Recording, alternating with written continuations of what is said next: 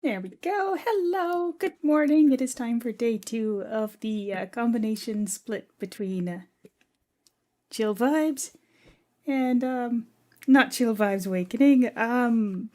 I've got my Kanono here. The only thing I did after we left off yesterday was I went over and accessed this map so that I could get a screenshot. On top of that, of course, I had some issues with the music from last time. I keep getting it where Star Rail music is claimed by random people that are definitely not playing. That's definitely not Star Rail music. So I did remove a little bit of that. And then I went through and took out some of the particularly quiet songs that I end up turning up the volume so I can even hear it and then making everyone deaf when when the next song starts, and added in a bunch of new tracks.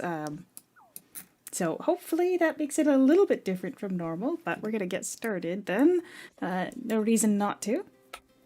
The first thing I want to say is I also went ahead and picked up the Uber or the Uber goodie bag that was sitting in my warehouse, and I got myself the proof of missions. I probably should have been using them from the start. These are experience or quest experience buffs that last, as you can see here, an hour, and yeah, it was kind of a shame to not use them up until now, but I mean, at the very least, we didn't lose too much, so I don't think it's that much of a loss. Anyway, the other thing we got were the Vulture Veil and Blizzard Berg medals that they intend for you to use to get some, like, what do you call them? Masteries, but I probably don't need masteries, so we're just gonna go. Oh, and then he sent us back to...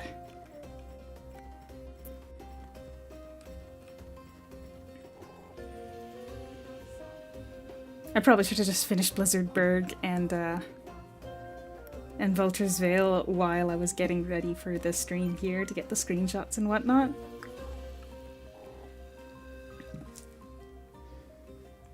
Man, hindsight is 2020.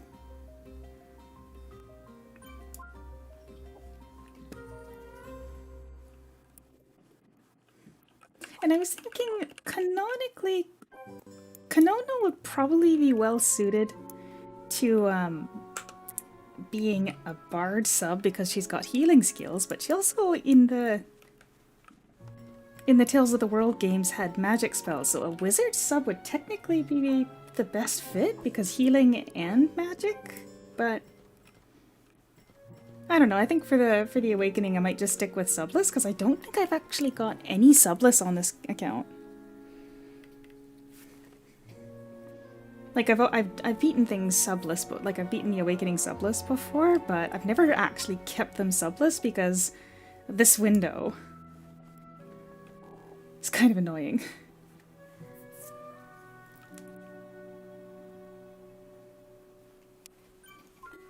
Oop. There we go. I keep trying to hit escape to get rid of it.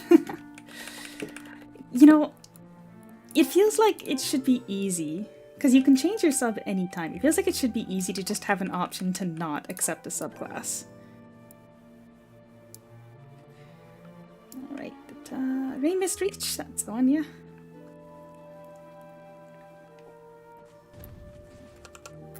Now the auto-pathing on this map is a little bit borked because of the inaccessible paths, but doesn't really matter. I'll just have to actually focus. I'm not using a controller today to start because it ended up taking significantly longer than I anticipated, and it's much more comfortable and chill, but ideally I still would like to finish today. Hello Ming, happy Chinese New Year! Wait, is that actually today? Like, today's the day?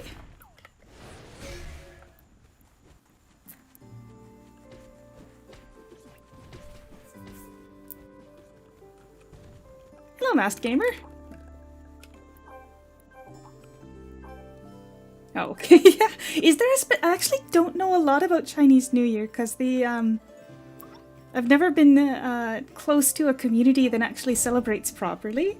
Is there a specific day, or is it just a period of time?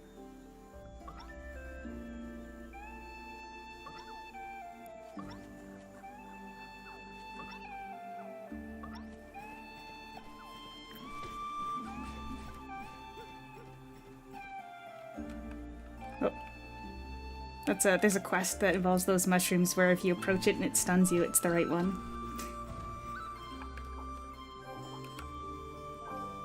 February 17th. Alright, I'm gonna get an early start on my notepad for the stream. Actually, I'll just reuse yesterday's notepad. February 17th. Chinese New Year. Happy Valentine. That's coming up too. I've actually, that's next Saturday, isn't it? I work next Saturday, so you know, maybe I plan a live stream after work for Valentine's Day. That might be fun. I think last year. Wait, no, last year I think I did the thing where I asked for flowers, and anyone who sent a flower was entered for a draw to win a drawing from me, except I'm bad at drawing. I always find it kind of fun though. Oh. Well, I don't either, so that's fine. That's why I was thinking about streaming. Art giveaway by someone who can't draw. The person that I sent it to, it seems like they were happy with the result, but I'm really lacking in artistic ability, so.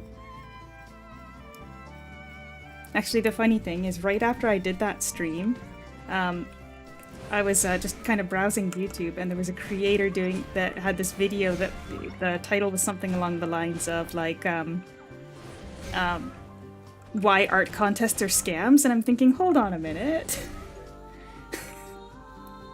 But I just did a contest with art. Chocolate, you know, chocolate's healthy because if you get really dark chocolate, it's high in iron, and I believe it's also got antioxidants, so it's actually health food.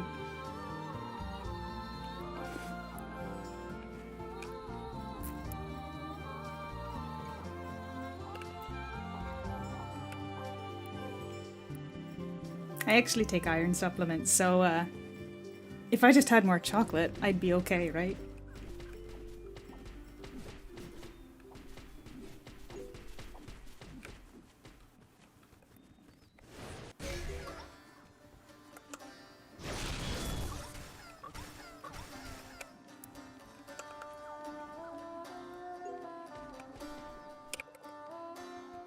Now, hold on a second here. There's something I want to check on one of my old live streams. I just kind of want to see how many hours it was.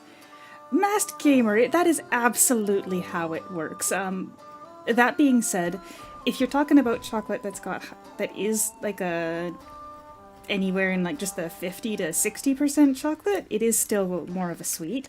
But once you get up to the 80 to 90% chocolate, it's really quite high in iron, and it doesn't have as much sugar in it, so it isn't as unhealthy as you might anticipate. It's just that at that point, it's not so much a sweet as it is a very bitter treat. Like, it's still a treat, but it's not a sweet at that point. Marathons, really? I thought, because I've got family members, my brother and his wife run marathons, and they usually eat carbs. Like a lot of pasta and rice right before they run.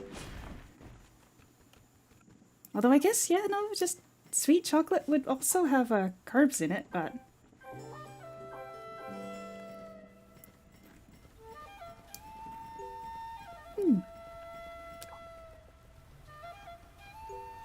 Oh, yeah, no, there's also the issue of not having enough actual iron in the diet, so that was where my issue was. Believe me, I'm not just taking a supplement without having spoken to a doctor about it. The issue was definitely that my diet lacked sources of iron.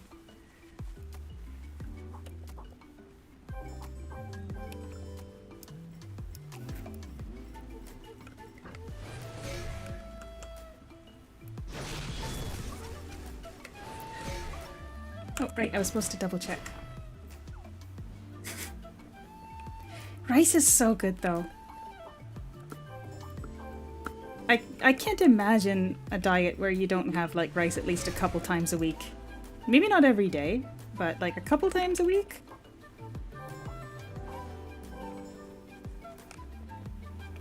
I agree. Oh, hello, Blaze Blake.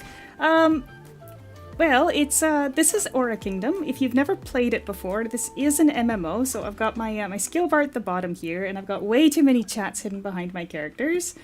And then I'm just going through the main quest. So for the most part, I've done this so many times, I'm not reading anything anymore. But we have our oh, is it hidden by chat? Oh yeah, my quest log here is hidden by chat because I don't want it to overlap with these automatic item indicators here. And then I'm just going through and trying to go through as, like, beat it as fast as possible because my objective is to get to level 100 today, which is the Awakening Challenge.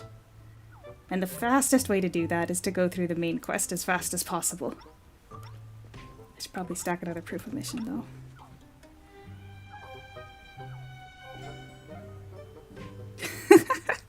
You know, lately, I've been making a large portion of rice once a week and then freezing it in little blocks so that it's really easy to just grab a portion out. But then I also don't go crazy, you know, like have a gigantic bowl of just rice without adding something else. Because it's filling, it tastes good, it's hard for me to not have rice every single day. That's why I was saying just a couple times a week, because if I'm not careful, I'll literally just eat only rice for a week. And now you know why sometimes I struggle with the iron, because I get a bit lazy. Although I am a good cook, I swear. I've actually worked in restaurants too, so I'm not a bad cook.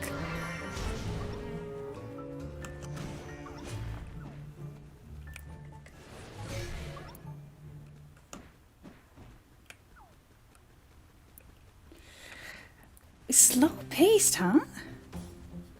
I mean, specifically my move speed isn't really that high right now. It's only 201%. I can make it faster. Oh, what do I have that I could make my move speed faster?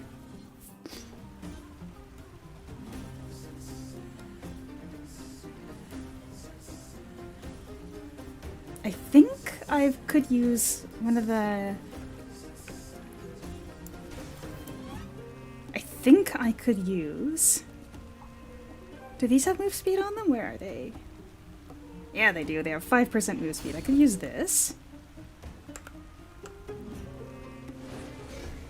Hold on, how do I just take one? Maybe if I take 2, that's 6 hours worth. What else could I use for move speed? Well, I can't use those yet, but we will soon. Do I have anything in my food bank? I don't... That's pedal water. Oh, that's level 90.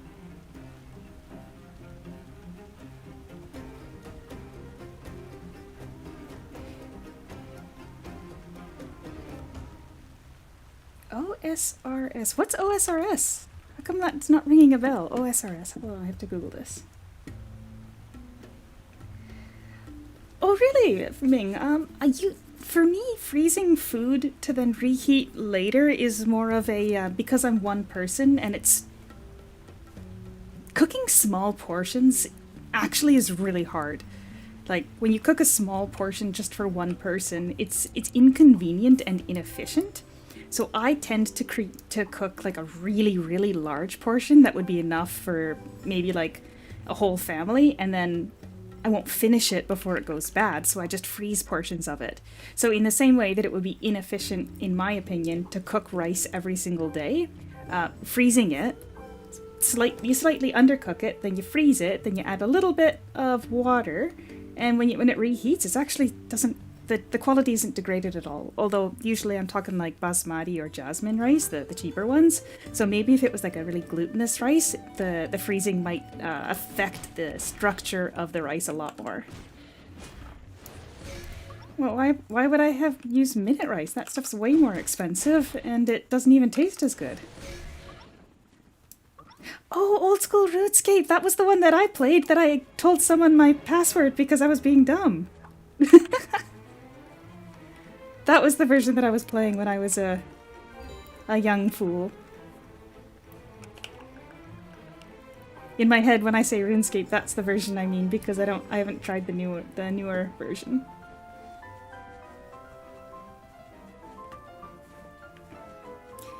Now, I don't want to say I got influenced or something, but there was all those people that got those, that were doing those videos about like those 1 cup freezing trays.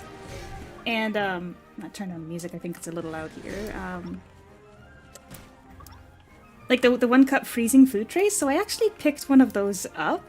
And so now, in my freezer, I've got like the butter chicken that I made last week, and I've got the Japanese style curry that I made the other week, and then I've got a like a tofu dish with spicy peppers. So when I get home from work, I stop by the freezer and I'm like, yo, what are we feeling for dinner? I don't have to cook anything. But it's a proper delicious meal, and because I'm doing it over days, I'm getting different meals frozen, and I get to just choose whichever one I'm feeling. It's like being my own frozen pre-made meal service. Not sandwiches, but when I buy bread. And bread is a little, I find bread to be quite expensive, so I don't always buy bread unless I see it on the discount shelf. But when I buy bread, I throw that in the freezer too. As long as it's pre-sliced, all you gotta do is just toast it and it's good to go.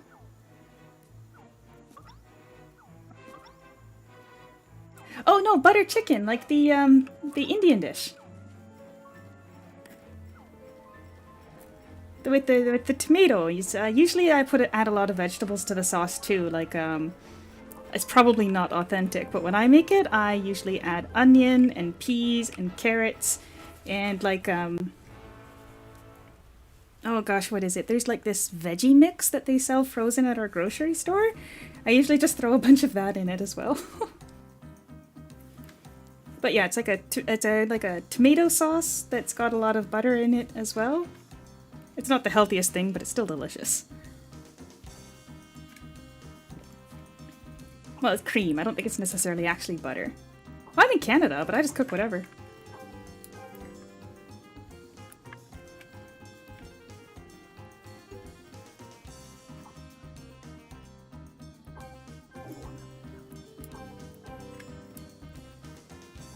Actually, at work the other day, I forgot to bring lunch. So I messaged our little like casual chit chat group, and I'm like, hey, is there a good restaurant around here?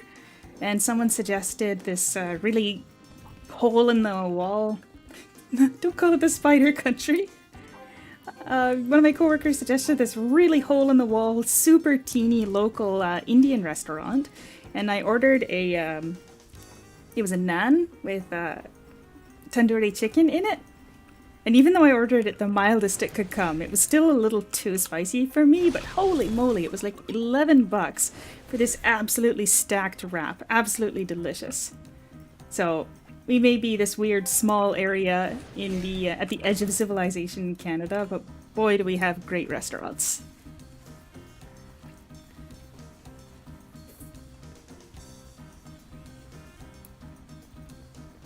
And I'm glad I asked, because my alternative option was that I had a coupon to get a $5 half a sandwich at Subway, which would have been very depressing.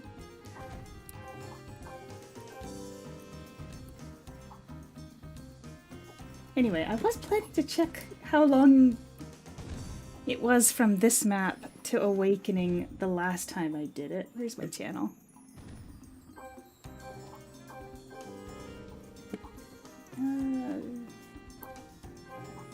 Live. When was it? The last time I did all the way to Awakening was... oh goodness, probably Nunchuck, right?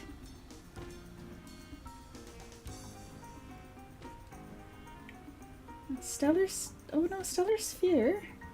No, that was Scrub Stellar. It's 30 main quest, Awakening Rush... no, you're absolutely right, but that was on a different account. So I was specifically looking for one that's on this account, because my Scrub account is a little bit different.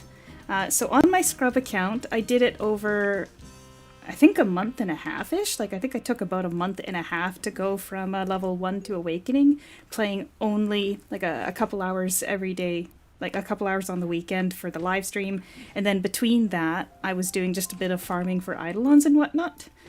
So that account took significantly longer time-wise because I had to actually farm everything, whereas in this account I don't really need to farm anything. I just need to get the experience and get through the quests. So I was looking for that account. Oh, hey, Campbell! Oh, hold on a second here. So, I'm so glad I put in timestamps.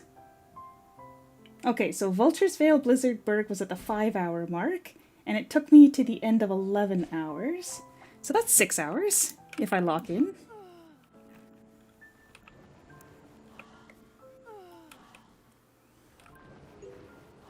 I should be able to do that. I forgot to pick up something to eat for lunch, but I can just heat up some rice. 1 year ago. Oh, this was Grenadier. Grenadier might have been a little bit faster because it's a ranged class, but... yeah, Rain Mist Reach started at the 5-hour mark. Well, Vulture's Vale started at the 5-hour mark, but it only took a couple minutes. And then I started the actual fight at the 10-hour and 48-minute mark. So yeah, totally should be doable.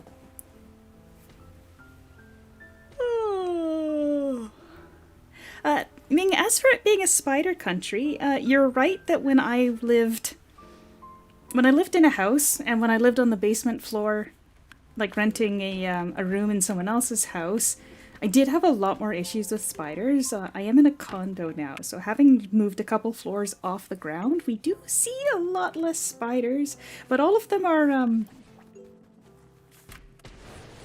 oh gosh, I guess the, on the west coast we do have black widow spiders, but they're quite rare, and I think their bites are only super dangerous when you're like a child, because the amount of toxin in each bite isn't really enough to kill an adult.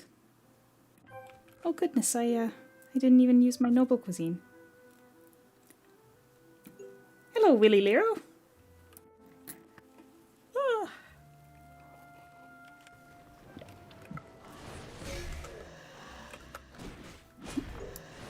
That's weird. Those quests shouldn't have finished until after we killed all those guys. Now we just gotta wait for them to talk.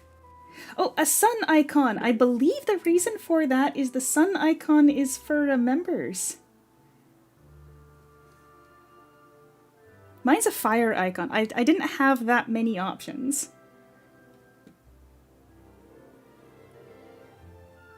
Oh, 100% Blaze. I hate spiders too. They're my biggest nemesis, and I'm so glad that I've moved further up. Oh, Achikun, that's Dug's song, isn't it?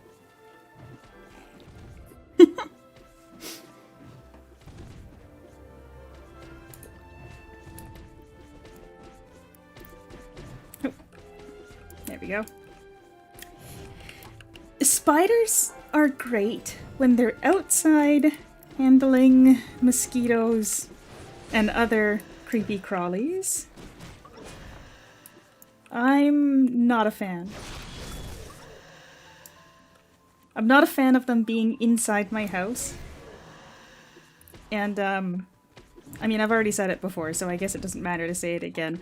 The reason why I'm scared of spiders is because when I lived in a basement, I've woken up with spiders inside my clothes. So as you can imagine, not a fan. And Achikun, I don't really talk too much about the other creators I follow, but I've got to say that Dug is amazing.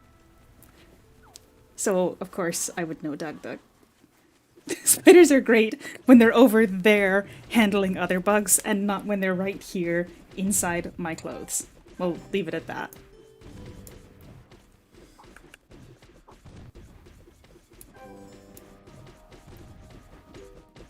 Yeah. You know, just there's some things that you don't like them, and I don't know how we managed to get spiders both days. Yeah, Campbell, kind of. Basically that. I would say it was probably about the size of a toonie, but the one that was inside my shirt when I woke up. But I get the feeling that if I say it's the size of a toonie, a lot of people wouldn't know what that means.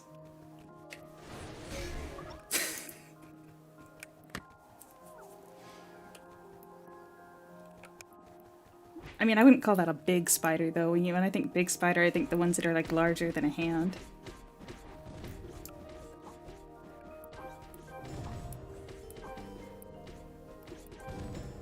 A toonie? Toonie? That's how I would spell it. It's the $2 coin in Canada. Our $1 coin is a loonie, and our $2 coin is a toonie.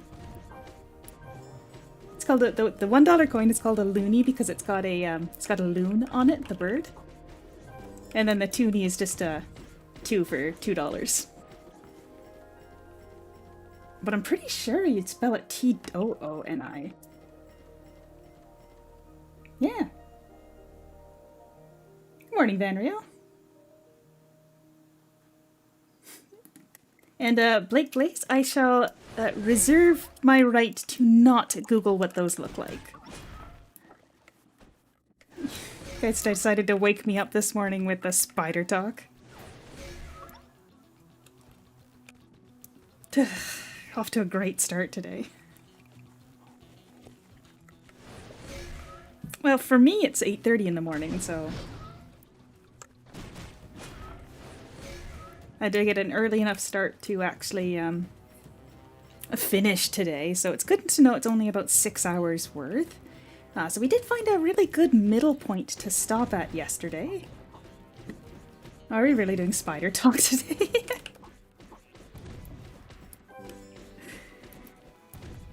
Oh, that's right, my fragments are capped. I should probably just save these fragments to buff or to fortify some other gear rather than anything for this character, because I don't think I'm gonna need to worry about that.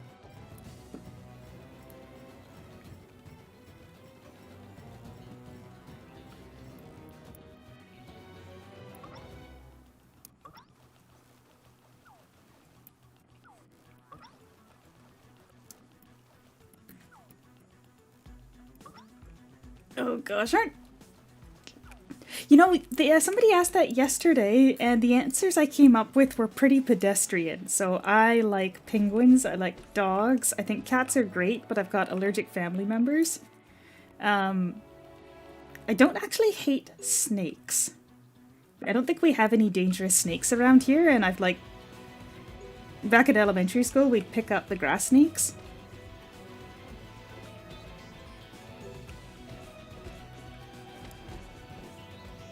But yeah, penguins and I mean, capybaras are great too, now that I think about it. Capybaras are good. We don't have those here though.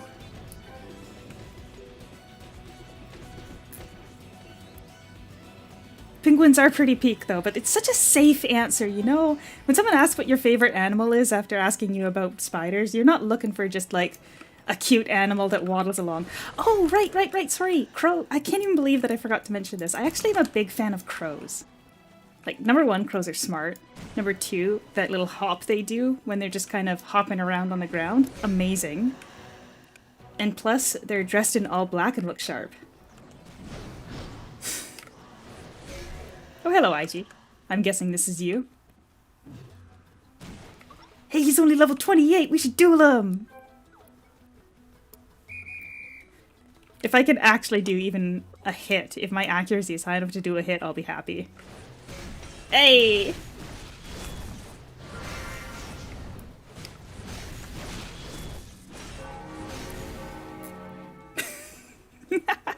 Oh, I knew that was gonna happen. Oh, I actually did a pretty good number. My detailed stats are good. Oh, red pandas! Yes, red pandas! They're adorable as well.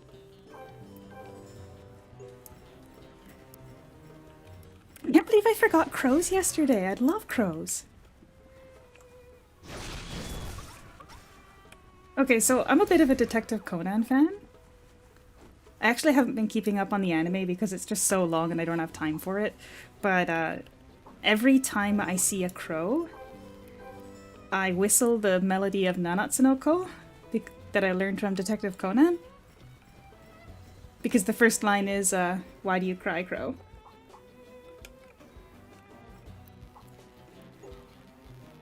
I should be able to do it, actually. No, it shouldn't be a problem. I looked at the last time I did it on my Grenadier, and it was about 6 hours from the point that I started today. So it should be fine. I can't believe you're betting against me.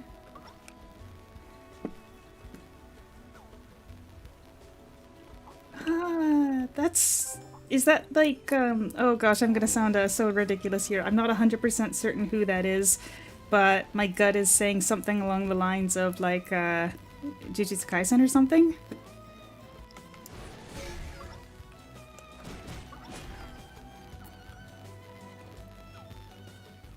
Hello, Kurosaki! Thanks for stopping by for a stream. I'm glad you enjoyed them.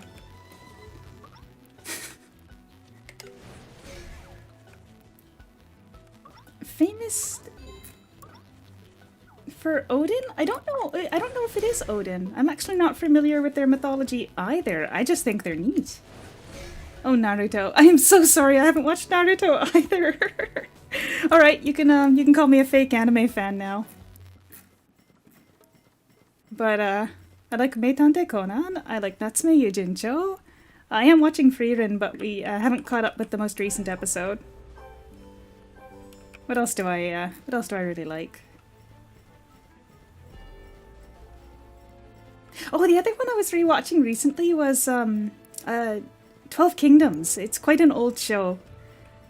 They recently retranslated the first novel in English, and I picked it up, so I kind of wanted to rewatch the show again as well.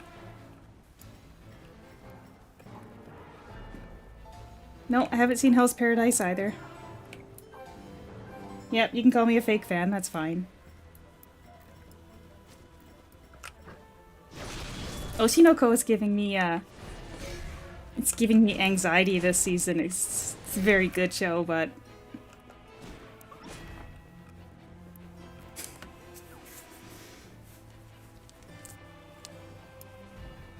yeah, this... hello Chandra, this is the global version. And not the re-release. So this is the version that's been out for about 10 years. So, it's not the version that's currently on Steam, but it is the global one. And yes, Jackie, I'm not choosing a second class. I don't really need it as far as my stats go. But also just, I don't think I have any, on this account, I don't think I have any characters that are, cap or that are past cap that don't have a second class. So I kind of wanted one. And no, Campbell, K-On! Wasn't really my vibe.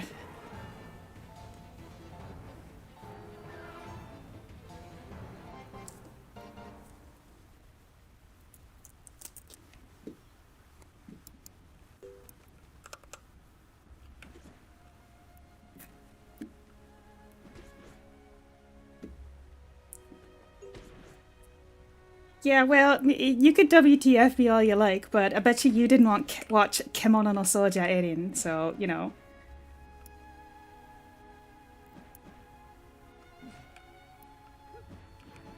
I don't know if I'm necessarily... yeah, Ming, no. I'm not that disconnected from anime discourse to not know what that is. What anime genres am I into? I don't know.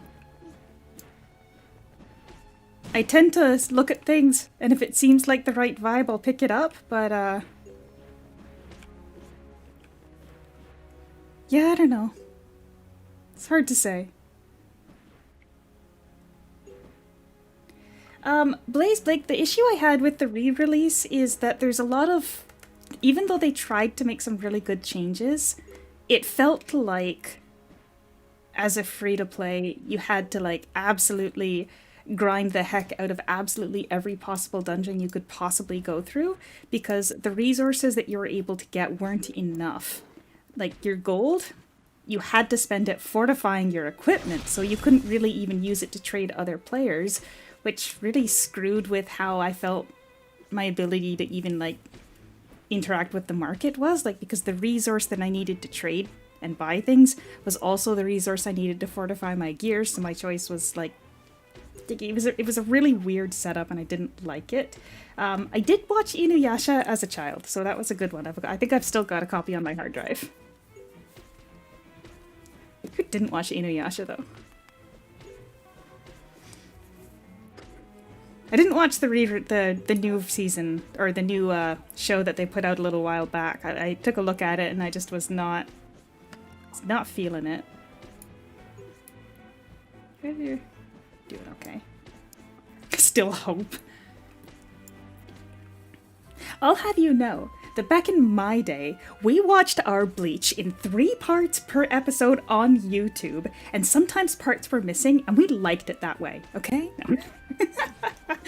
Actually, I also watched Cardcaptor Sakura using a weird website that I don't remember.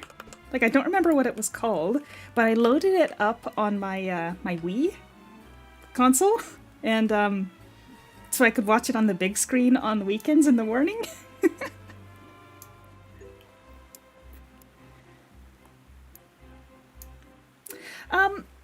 Yeah, so on the new version of the game, there were so many things that felt like they didn't they were trying to come off as it not being blocked by needing to spend money, but then ultimately it was because your currency that you were spending on your fortifying armor is what you needed to trade with other players. You were still priced out of the market, because if your choice was spending a couple hundred on an item or fortifying your gear once, I mean, it's hard to choose. So nothing in the LP store was tradable, obviously.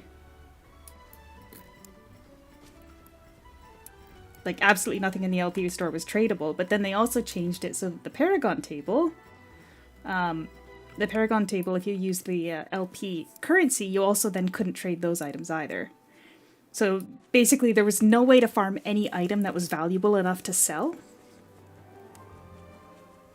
Yeah, you know what? You put it much more succinctly. The demand for gold vastly overtook the supply that you could get, especially since the number of dungeons you could run per day was really, really limited, because they made it so you could only enter each dungeon twice. Like in this game, I could run the same dungeon every 2 hours and just do that one dungeon if it was the most efficient. In Impact, you had to run everything, and even then it wasn't enough gold. And there was a finite, like a really finite limit. And I mean, in this game, there's technically a finite limit, but I betcha that you could never, ever run so many dungeons that you would literally run out of dungeons to run. There's so many dungeons available.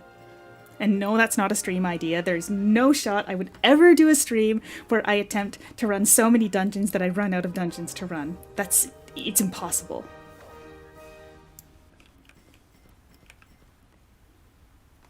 Anyway, yes, Cardcaptor Sakura was good.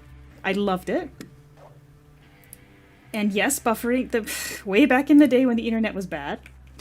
Bad stream idea, can't pull it. Wait, it never happened. Especially if I'm alone, I'm still a little too slow on the S30 dungeons. So if you're at, look how many there is, and I'm only level 75, right? So this is how many dungeons? Okay, that's 2 solo modes, solo challenge, 3 party modes, party hell, double it, so that's a 7, double it to 14 for Otherworld, and then 15 for the Lightning Dragon, and 16 for the Bond Dungeon. So that's 16 on just Alabaster Temple. And every 2 hours, it adds 1, 2, 3, 4 more. Like 4 refreshes every 2 hours, and then on the every 3rd hour it refreshes again. Like, there's no shot. There is a 0% chance that I could do that. Especially again, since the late dungeons, it would take me too long to get through it. Like when I was trying to rush my way to cap level, it would take me alone about an hour to do all of the S30 dungeons, right? Like, I'd never catch up.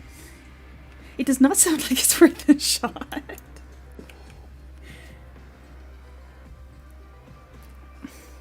But it might it might be fun to see how, like, start from the low level dungeons and work my way, like, up through them to see how many I can get to finished before I lose my mind. Right?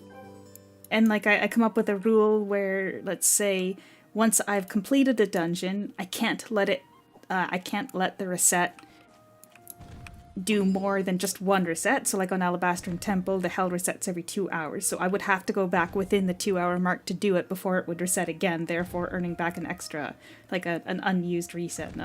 It sounds complicated. I don't think it's possible. Anyway. Right, like look, 1, 2, 3, 4, 5, 6, 7, 8, 9, 10, 11. And then there's one more for the Bond Dungeon, 12.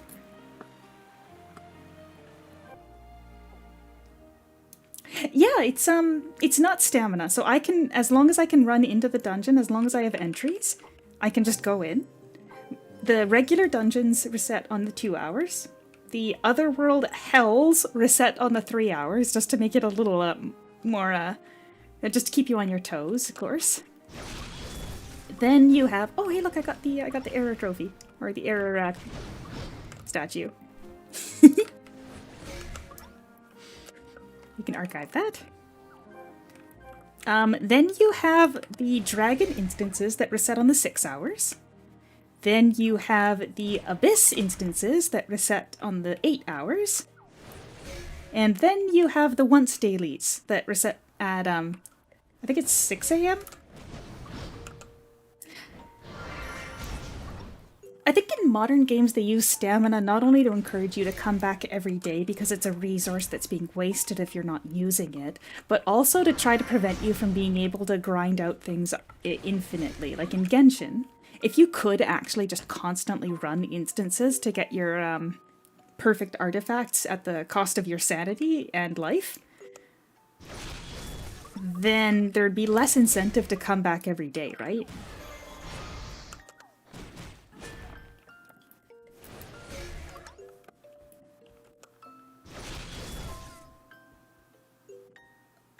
I could summon her. Not really using fire attribute skill damage, but... Oh, I guess I could also just use Gaia. I'm actually using her costume weapon, just the green version. So it's not very sparkly, but... I don't have the orange version, so I just kind of thought it looked nice with the pink.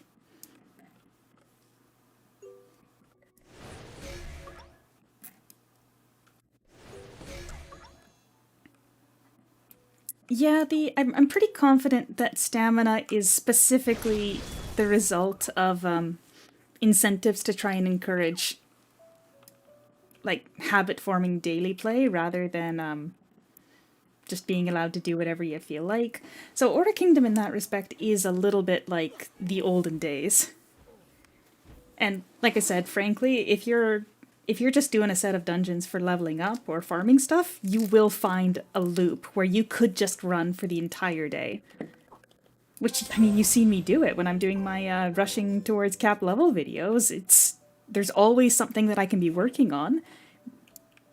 And I mean, I focus on the higher level dungeons, but if I could add in some slightly lower ones and still be able to just keep making progress constantly.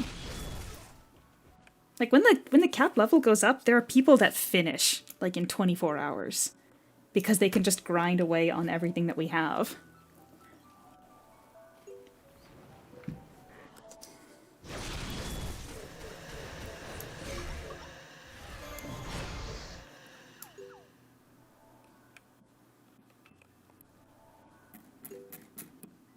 Pretty. Infinite stream. You know, YouTube has a thing where if the stream goes longer than 12 hours, it starts deleting the older stuff. So I think 12 hours is the limit for what I think is reasonable. And rest well, Ming. Thanks for joining me. And also for letting me know when Chinese New Year is so that I can write it down. It's in the notepad.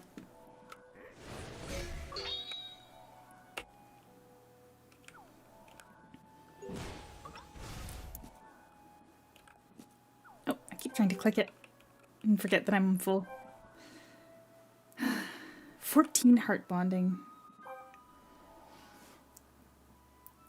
I've only got an hour. Like, I didn't start my Connection Master emblem late enough yesterday to actually properly get a full set of links. In order to get a full set of links, I would have needed to go earlier. Like, I would have needed to wake up at like 3 a.m. my time to get it started right away. So I just added in my starter Eidolon as well, and I'm hoping that I can get a couple of the hero emblems, maybe? Are they still talking? Yeah, they're still talking.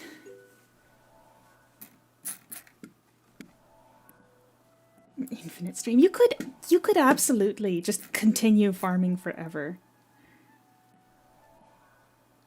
It's just...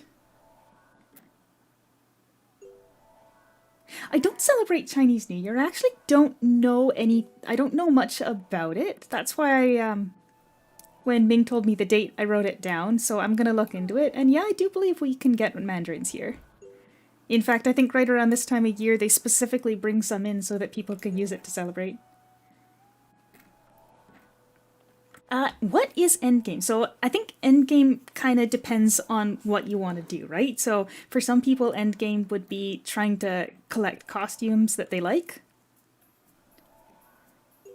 Trying to create a look that they vibe with. I actually don't even level up my characters until they have a look that I like.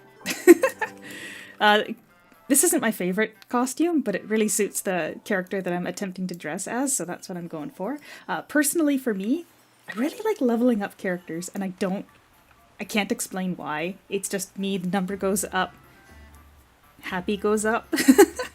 So I run dungeons, I collect eidolons, I look for resources for their wishes. There's professions, if you want to work on professions. As you can see, I've done most of them pretty intensely, except cooking. But yeah, no, just gathering all sorts of stuff. Oh goodness. Campbell, if I tell you the year, or the animal of the year that I was born in, you would know how old I am. It'll break the illusion. Hold on, let me double check. I'm pretty sure I know what animal it is. Hello, Tarkelis! Oh goodness, what year? I'm pretty sure... Number go up, happy go up is completely valid. Yeah, you know, I just wish that it wasn't... Once you get to cap level, it's not like you get any benefits, but every time I get a character to cap level, it's like, yes. Well, I mean, the years for animals are, they repeat every 12 years. So I think you'd be able to tell pretty easily which 12th year it was if I said.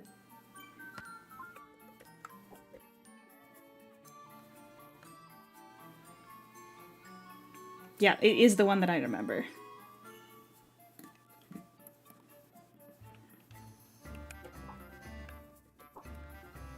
You'd be able to guess. I'm pretty confident you'd be able to guess. Let's just keep the mystique of how old I am around for a little longer, okay? Oh shoot, we have to talk with people. In Navia first, that's fine.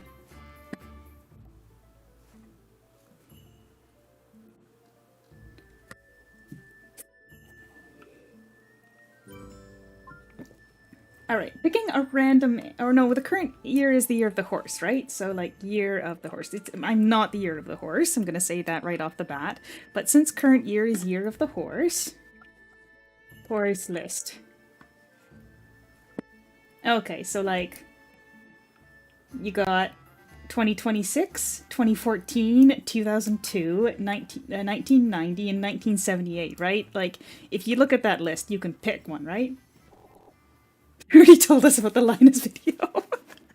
Look, you can go watch that video and be like, I pegged midday as... I'm not even going to throw out a number because then you'll think it's my actual age. But you can decide how old you think I look from that. And hello, Resonant! No parasocial immersion to break.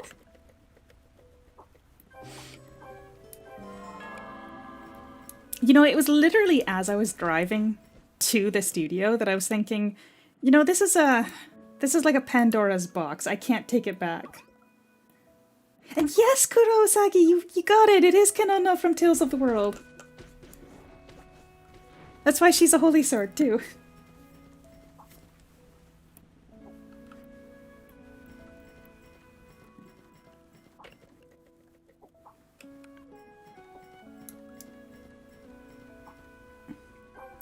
Blaze, I actually do. So the other day I did some Arc Knights. I actually played Genshin as well, so I actually played 3 Genshin accounts because I'm insane. I've also done Genshin streams. And there's another game that I'd like to pick up, but I'm kind of waiting to settle into work a bit, like it's not a new job, I've been working there since the summer, but I'm hoping, right now I'm just on call all the time, and this weekend actually is the cutoff for the application for a set schedule. I'm really hoping that I've got it. The weird old game that had a bunch... That is Final Fantasy Crystal Chronicles, and you will show it the respect it deserves. I love that game. And actually, I bought a, I was talking about this yesterday, I bought an adapter for AV to HDMI so that I could put a, I could get my GameCube attached to my capture card. My GameCube and the Wii console, actually. So I was thinking at some point, I'd really like to play some of the like more niche little games that I've collected over the years, just to show them to people that might not know they exist. Like specifically the one that I keep thinking of is Fragile: Farewell to the Ruins of the Moon. Like, I really would love to show that to people because it's such a niche little game that has a lot of love in it, and I would love to share it with some people, even if my audience is really small.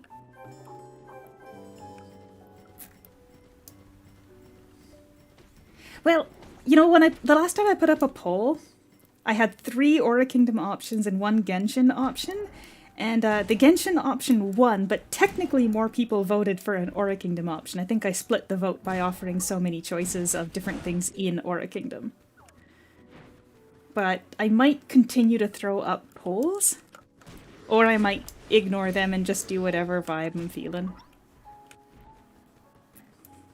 Now, I'm really bad at art, but I also picked up Emote Lab. So if I were to make a fool of myself and scream attempting to use Emote Lab to create like animated emotes for my character, like trying to do custom, what do you call them, textures by myself, even though I'm bad at it, is that something that would be funny to watch me fail at? Maybe.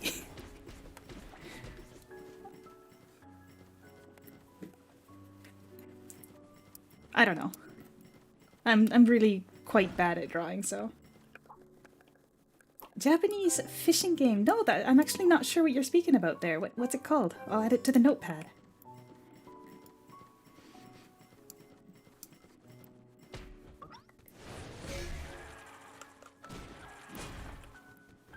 The almighty notepad.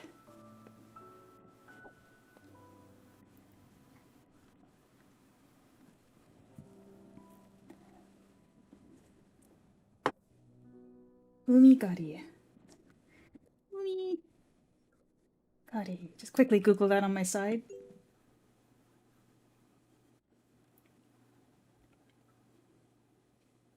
Yeah, hold on a second here. Umigari is a first-person harpoon fishing game set in foggy waters off the coast of Japan. Hunt fish with your harpoon, sell your catch, buy fuel, upgrade your gear.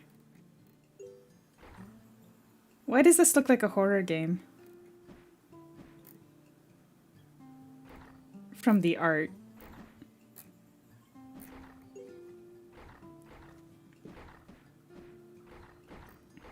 There's a lot of negative reviews at the top here. Hold on, what's going on with this game?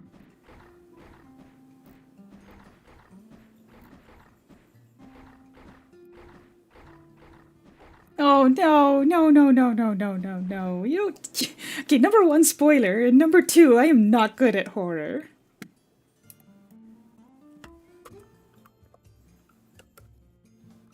I'll put it on the notepad, but I'm not happy about it.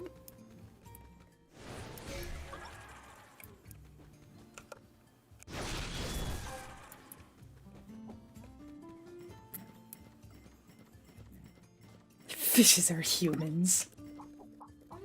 Yep.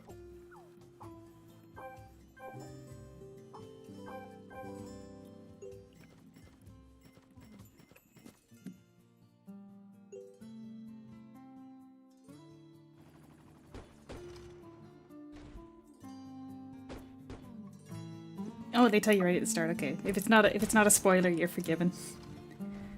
Sunless Sea.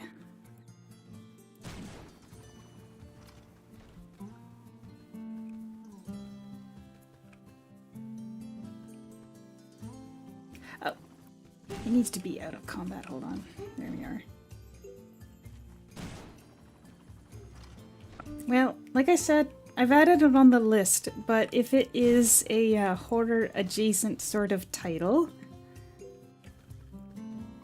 it might not be possible for me to play something like that, because my heart can't take it. I'm a scaredy cat, what can I say?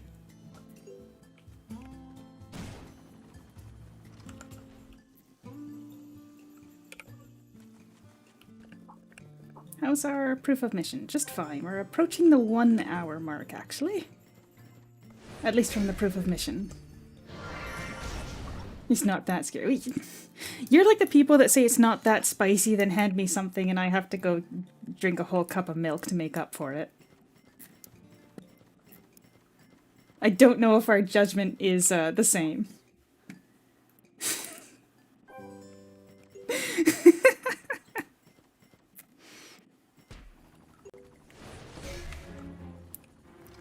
Oh, my inventory's full.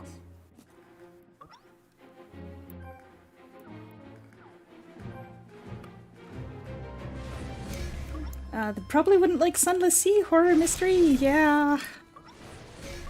Look, I'm not completely averse to the idea of making a fool of myself by getting scared trying to play a game on stream. But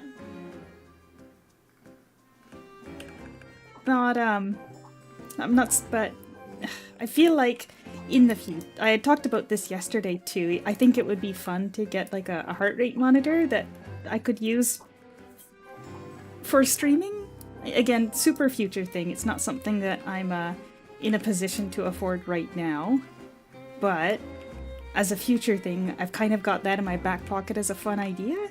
So I might reserve trying to play horror games for that, so you can actually see how freaking terrified I am of that kind of stuff. Fuamoko, yeah, I'm familiar with them. Haven't seen a lot of their stuff. I think they're a little bit too high energy for my taste.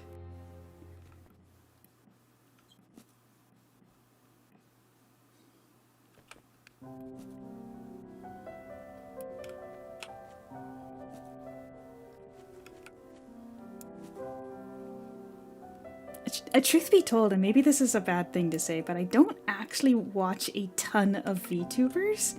I was kind of scared that if I started to watch too many VTubers, I might like unknowingly imitate them too much.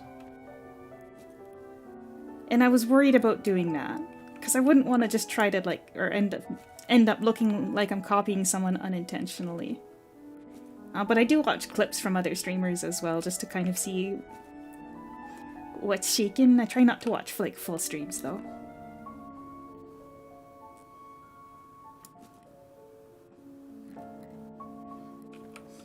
Oh, but occasionally, like when Genshin's doing events where you have to watch streamers in order to find in order to get codes and whatnot. Occasionally, I'll try to find smaller streamers and just chill for a bit. And see what other people around my size are doing.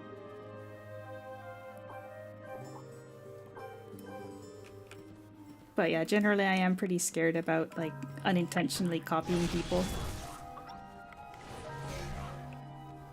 That's why my setup is so scuffed, because I'm not learning anything from anybody.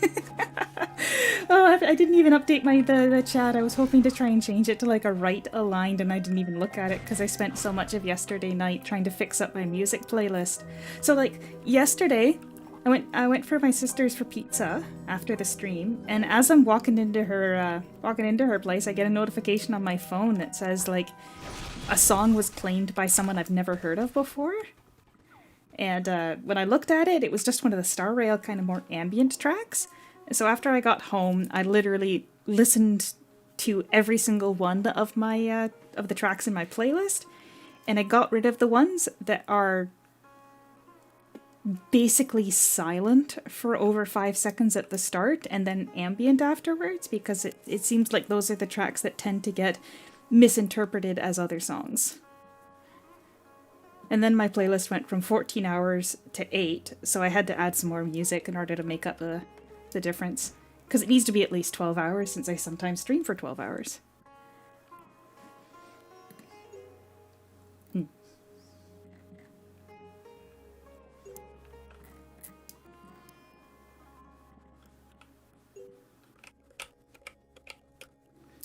know, it's good in the later maps they switch over to doing more animated cutscenes, but...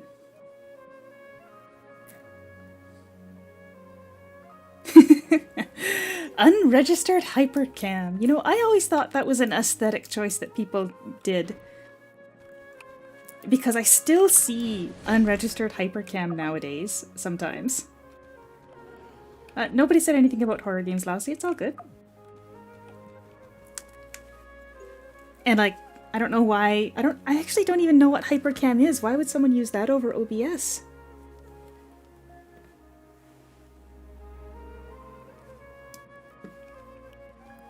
What is hypercam? Hold on, I have to Google something.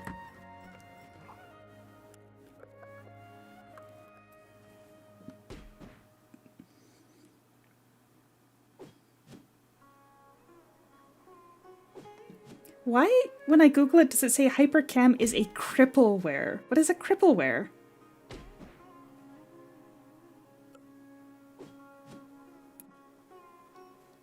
What's crippleware?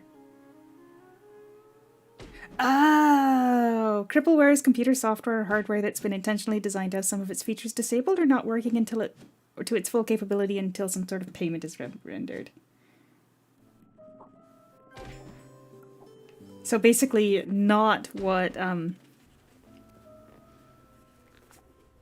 WinZip does. Or WinRAR, sorry, WinRAR. Where it says, hey, you need to pay for this, but then it never makes you.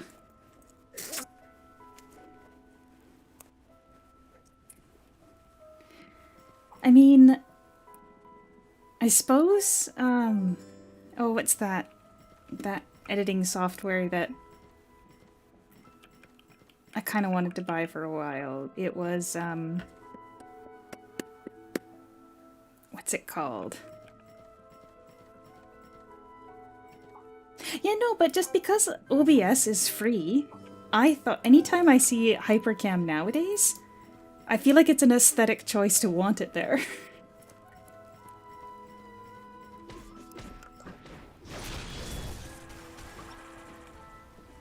Like, it's got a certain energy, don't you think?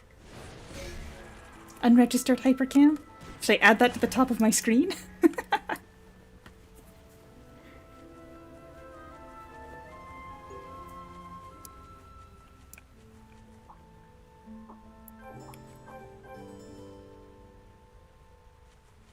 Investigate the area to the south.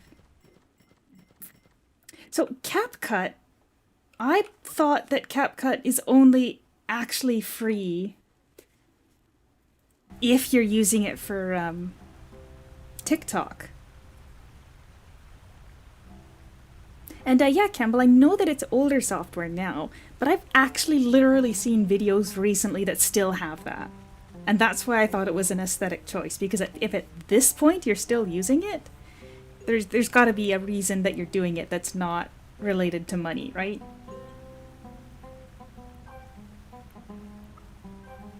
Oh, right, they were probably inventory full.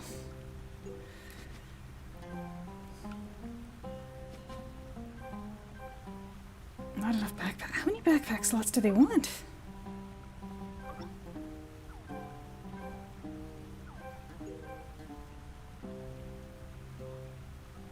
Right? Like, 100%. It's an aesthetic choice nowadays. That's what I was talking about. Yep. What am I looking for? I'm looking for this item. Get rid of that. While they're playing a cutscene. Okay, we need that. Oh, so CapCut did used to be like actually properly free, but then they changed it so you only got the stuff. If you used it for TikTok, like that was what when I looked into it, because I was looking for something I could use to edit video on my phone while I'm in Japan, and it seems like CapCut is popular, but if you're not posting to TikTok, you get the watermarks, and I just kind of don't like watermarks. I have not tried Elsewhere, MapleStory, or Closers. I know of them. Actually, Closers I don't know. But the other two I know of, but I never played. My history with MMOs goes RuneScape, Grand Fantasia, or a Kingdom. That's a history, isn't it?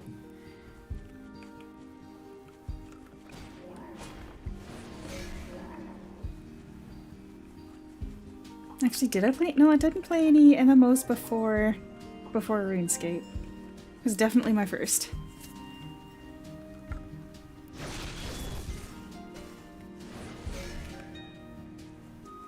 Oh yeah, I was even talking about it earlier. So I played RuneScape when I was really little, and I didn't know what I was doing. And then when I got a little older and I kind of knew what I was doing, I made a new account and I started again. But then, unfortunately, I was an idiot and someone told me, "Hi, I'm Jagex staff. We'll give you things. All you gotta do is tell me your password."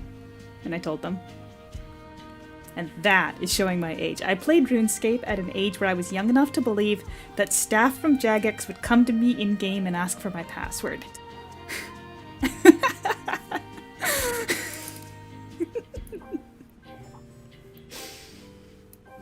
But like immediately after telling them, I'm like, oh, no, this is wrong. I goofed.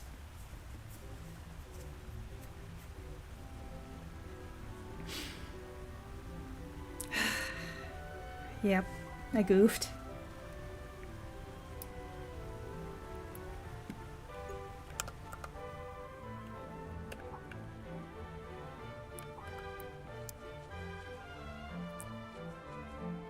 Listen, at the time, I thought a lot of things. But ultimately, it wasn't an account I had spent any money on because I had no way to spend any money on it. So, all I gained was an appreciation for people that are in that situation, though. Oh, no.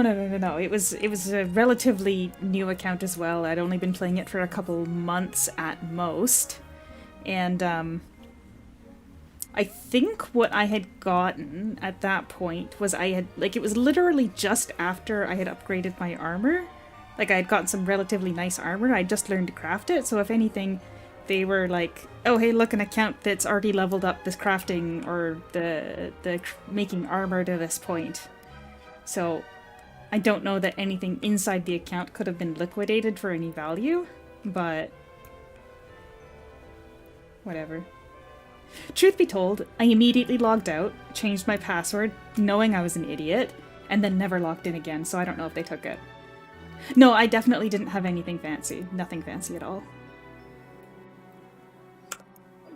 Like I said, I'd only been playing it for like a month or two at most. Well, maybe it was a little longer than that. No, because I don't know, again, I think what I liked was number go up, so I spent a lot of time refining ore, like mining ore, refining ore. Well, there you go. She leveled up her wood cutting so good. The end. But yeah, no, I just, the only thing I really did was, I really, really liked leveling up mining and then refining and stuff. So that's really all I did. I was having a lot of fun with that. So if it got turned into a woodcutting bot, then let her woodcutting reach level 99. I don't even know if levels go that high. I don't remember a lot about RuneScape now. But I haven't been back since then.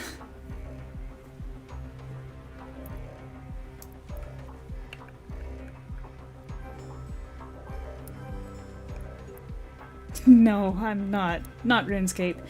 If I'm gonna do a new MMO, rather a new account on an old MMO, because I can't promise I won't try new ones that come out, probably gonna be Final Fantasy XIV.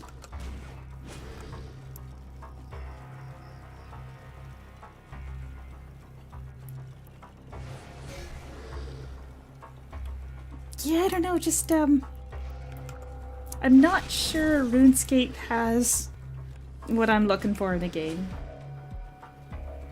And by that I mean not crushing memories of my past failures.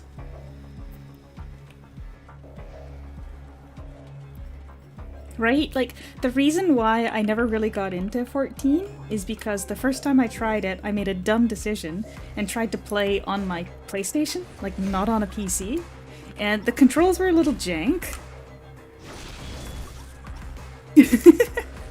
And I didn't super enjoy it, and it was really hard to talk with people because, like, I'd be playing on my controller, and then I plugged a keyboard into my PlayStation, and then I had to like put down the controller to like type to people. It was awkward and weird, and I should have just played on the PC.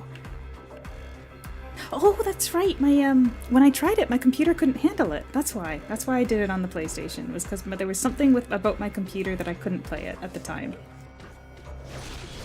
Which feels weird, but it might have been the hard drive space. Like, I was out of hard drive space.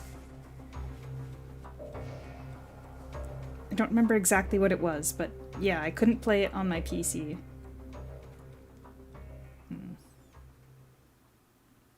And I never got into it. And again, I think it was because the console version is just objectively inferior in terms of the control scheme. So if I'm gonna try it again, I'll do it on the PC.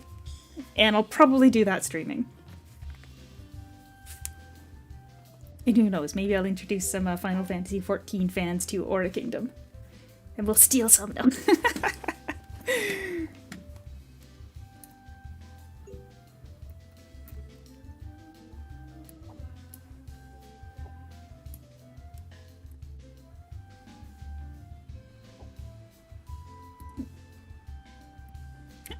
Got a notification in Discord. Hold on a moment.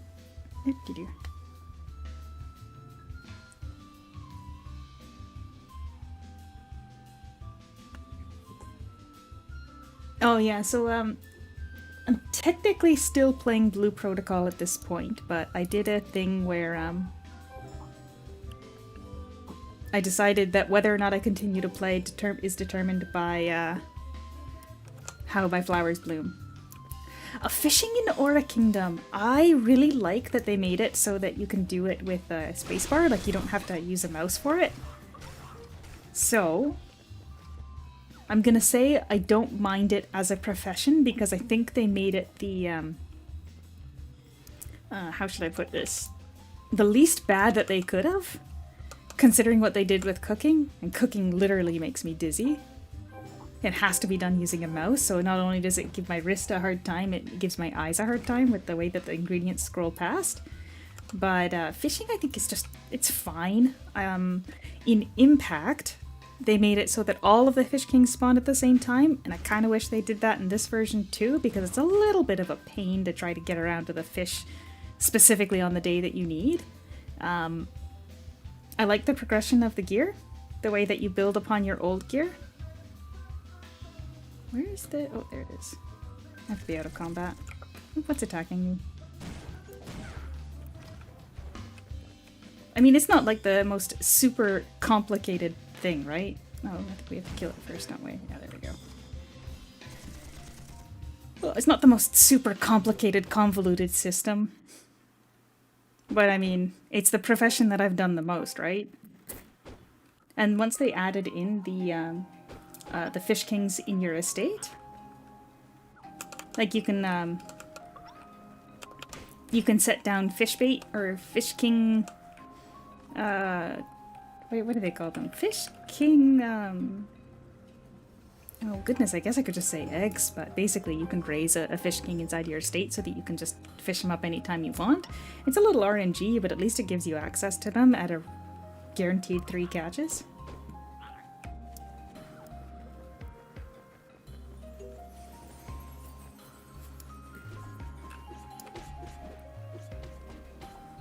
I do wish they'd left the weapon boxes in there because AFK fishing to just make a little bit of profit was nice on my alt account. Because you'd basically turn about 20 gold worth of bait into about 50 gold worth of items. It wasn't, and it was quite a long period of time that it took, so it was kind of nice just to leave it going on a side screen while working on something else, but now there's not so much value in AFK fishing. I am still playing Arknights, so the new banner should be starting basically, what, now-ish?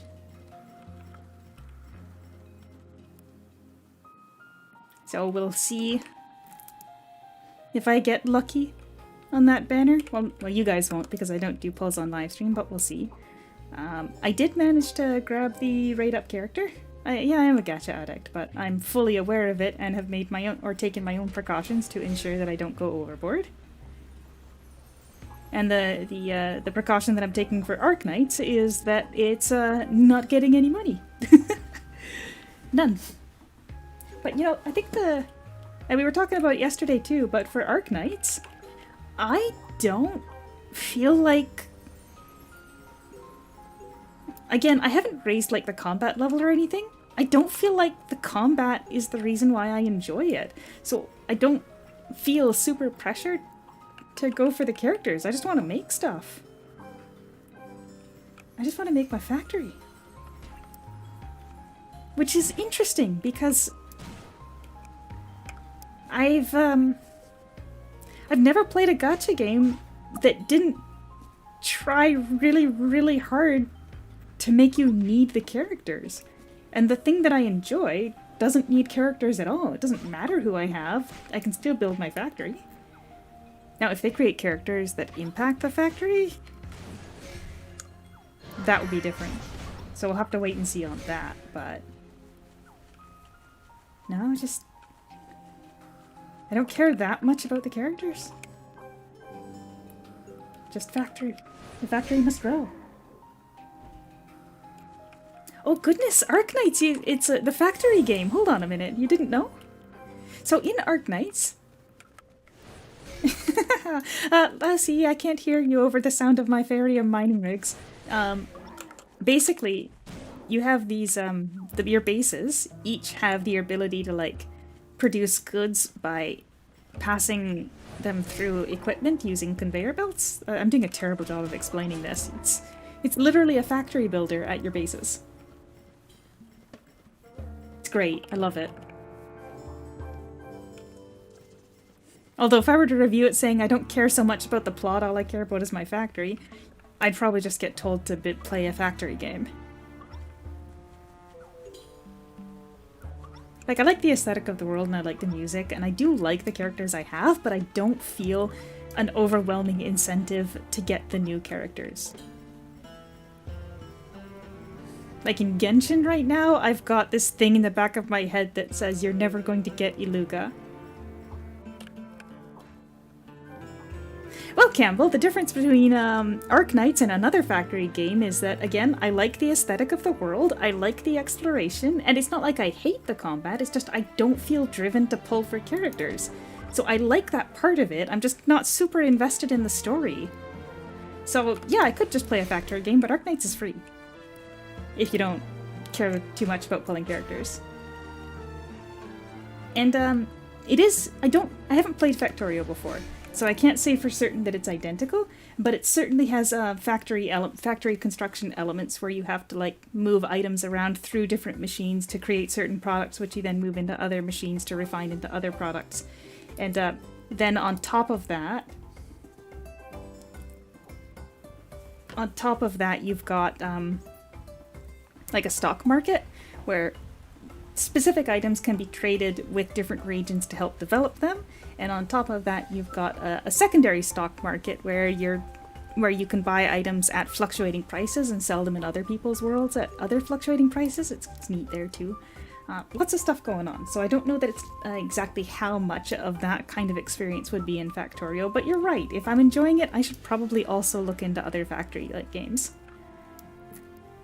But no, it's the world exploration, the aesthetic of the game, the music. I do like a lot of things about it. It's just that I don't specifically feel the need or drive to pull for the characters the same way that I am currently suffering in not getting any Iluga across any of my Genshin accounts. I'm playing 3, and I haven't gotten him once. And I'm very sad about it.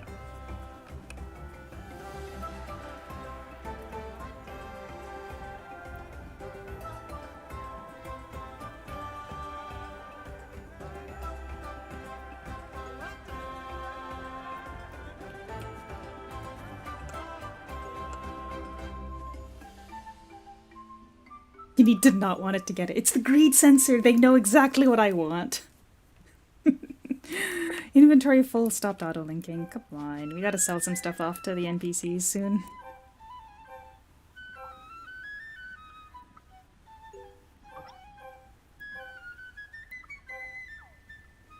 Okay, we've only got 34 minutes left on the link sprite anyway, so probably not gonna finish 61 links. And by that I mean definitely not going to finish 61. I think we're just going to dip under the 100 line, and then I won't have any left at all. Oh well. Phone and PC is listening to me. So what you're saying is I need to walk, every time I'm pulling, I need to be like, gosh, I really hope I get Goro this time, so I can stop getting Goro. Oh... I would have been happy with Aino too, but instead it's like, have a Goro, have another Goro, have another Goro.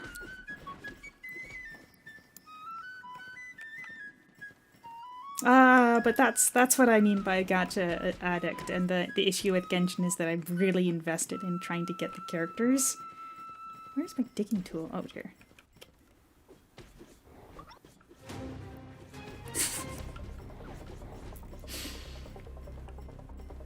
I don't know if the condition of my account would allow them to believe me. The fact that I already have everybody else. Well, not the 5-star. I don't think I'm gonna get the 5-star.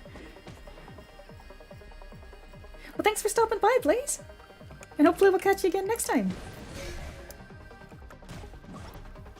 But anyway, that's one of the reasons why I don't do gambling on, or the gacha on streams, because I'm not gonna contribute to the normalization of pulling on banners and whatnot. Because I feel like a lot of people that might be able to enjoy a game casually without playing, when they see everybody else making a big fuss, and I mean, okay, I am making a fuss, but when they see everybody else making content showing how much time they spend pulling on banners and whatnot, and it kind of normalizes doing that, I'm not a fan of that. So if I'm gonna play a game, it's gonna be the game part, not the gambling part.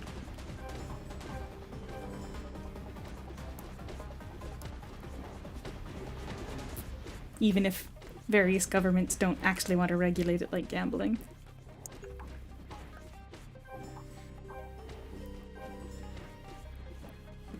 Okay, we're getting pretty close to the end of this map here. How?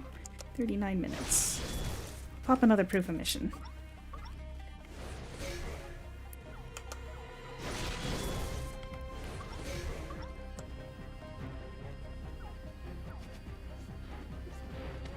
You're right. It is in the game, but I don't think that should be... Like, I don't think that should be the reason why you play a game. I think the reason why you play a game is because you think the game is fun, not because you're addicted to gambling.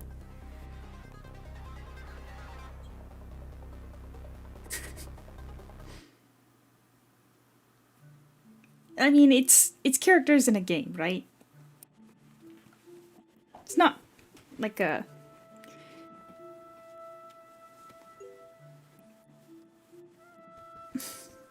So, there's a game that I very much love, Xenoblade Chronicles 2, which I think they recognize that it is kind of fun to get... Like, it is kind of fun to get a rare character. But in Xenoblade Chronicles 2, you can't buy the Blade Roulette tokens. You find them in-game. And I completely agree that when it becomes... When there's a financial tie, I don't like there being that voice in the back of my head that says, well, technically, you could afford it if you wanted to. I don't like that being there. So in Xenoblade Chronicles 2, you could find pulls in-game, no way to purchase them, and it was really cool. Like, it was really fun when you got a new blade and then you got to use them and stuff, and it unlocked a story, and it was I did like it. But that's kind of like gateway to playing gacha games where it's paid. So in my head originally I thought of it as like an ethical way to have the kind of excitement of getting a rare item without the tie to being monetary. But it does kind of just put you in a position of learning to enjoy it as well. So maybe that's not for the best either.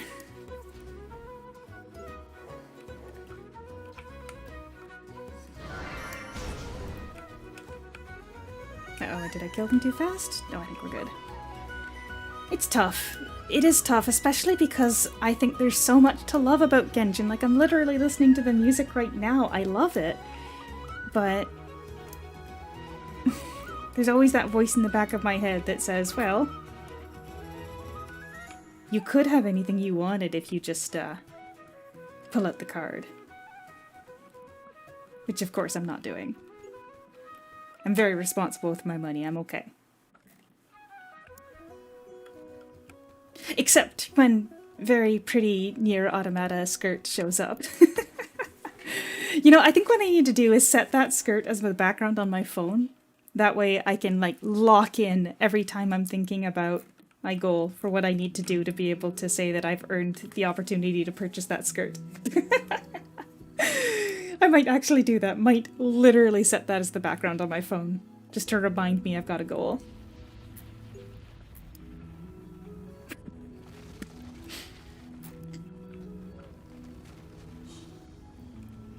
But like, think about it. I could spend $300 and that would, I believe in Canadian dollars, that would maybe get you one guaranteed 5-star in Genshin. Or I can buy a skirt. Like a very expensive skirt. Which one long-term is going to bring me more happiness? I mean, probably a skirt. And $300 is probably enough for groceries for, like, at least a couple months.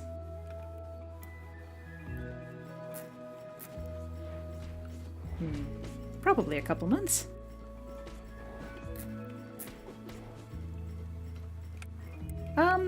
Myers-Briggs something? Is that what it is? The Myers-Briggs personality type thing?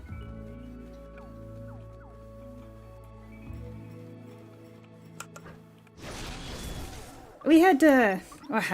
We were incentivized to do that test in university in one of my classes. It was like a business class, and...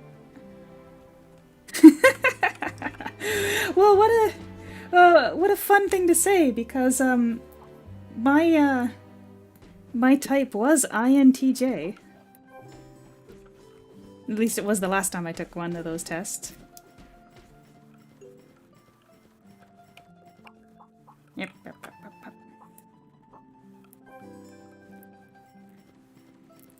But I don't know how accurate those tests are, because when you're taking it, sometimes I feel like you might instead be answering the questions according to an idealized version of yourself.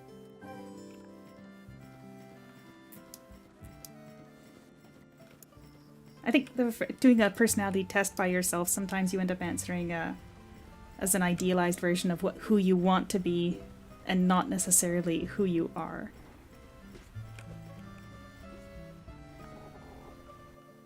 Really? I didn't realize that they were rare. But there is 16 types, right? There's plenty of types to be spread across.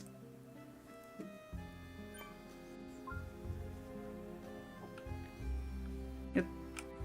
Jump scared by the class selector. Oh, Black Dragon!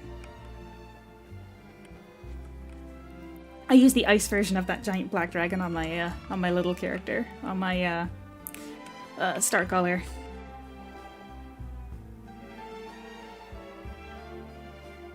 Yeah, so like when you do those tests and it spits you out at an end page, it would be kind of nice if you had the opportunity to like review the other types. Or if you had time to review the other types that are nearby to see whether or not maybe you weren't necessarily being fully honest in your representation, but I've also heard the Myers-Briggs being referred to as a horoscope for business types, and that's kind of where my opinion lies right now, is that it's... From my understanding, it wasn't actually made by like a doctor or anything either, it was just made by a... Oh, I probably shouldn't get too much into detail, because I don't remember the details. Does having a notepad open every time we stream and thinking that I'm going to get around to doing everything on the list eventually count as being organized?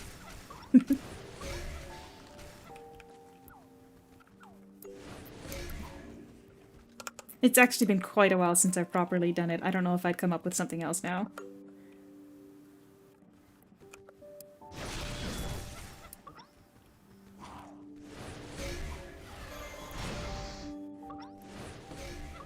I probably should have cleaned my inventory before we came in here.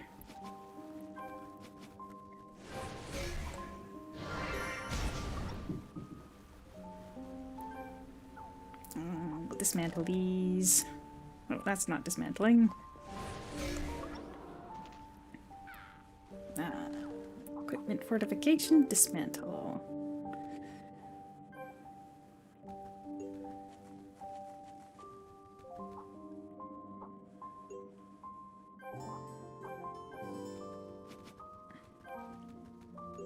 Yeah, we probably don't need to worry about killing mobs, so we'll just run through. Although we are getting a decent amount of experience from it. Does this buff give us experience too? No, just the movement speed. Is this really 250? Oh no, 226 move speed. I mean, I guess it's pretty fast.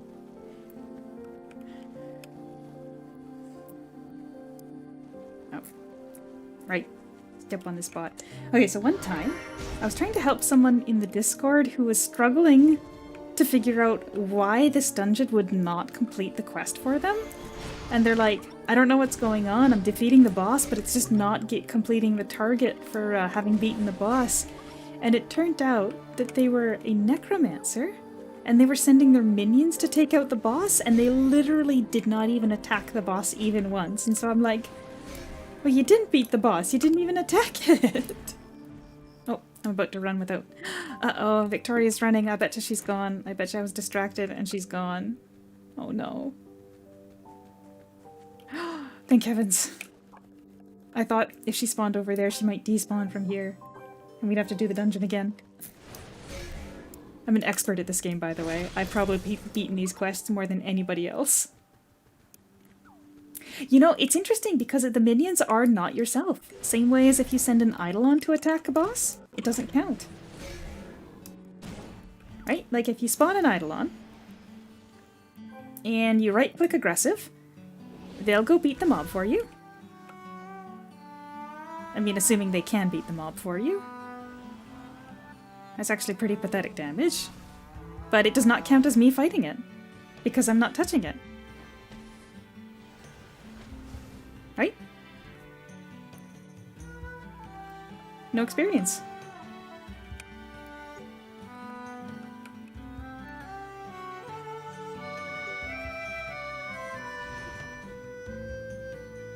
Yeah, left-clicking this will make it so that they don't auto-attack, but right-clicking it will send them to do your bidding.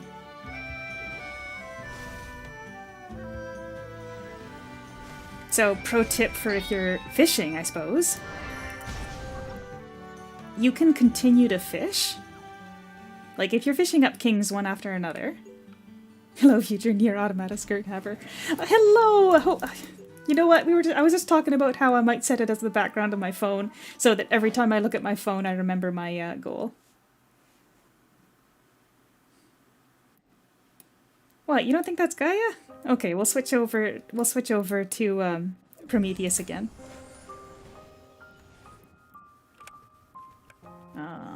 Oh, right, we do need to talk to her inside here, so we'll do that before we move on. When you're fishing, all you gotta do is, still not enough backpack slots? What's going on here? Don't need those.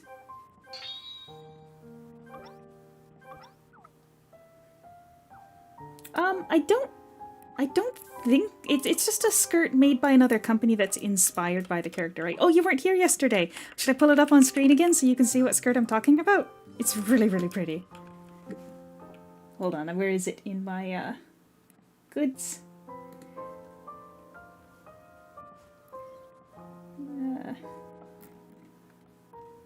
Close that. Where is my window capture? Capture. There, this skirt. There's a white version too, but I like the black one better. So it's inspired by the character. It's got this like frill with the embroidery of the design on it. It looks very pretty. I love it, and I want it. It's just $300. So I'm thinking I set this as my background on my phone, and then every time I look at it, I'm like, okay, remember, achieve your goals.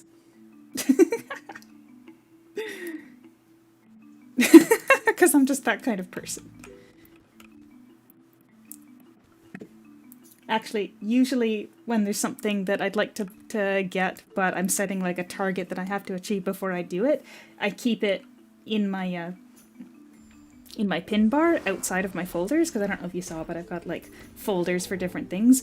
Normally I'll put it right on the bar, so I have to look at it every time I'm on my computer, but this time I kind of was like, it's really expensive. So I want to hit my target, but at the same time it's like, if I leave it right pinned there, it might be a little bit mean to myself. Weird!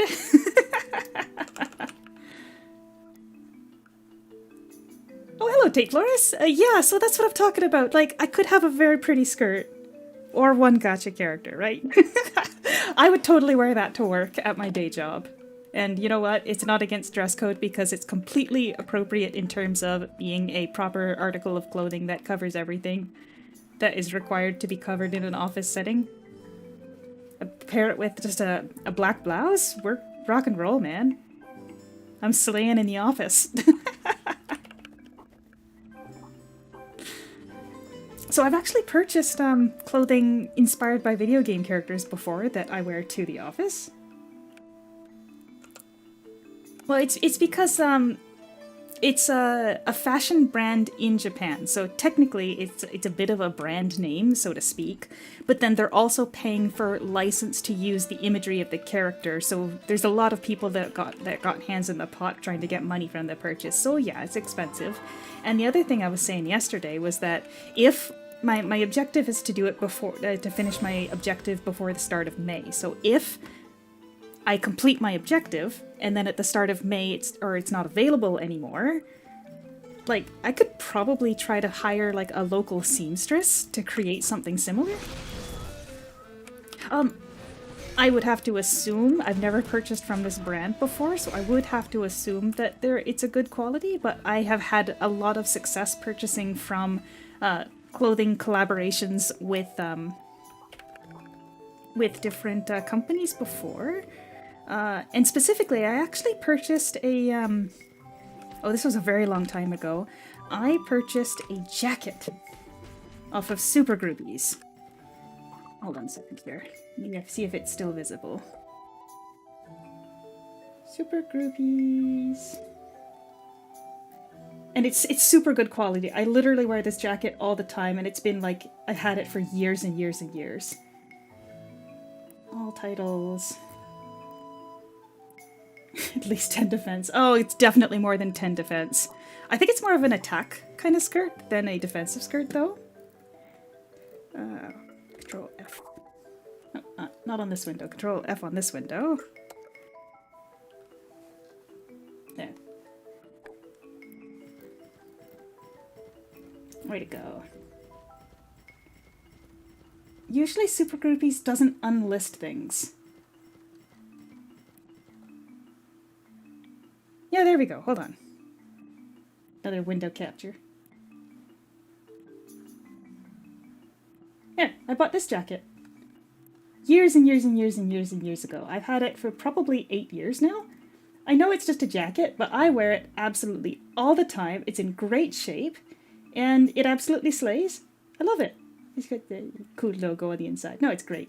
So I have had a lot of good luck purchasing from companies that are doing collaborations with video games. I've never received any clothing that was like not super functional. Like I've even bought some of the Genshin clothing line. It's always been really good quality and very wearable, like daily basis wearable, not costume quality stuff. I know, right? So the thing about Super Groupies is that they basically only do pre-orders. It says currently $238, but you can't buy it anymore because they only made it once.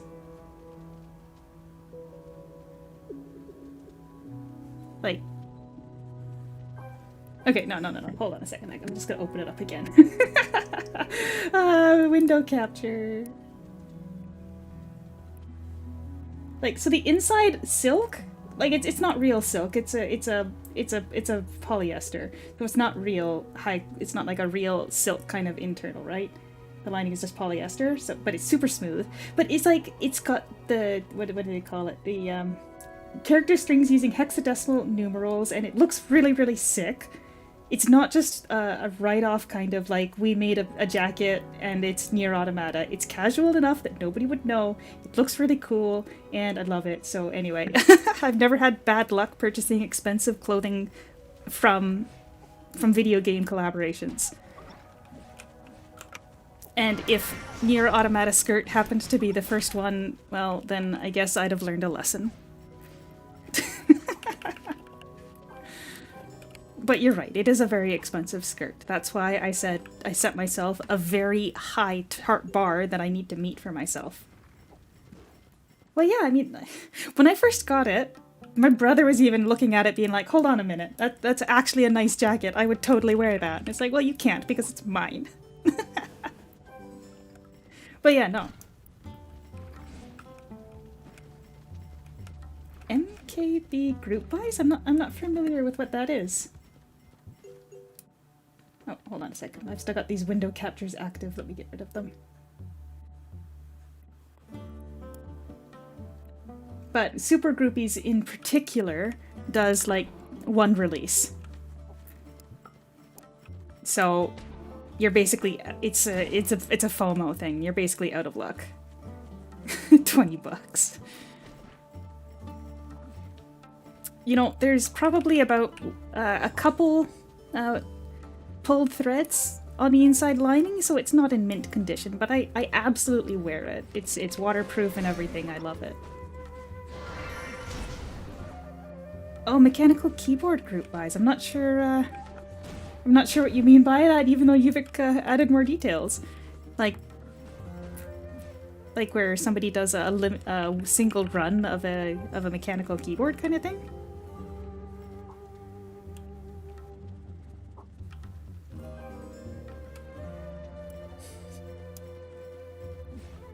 Oh, and just to be clear, the price was probably in Canadian dollars, so it would have been less American.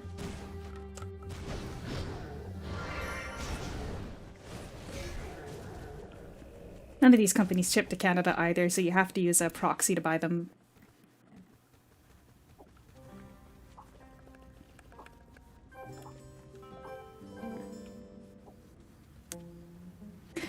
Yeah, keyboards get very expensive. I was recently looking at possibly getting quieter switches for my keyboard because I didn't really like how much of the noise from my keyboard went through to the stream. But they're a little bit expensive.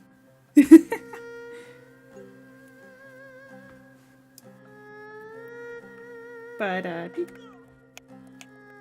I think I've got the settings so the keyboard noise isn't so bad anymore. I also added the little rubber rings, the O-rings on them, so that they're a little bit softer sounding.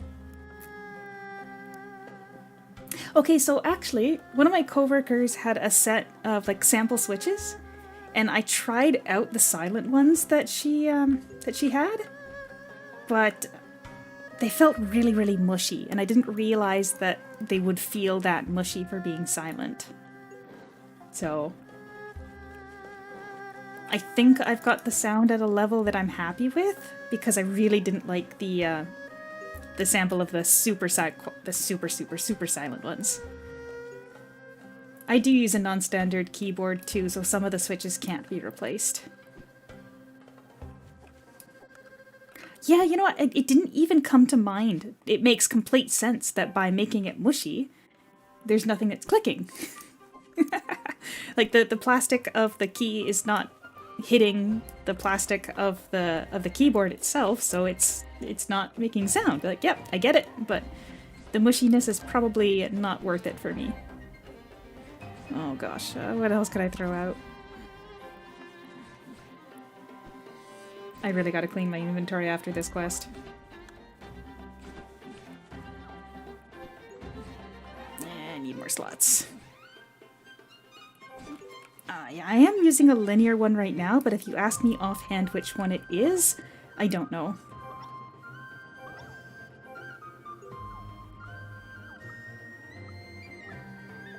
Well, I got 9 minutes left. This is gonna be the last auto link anyway.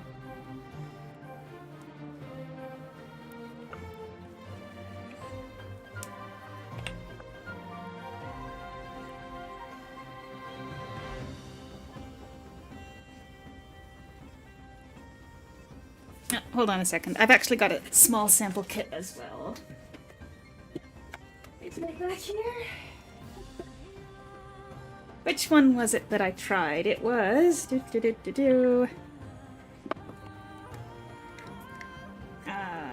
is the... Where's the legend? Cali Pink Silent. That was the one that I tried, and... Dude, super, super quiet, but like mushy. So I believe what I'm using is this yellow one, the Gateron G Pro Yellow. Yeah, that's the one.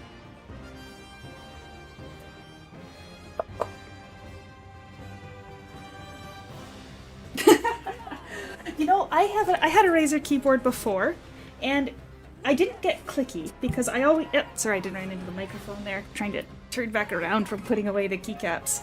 I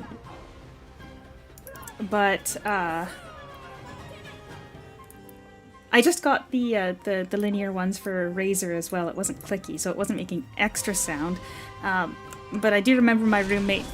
I had to get up for work, and I was working from home starting at 6 a.m. and my roommate would be like, "Your keyboard is so freaking loud."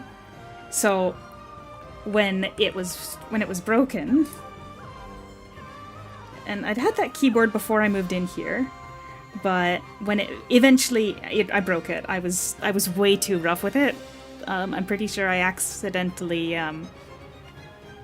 Actually, you know what? I might have gotten some stuff in a couple of the switches, and so the specific keys weren't working anymore, and it was not hot swappable, so there's not much you can do about it at that point.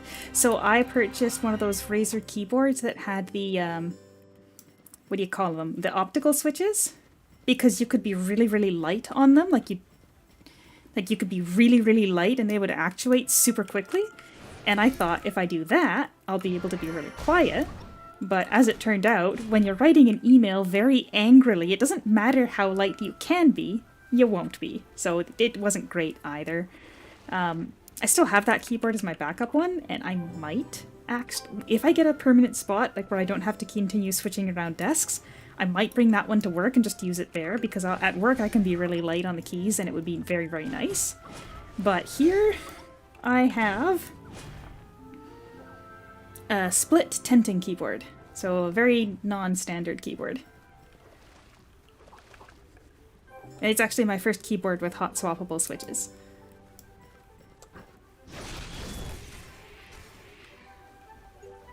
It does mean that I'm missing a lot of keys though, like the alt keys are all on a different layer.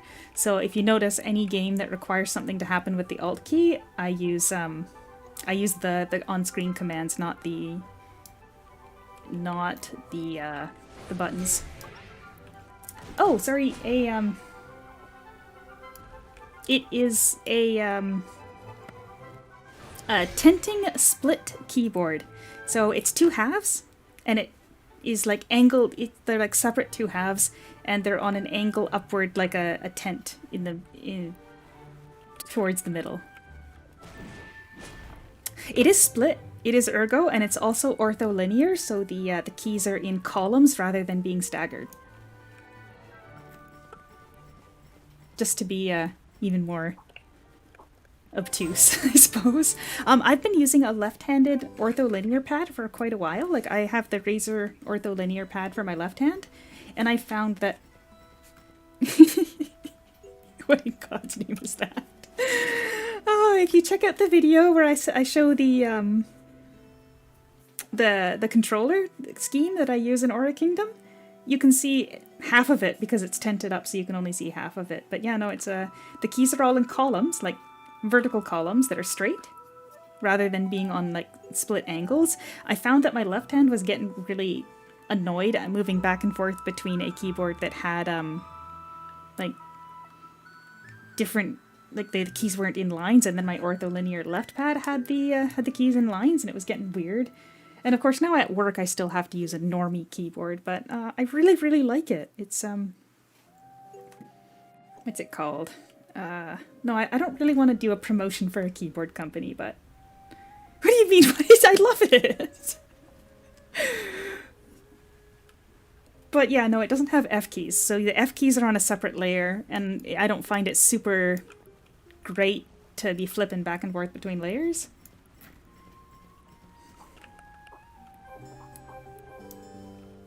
But I do love it.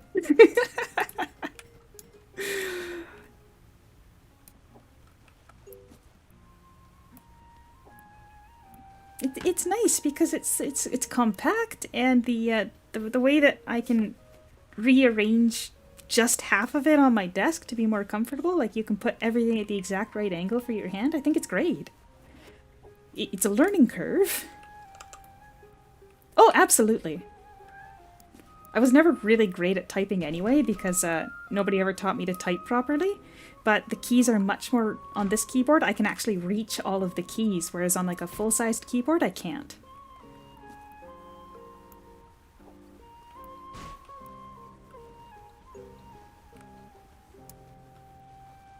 Right? Like... force you to type properly. I can't reach all the hotkeys that I want to with my left hand. Like in Aura Kingdom, you have to hold Control to be able to reach the second set of keys here, right? Like on my old computer, or keyboard I should say, I could not reach from Control past 3 because like Control to 3 was too far for my hand, right? So on this one, the Control is actually on my thumb, so my thumb is comfortably able to reach the Control key while I use the number buttons to reach the other ones. So it works better. But it's a learning curve, because if you're not used to hitting Control with your pinky, and suddenly Control is moved to your thumb, well, it's different. You know, I had a volume wheel on my Razer keyboard, but the problem with it was that it just borked. It got borked and then it just never worked again, so I had to deactivate it because occasionally when you nudge it, it would start just randomly turning up the volume.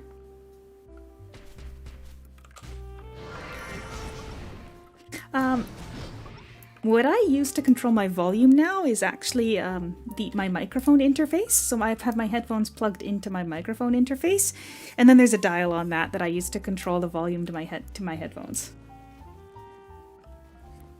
That way, I don't have to adjust any of the settings on my PC directly, which messes with the output to OBS.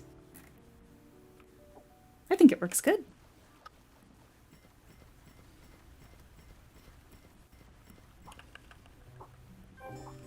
And the other thing my interface has is the ability to directly monitor what I'm saying, but I don't usually turn that on because being able to hear myself talk is very not ideal.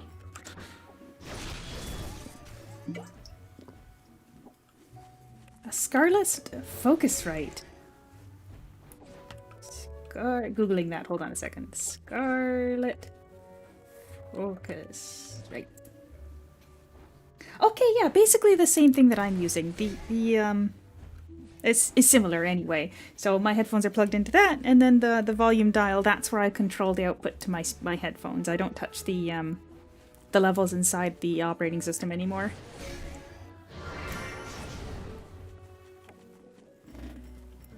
Oh hey, look, these enemies are finally giving us mastery points, so we can get more move speed.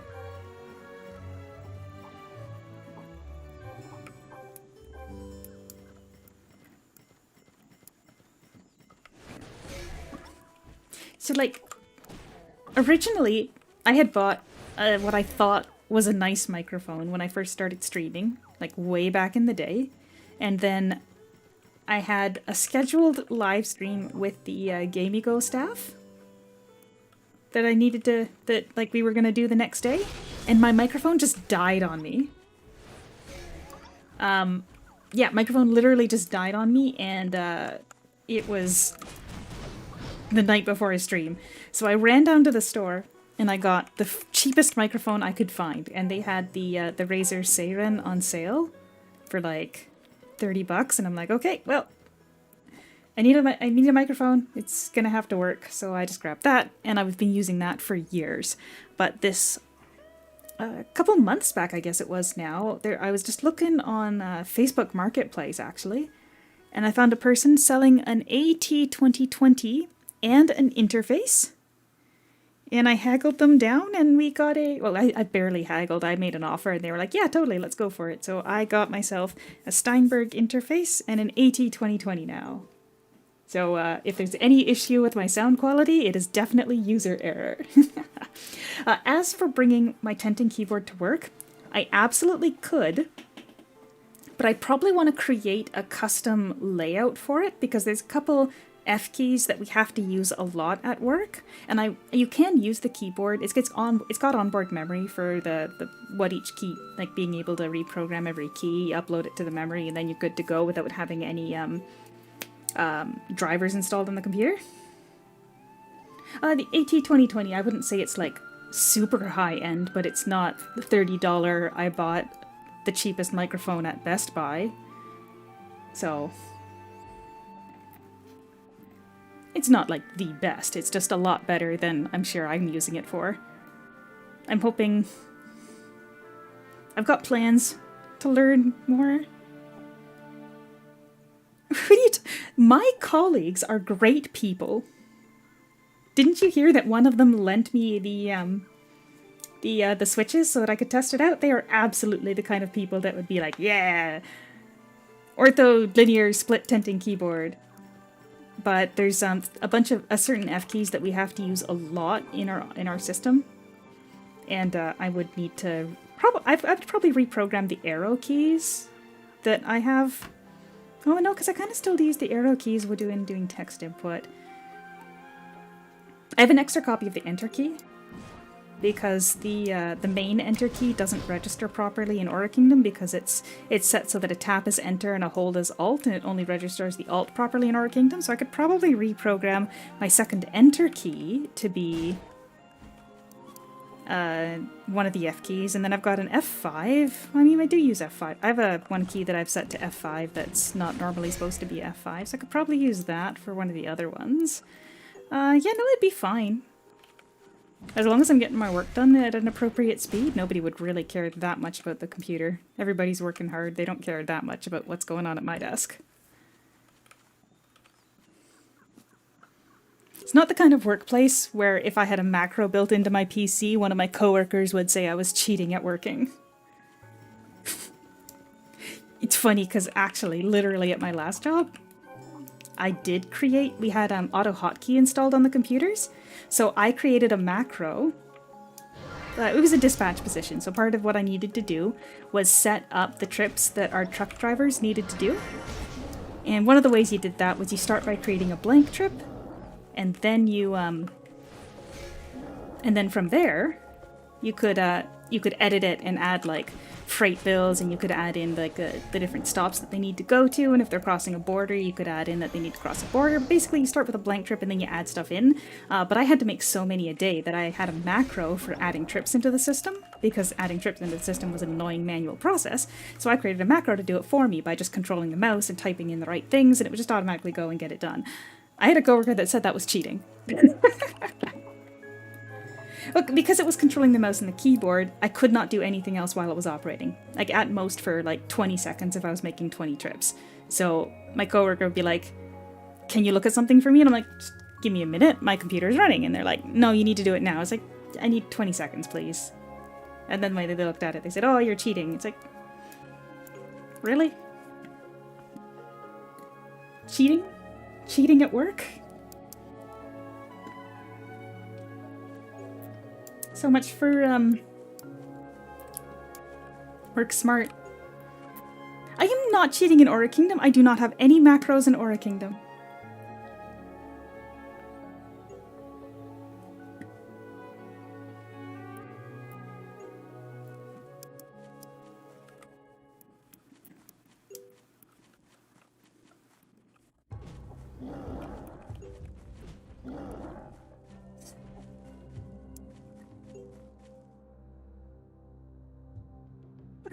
Oh my gosh. You know, the funny thing, Clayton, also hello, is that I gave that macro to anyone that wanted it, because everybody on the dispatch floor needed to enter in empty trips. So whenever somebody was complaining about how long it took them to enter in empty trips, I was like, hey, look, I got a solution for that. I'll show you how to use it.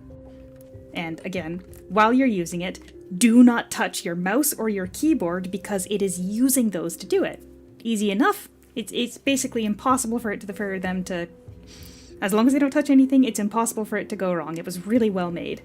Yeah, no, she just, I've heard stories online of other people saying, like, copying and pasting things is cheating too, but I haven't run into anybody that archaic when it comes to computers. But no, I think that at work, if IT has provided you a tool to get stuff done easier, and on a company time, we make tools that help us get better or be more efficient at doing those tasks, I'm absolutely fine leaving it with them. Like, I'm not good at programming. Auto hotkey has like a user's manual, and I basically just kind of went through there and learned how to do stuff.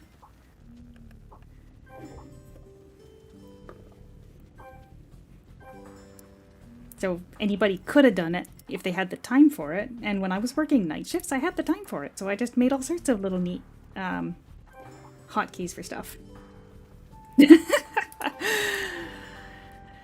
The reason why I left that job didn't have anything to do with me, like, efficienting myself out of enough work to fill the day. It was always that there was always way more work than could possibly be achieved. So, like, once you had caught up on everything, like all of the pre-planning, that's right about when things started to go wrong for the trucks that were currently on the road, right? If anything, my biggest regret is that the people that had to fill my shoes were filling the shoes of somebody who was, like, extremely proficient at what they'd been doing for 5 years, right? So it's not easy to fill those boots when you've only been doing it for a couple weeks. Well, no, I think by the time I'd left, there was people that I'd been training on it for at least a couple months. I'm sure they were fine, but it's just, I feel bad that after having been so smooth and efficient at it, that the people that had to take over were going to be compared to me, who had been doing it for so much longer. AI's here to take over. Well, it's going to be what it's going to be, I suppose. And I keep saying I need to clean up my inventory, and then I never do. We're going to clean inventory. Too efficient at your job, have more work? That was actually not my experience at that particular company.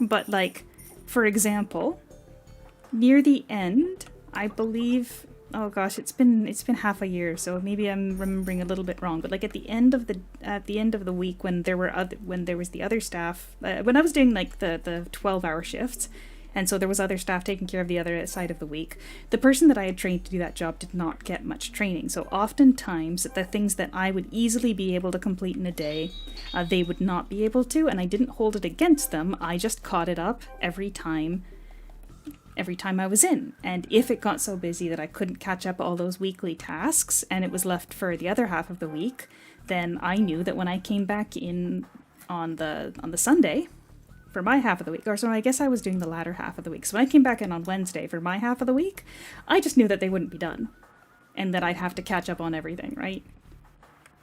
I didn't have a problem with it.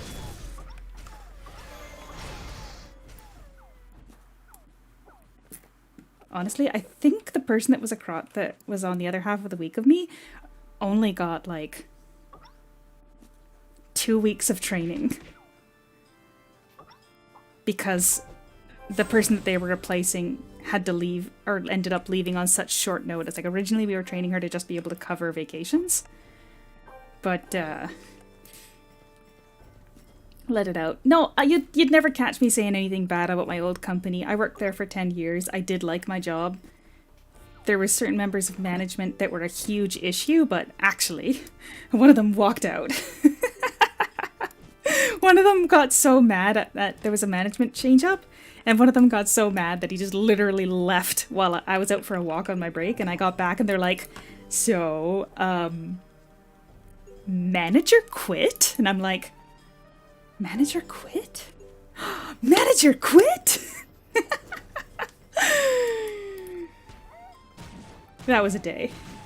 That was certainly a day.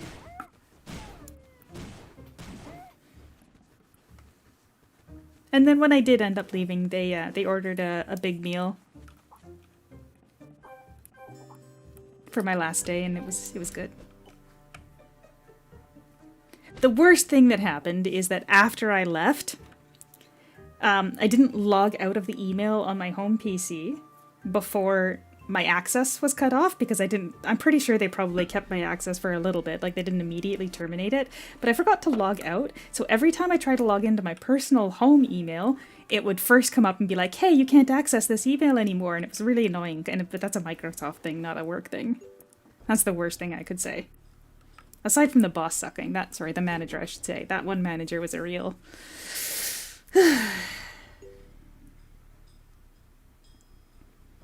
Okay, so like, when I was first learning how to do customs documents, I had done the customs documents for importing stuff from the Canada to the United States. And then I'd had probably like a week of training on doing from Canada going southbound into the United States.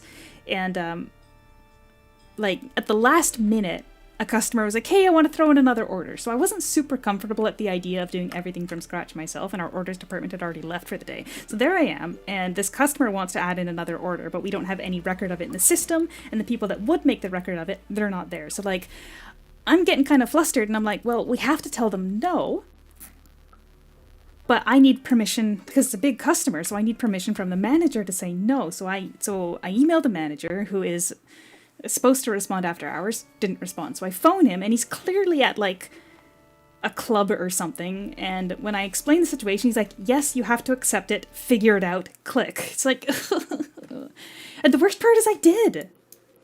I had never made an order in our system before, but I figured it out. And I hadn't been processing US customs documents, or US bound customs documents much. I figured it out. I got it to the right broker. I wasn't even sure what broker it was supposed to go to, but I figured it out. And we got it across the border, and it's that kind of thing that makes that kind of manager be like, well, I guess figure it out was the right answer. So, like, he's not gonna learn, but I mean, I did it. And you're right. Absolutely great that they left. I should say he. I wasn't hiding the gender before. But anyway, yeah, great that he left. Everybody else that's at that company is now probably better off for it.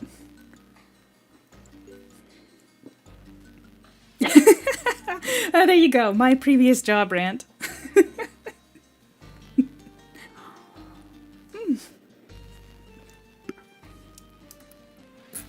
Figure it out. And again, the worst part is that I did. And so figure it out became the right answer. You just get nervous when it comes to crossing the border. Oh, I probably was talking too fast to even be understood there properly. But no, that was about the person. I'm proud of myself for having figured it out and gotten that driver across that border. But the job, fine. That manager, bad.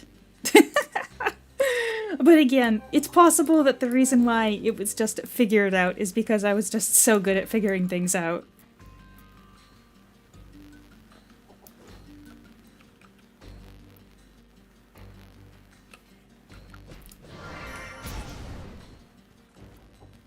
Yeah, oh, it's these guys.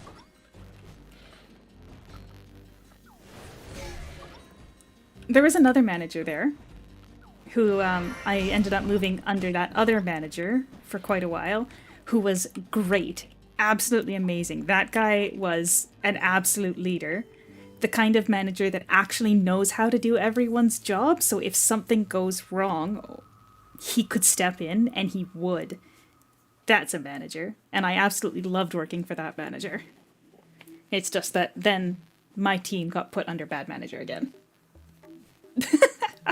Being able to figure things out isn't good in a corporate setting. Maybe it's not.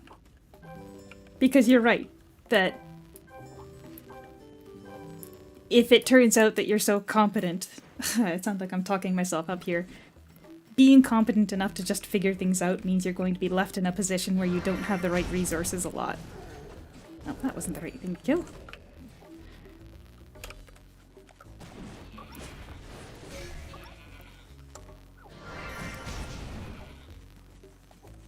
As long as I've got time for it, I guess I don't mind that much. It's just that, you know, it's stressful. My new job, I'm still working at getting proficient at it, I'd say. But it does involve talking to the public a lot more. And the public varies from being perfectly pleasant and polite to unconsolable, we'll say. Doesn't matter what kind of solutions you're offering, they won't budge, they won't. Yeah, it's a different kind of work. Karens. You know, it's funny because there is actually someone by the name of Karen that I have spoken to that was an absolute Karen. It's like, you're not breaking the stereotype here, Karen.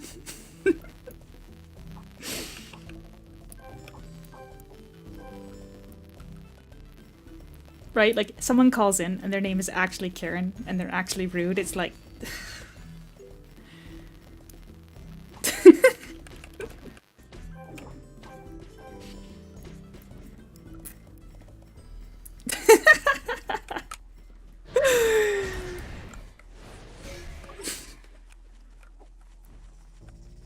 X by the name of Karen. I suppose it has more to do with just the fact that there was a lot of people named Karen. So it's not necessarily that the name Karen itself is cursed, just that at the age where you will find a large population of Karens, they're all being annoying to customer service personnel at the same time. I do like my new job though, so fingers crossed that I get the set schedule, which will end up making me work more. And again, if I get the set schedule, I will have an actual proper stream schedule. Which will be exciting. It'll be like I'm a professional streamer or something.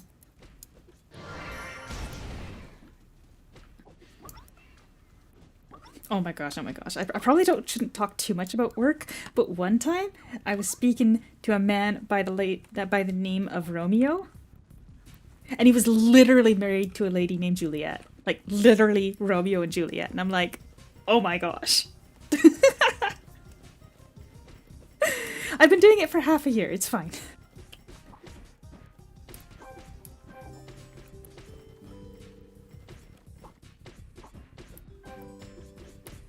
It makes me kind of wonder the story behind it. Like, if you meet somebody, like, if your name is Romeo and you meet someone named Juliet, is there, like, an instant sort of, like, pretense for a relationship right there? Or did it actually just happen to turn out that way?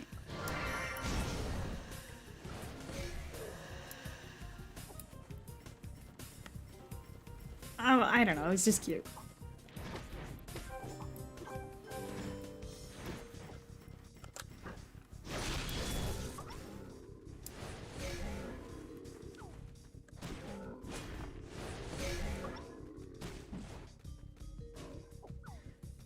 Right? Like, that's what I'm thinking, is that it's a great pretext to start a conversation and, like, chit-chat a bit, just having the names, right?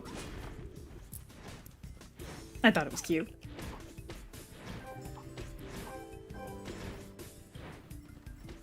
Okay, so hold on a second. I'm gonna go back over to my channel on another tab here. I kind of want to see, time-wise, if we're on track.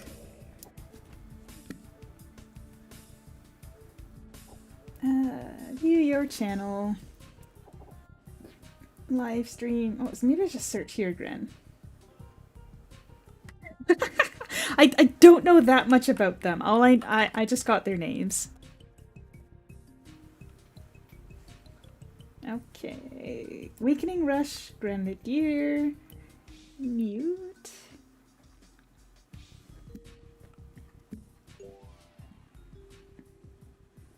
If it makes you feel better, Lousy, they're both elderly people, so they have definitely been they've been around for a long time. Starstruck Plateau. Okay, we're at 6 hours and 54 minutes. So yeah, about 2 hours after Rain Mist Reach. I'm a little bit behind up where I was on Gren. So probably about 4 more hours to go.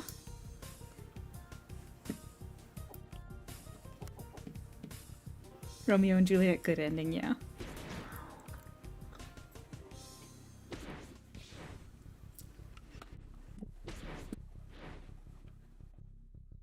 Alright, close that.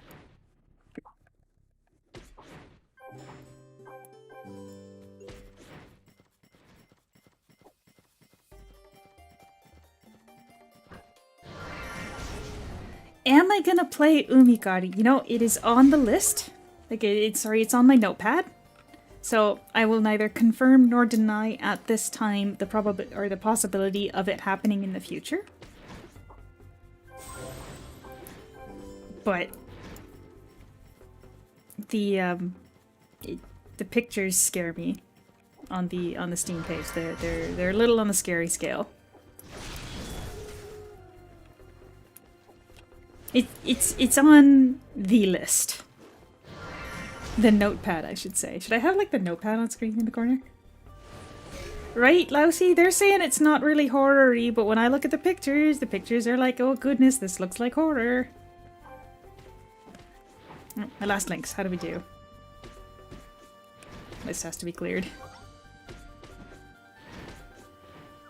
Oh, Umineko, yeah. I actually watched that back in the day, too. I don't remember much about it at this point, though.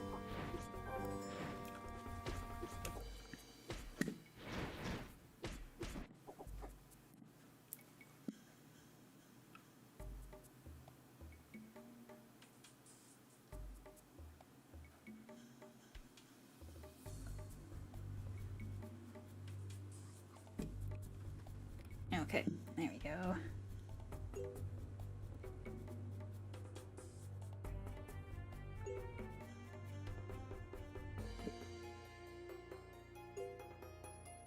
Oof. Wait, I think disturbing is kinda scary too. Anyway, I feel like I probably need a lozenge for my throat. So, next time we hit the cut, I think there's a cutscene after you fight the boss here, so I'm gonna grab a lozenge next time we hit a cutscene.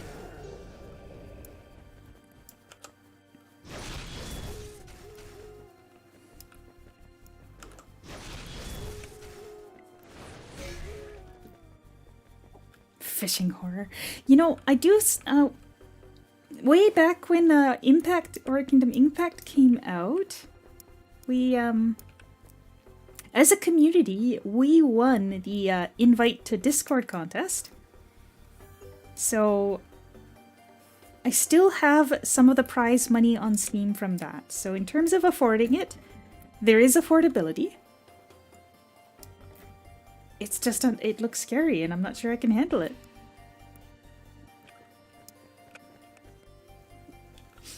I'm just a little wimp.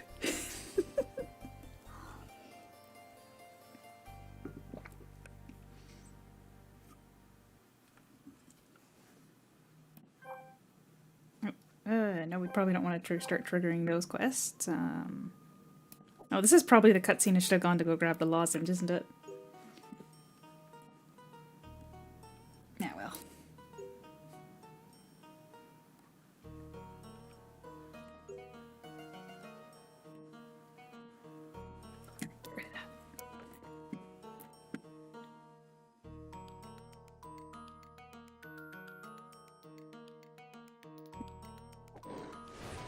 What, you guys aren't gonna help me fight at all? Goodness.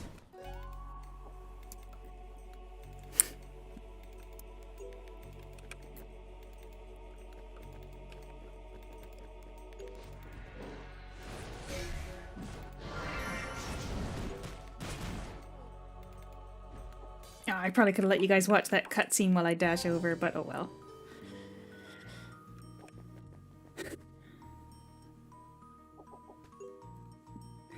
What part of that sounded like I want a short horror game to try? What is...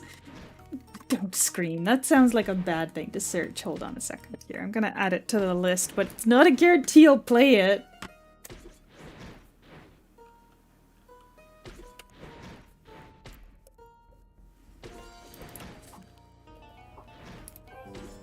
Oh, speaking of screaming, I remembered something else I hated at my previous job. The time they put me at the spider desk, and I was sitting at my desk, working, when a spider descended from the ceiling and landed in my hair, and I screamed. The end. I'm gonna go get a lozenge. I'll be back in just a couple seconds. Ugh. Spider.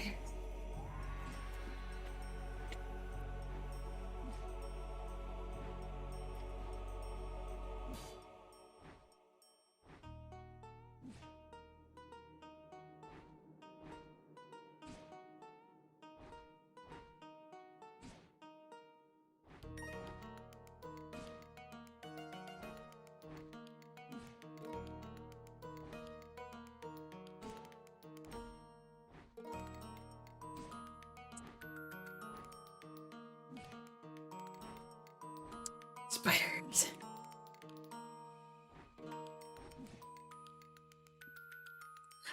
Would be fun to play a horror game with me just because I'm scared easily, huh?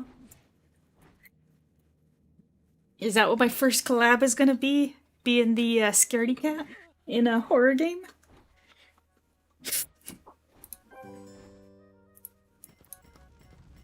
I don't think so. I don't think so. Yeah, I put my keyboards back in the good spot. Next map.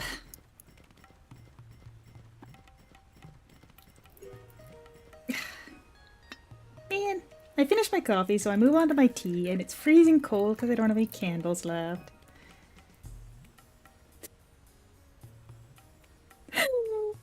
Get startled by ambience or ambiance music? Absolutely. Definitely. I'm the kind of person that would be scared by the music.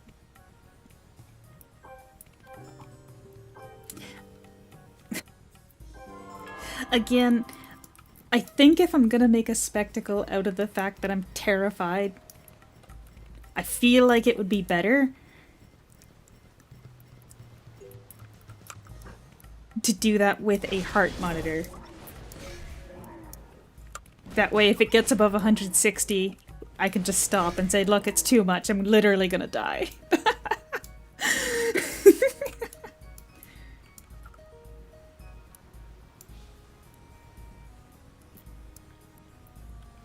Holy crap, Plinko, have you already gotten the achievement for,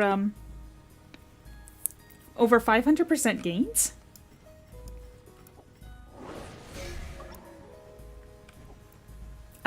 Yes, Vaughn does appear in this map at the dungeon, so... It's not near max heart rate, but it's high enough that at that point I would no longer be very coherent. And I wouldn't want to play anymore. I used to get... I have a watch, right, that does the heart rate monitoring.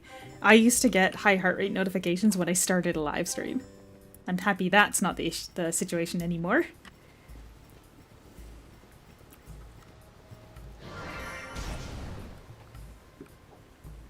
That's the bird viewers like. I'm sure it is. Clip it, package it, send it to go, and then the only thing some people will have ever seen about me is the fact that I play Aura Kingdom on LTT's channel, and the fact that I die when things get scary. Cool.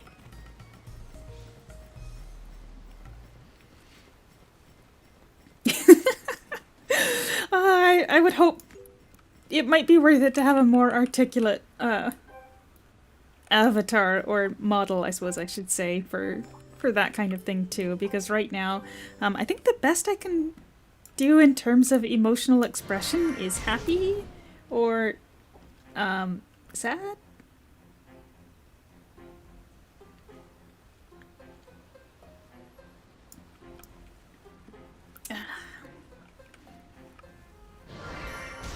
I keep trying to... On a daily basis, I keep just buying the cheapest one. And take care, Lousy. We'll be going for probably another 4 hours if you feel like stopping by again. When I'm playing Arknights and doing the stock trading, the very first day I managed to find one that was like negative 50%, and I haven't seen anything that low since. And apparently there's an achievement for getting a 500% gain. Could probably switch this over next time I'm out of combat.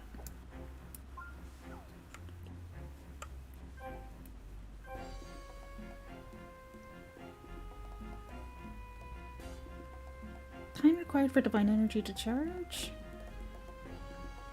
Oh, move speed buff. Maybe we stick with this path.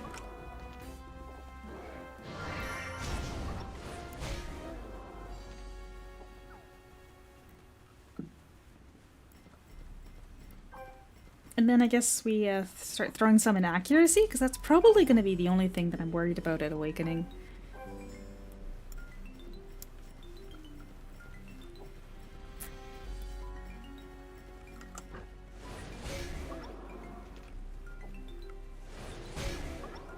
I really like that skill.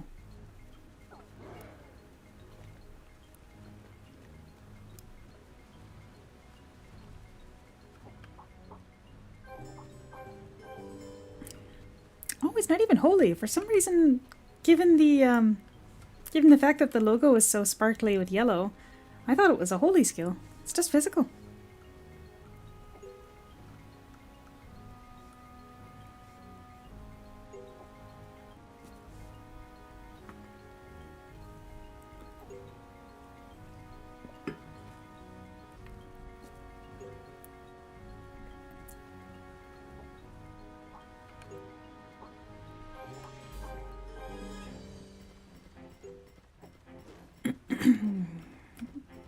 Next should be the little cutscene one.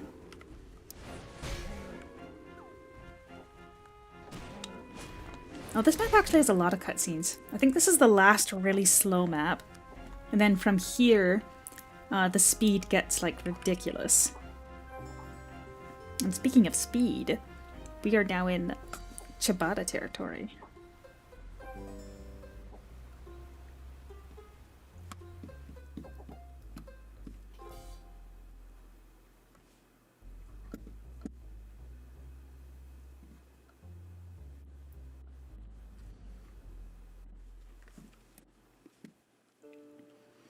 Is there another move speed drink I could be using? Because it's still going to be 10 levels until we can use the pedal water. I mean, I may as well use the heart bonding. It's not like I'm going to get a better time to use them.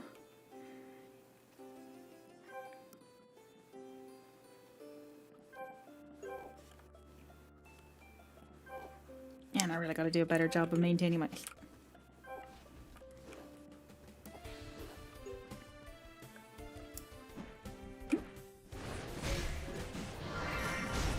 Hey, wait, what happened to the fire skills? Oh, there we are. There. Wasn't close enough. You'd think I would actually know how to play this game, considering how many times I've done this, but...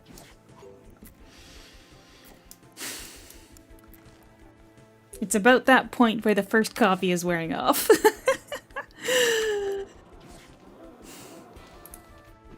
But if I'm gonna take a break for making another coffee, probably around the 3-hour mark, so maybe at the end of this map.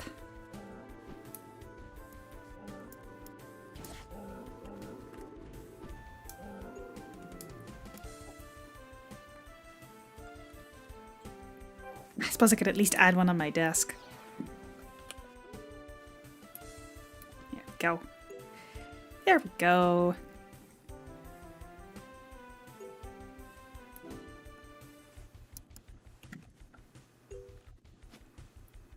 Holy moly, that's a... Hopefully you don't have work tomorrow. I can't even stay up that late anymore.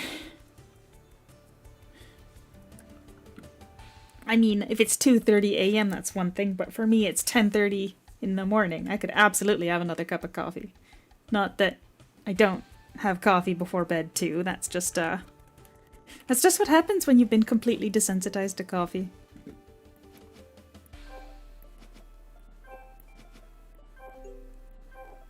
Although I do have a relative that also would drink espresso before bed, so maybe it's just in the family.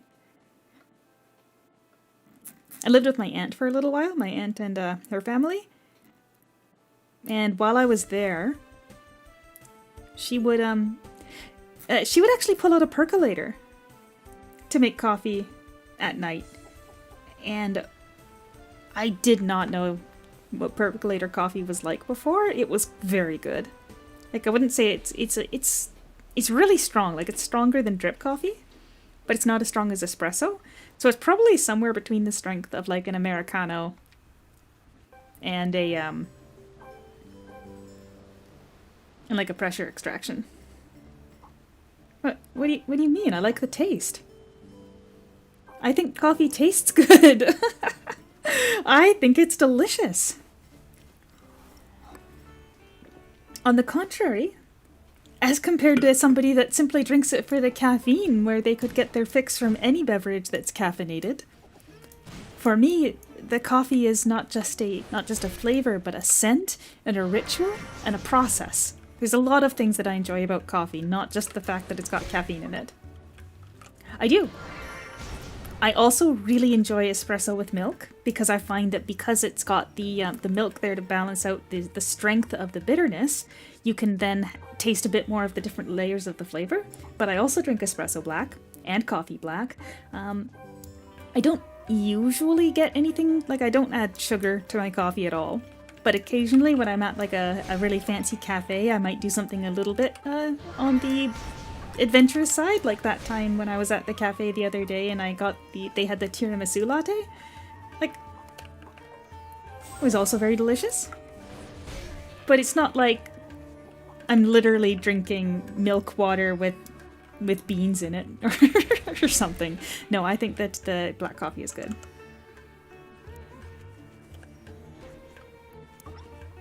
Actually, when I go to my brother's place, they've always got really nice beans. So if I'm having coffee at their place, I tend to just have black espresso. I think it's really, they have some really great taste in beans. Toasted bean water.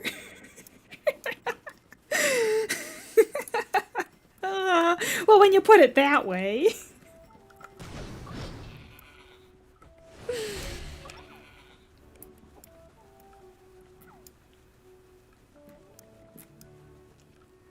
Black coffee can be bad.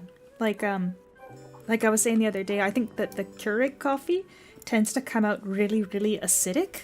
And when I was trying to figure out why I really disliked the coffee at our office at the old job, the Keurig machine coffee, my research suggests that it has to do with the temperature of the brewing water. That the Keurig brews at a lower temperature than you would normally do with a nicer machine, so it comes out really acidic, and to me sometimes that tastes like lemon water, like very, very lemony, and it's not very good. But yeah, no, I like the taste of coffee. And coffee giving you a headache might be an indicator that you shouldn't be drinking as much of it. Is it caffeine or specifically coffee?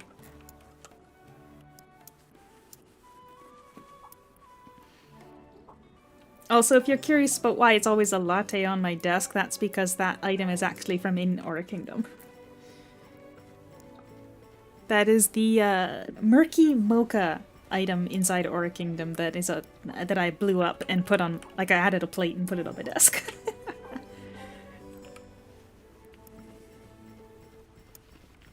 Oh, I'm also drinking tea right now.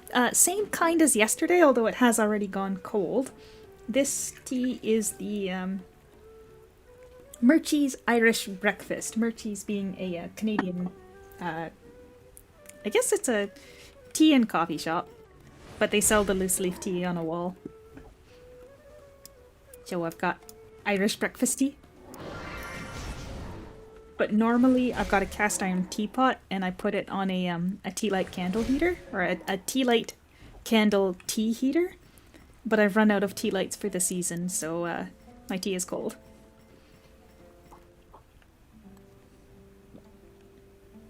It's still good. Oh, hey, Conk!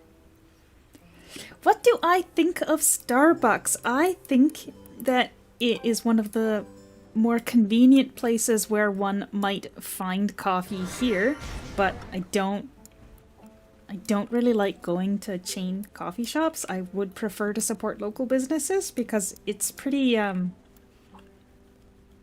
the coffee itself isn't very impressive, and it's more expensive than like anywhere else. So last like in December, someone gave me a gift card for Starbucks, and like it was a present. I'm not gonna say no, so I went and I used it, but I would not normally pick them as my go-to coffee shop. It's just so expensive, and if I'm gonna spend that kind of money, I'd rather it stay on with like a local company anyway, right? Like even if the quality was the same, which it's not, I would prefer to go to a local company. And how come I'm not choosing a second class? I don't think I have a single one on my account, like a single character on my account that's passed to Awakening with no subclass and stayed subless. So I'm thinking I just leave her subless and then I'll at least have one. As for what class I would choose, I'd like to pick something that matches Kanono as a character. And in the games that Kanono was in, she had both healing and magic spells. So I think Wizard would be like what you might call a canonically appropriate subclass. But it doesn't really add much in terms of like utility anyway, I would say. Like a Wizard as a subclass is kind of whatever. So it's not going to help with actually making any progress here. Oh shoot, we're supposed to turn into a Yeti before we get up there. Navian honey tea.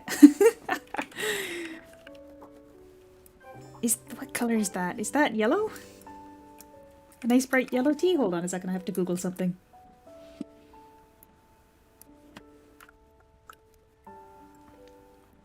Ah, yes, it's a yellow tea. You know, I've actually got I've got a bit of an aversion to adding honey to tea because I find honey really, like, strong. I prefer tea also not being sweetened. Although some black tea is really nice with just a little bit of milk, in the same way that, like, sometimes the espressos with milk, like lattes, they add to the depth of the flavor because it brings out different elements that you might not be able to taste if you're just drinking the espresso straight. Sometimes black tea is good. I find it good with milk, but generally when I'm drinking tea or coffee, or tea at least, no milk. I do tend to lean towards lattes, especially at home. At the office, I only drink black coffee nowadays.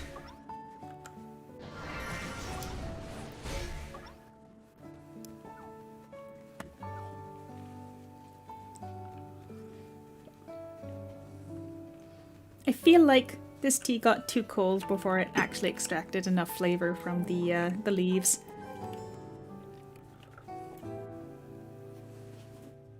Sometimes just a little bit of something brings out more flavors of tea or coffee. You know, I've heard that if you accidentally steep your tea too long and it gets it too bitter, you can actually, like, solve the bitterness by adding a little bit of salt.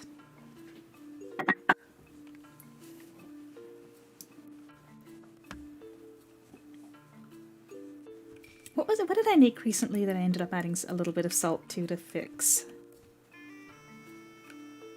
I don't remember. There was a drink that I was having that was, something had gone wrong, and I ended up fixing it with a little bit of salt. It was something that was bitter, but it wasn't tea. Oh, anyway.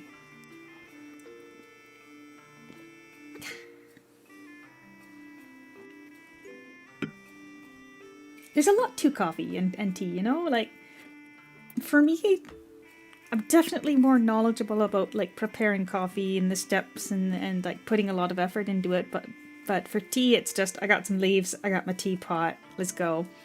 I've seen people doing, like, real proper, like, tea like with sets of equipment and catching the temperature and everything, and it looks like it could be just as much a ritual as my coffee process. But for me, tea is definitely the easy drink, and coffee is the complicated one. Cocoa! You know, I do like cocoa, but I tend to go overboard because I like chocolate a lot. So I don't usually keep it around the house. But you're right that if you add salt to cocoa, it tends to bring out the flavor a bit better.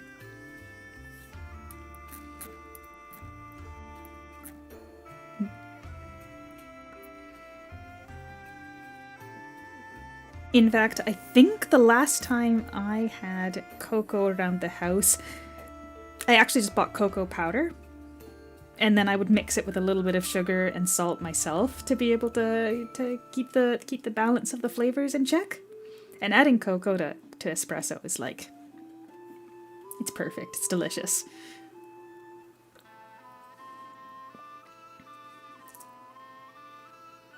I'm supposed to... Oh shoot, I'm supposed to hit the button, my apologies. Just sitting here staring at the screen, I've put the effect on it.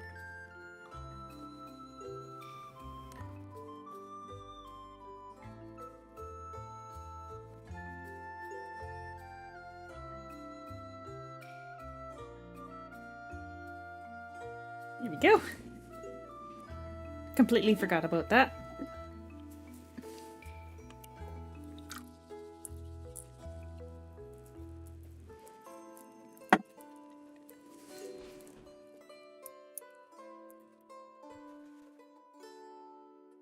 No, I was gonna say if we can move around as soon as this is complete. What kind of snacks to go with tea? I mean, typically I don't have a snack with tea. I don't usually... Okay, now my favorite snack, not related to beverage. I don't think I really pair beverages much with particular foods, except really dark chocolate with espresso. That's my go-to in terms of pairing. But in general, just snacks. I love crackers with cheese and, like, some kind of cold cut. So if I go to a party and there's, like, a plate of crackers and cheese and cold cuts, oh boy.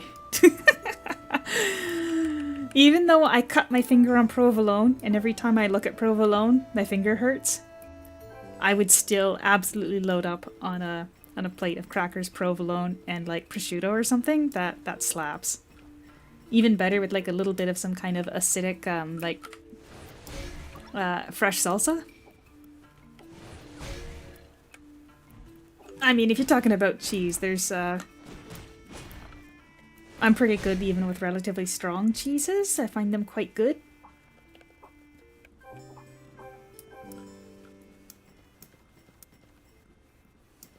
Like, I don't mind blue cheese, I should say. But the ones that get really, really strong, that's where I start to have to back down.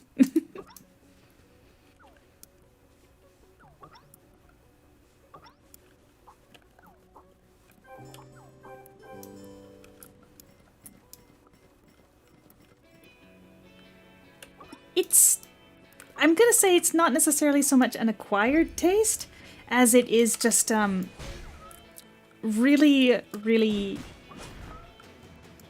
strong. And if in your head you're thinking, oh my gosh, this is mold, you probably won't be able to appreciate the flavors in it. And generally, it's hard to describe, right? Like, it's I don't want to describe it as rank, but it is. It's very strong. Generally, it's quite strong smelling. I prefer like the softer blue cheeses that are like spreadable, and then you have them with something. It's not like mozzarella where you can just have a piece of it and enjoy it. Or at least for me personally, it's too strong to have a piece and enjoy.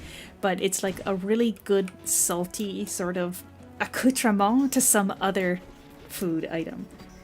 Like a salad dressing with blue cheese? Absolutely. You got the really strong cheesy flavor with salad. Right, Kai? It's kind of hard to explain. Especially since I am not currently eating any. If I was currently eating some, I might be able to explain a bit better. But it's kind of funky.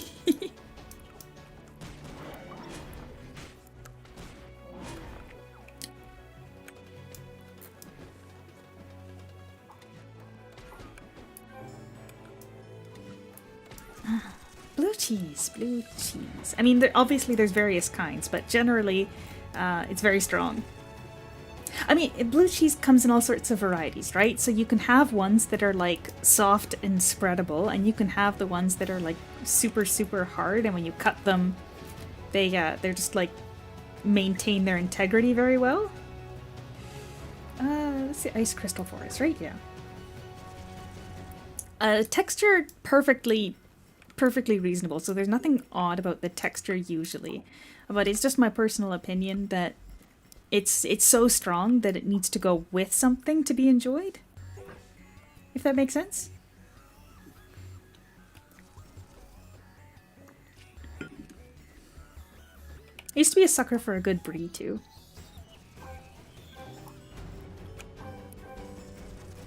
Like brie with a cracker, like again, and a little bit of some kind of cold cut. Like, oh man.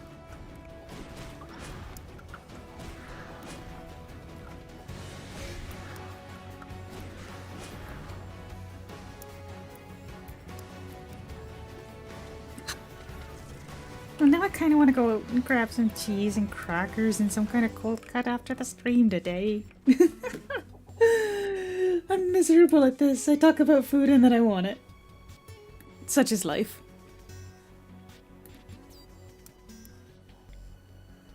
What do I eat that's an acquired taste? I mean, a lot of things can be an acquired taste, right? A lot of people don't like coffee. But I think once you've broken into it, like broken into coffee as a beverage for just staying awake, as long as you continue to think of it that way, you're never really going to get past the initial shock of the bitterness, right?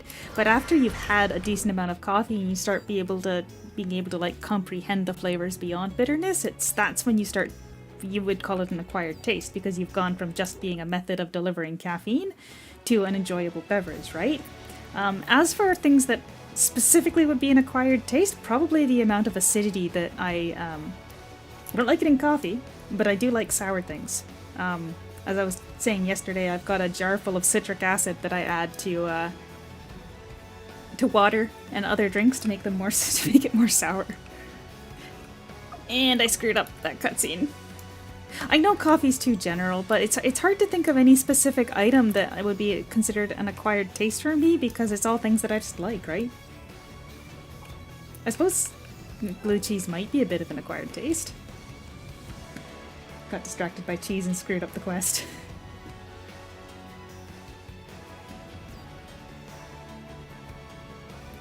Well, I mean, sometimes you want... Think of it like as having water with lemon juice. Like, no, it's not. Like, water with lemon juice? That's perfectly normal. I'm not talking like I don't like the taste of water so I make it taste sour. I'm saying sometimes you want, like, a sour beverage. So you can take water and add citric acid and have just a drink that is sour. It's not that weird.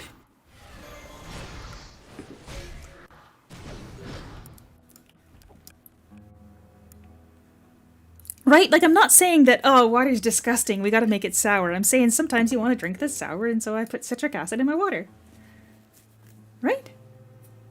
No, yeah, you're... Exactly. You just gotta frame it right, I suppose.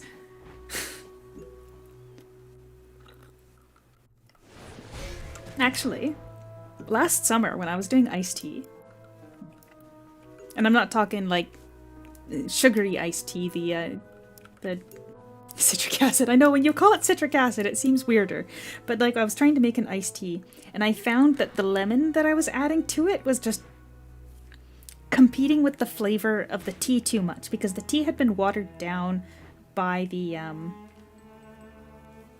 tea was watered down already by adding ice and shaking it, right? So like I was just kind of shaking my tea with ice to cool it off real quick and then straining it, but too much water was getting into the tea and it wasn't strong enough. So when I added lemon juice, it was further diluted and the lemon was kind of overpowering the flavor of the tea. So I then added citric acid instead of lemon juice, and that was doing a good job of giving you like a nice, refreshing, sour tea flavor without further diluting the tea. So it was quite good. Quite good, if I do say so myself.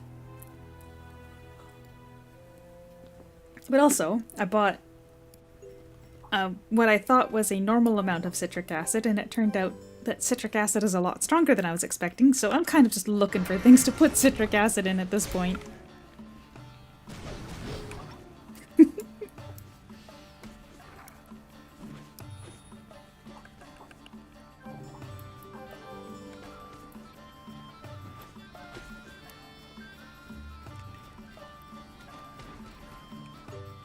Honestly, it's like literally just a teeny sprinkle of it, and it can change, like it can affect the flavor quite significantly.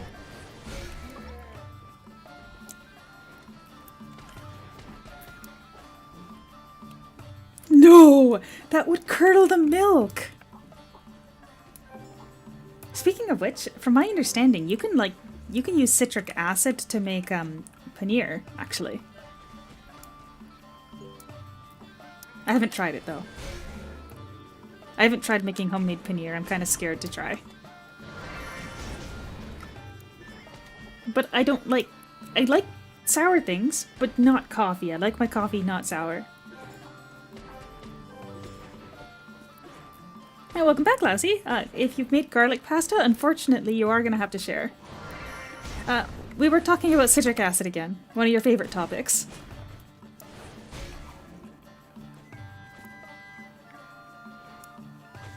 Okay, so like, I just stuck my citric acid in a jar because the container that it originally came in was just it's like a zip bag. No, I'm not putting citric acid in my coffee, but I put it in a jar.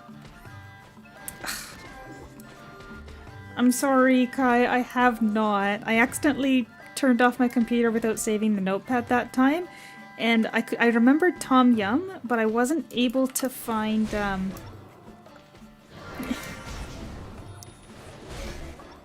Okay, I'll just be real. I haven't had the time to actually properly investigate it because I've been doing a lot of work at an irregular schedule. So outside of my normal preparing a large sized portion of something and then freezing a bunch of parts of it to then eat on later dates, I haven't been doing a ton of cooking this last 2 or 3 weeks, I would say. I'm actually almost out of frozen entrees. But no, I've never tried it before, so I do want to try making it. It's just, I've added it on the list again because I lost the list. I don't literally add citric acid to everything, but I will admit that in my brain I was thinking, I have a jar of citric acid. If I bring a jar of unlabeled white powder on a plane, I'm gonna be in trouble when I go on vacation. So I gotta figure out how I can bring some citric acid with me to Japan.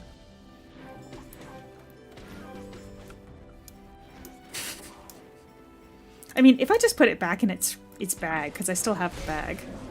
A little bit that didn't fit in the jar.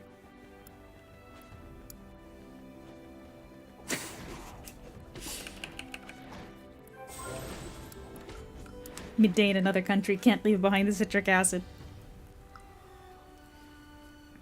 Corner of my suitcase that's coffee goods and citric acid, or coffee prep tools and a bag of citric acid. I wonder how that would go over at the airport. Citric acid? I don't think they sell just the pure acid in little sachets, like individual use sachets, because frankly, the amount that you need is so small that it would be a ridiculous product. And I'm pretty sure there's not many people like me that are doing it, because it is really, really sour. So, if you're talking about an acquired taste, that's the best I can offer. If you think coffee doesn't count.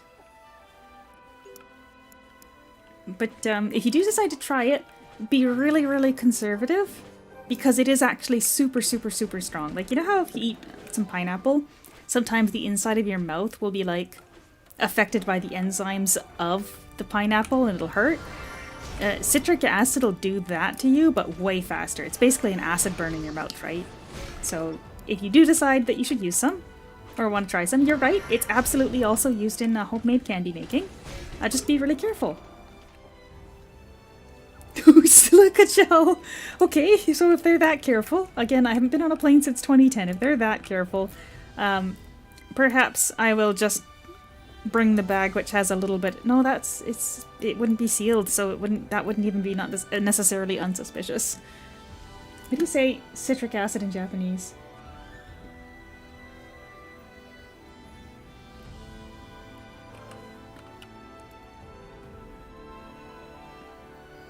クエンさん。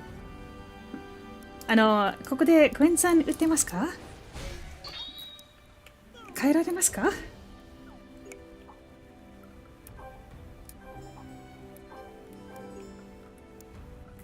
Alright. Don't bring any powder or powder-like substances into the airport. Okay, duly noted. I will attempt to buy citric acid in Japan. I really don't know what kind of store to look for. Oh, and if I end up having to buy a giant bag of it and then I can't bring it home with me either. Alright, there he is. Are you happy, Lousy?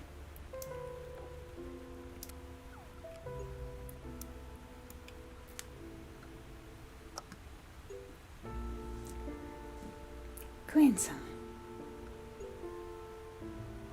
I wonder why it's Quinn for citric. It's in katakana, so it appears to be a loan word from some language. Anyway.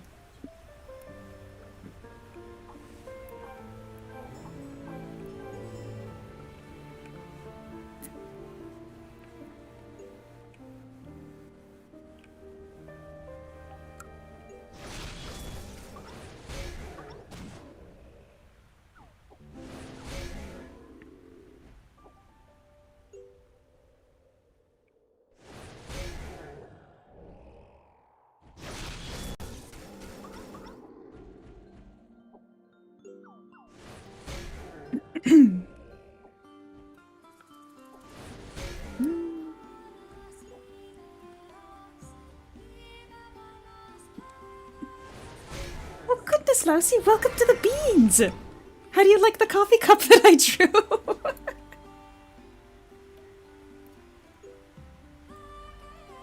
Welcome to the beans! I forgot that was the picture I used.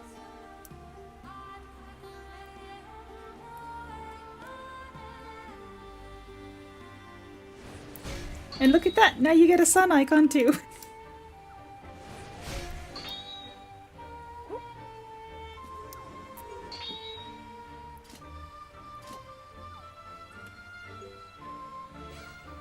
The beans. I couldn't come up with a better name for members, I'm sorry. I bet you'd be faster go you're teleporting back, but...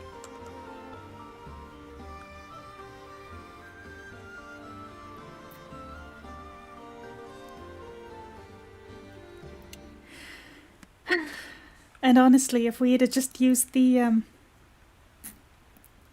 the potion on her instead of us, how much of this story would have been avoided?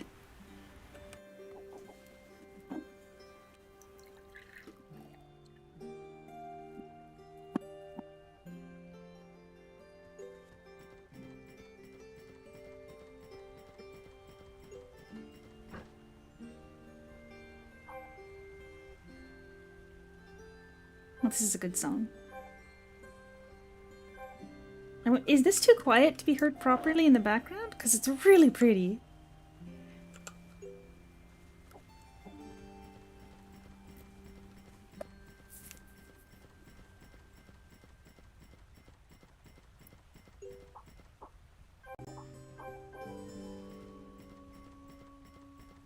And like when it's a really nice song that's a little on the quiet side, I feel like I want to turn up the volume a little bit.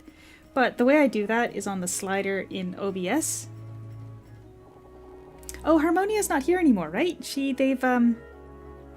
They've cycled in a different Eidolon, or is there somebody taking her out? Oh, that's right. I said that around this point would be a good time to make a second cup of coffee. Do we do a quick coffee break? I think so. It's been 3 hours. We're halfway there, and the rest of the maps are like super, super short. So I'll go ahead and just take a little break. Or you know what we're gonna do? We're gonna do Wrathborn Temple Showdown. And then we're gonna take a break. I am not gonna add citric acid to coffee. Coffee is the one beverage that I prefer not to be sour. I know it's acidic, but like, for me, when the coffee tastes like lemon juice, it means it's not good coffee.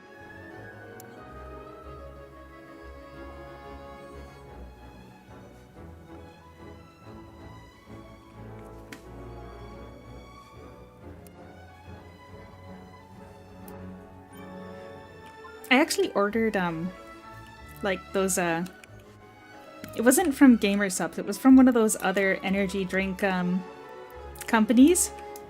I ordered from them a long time ago, and because when I was working the super, super long shifts, because the amount of caffeine in coffee doesn't really do anything for me, I was using the energy drinks when I probably shouldn't have. And, boy, when I tell you that those like fruity energy drinks plus citric acid, oh boy, that punches. Delicious, but that punches.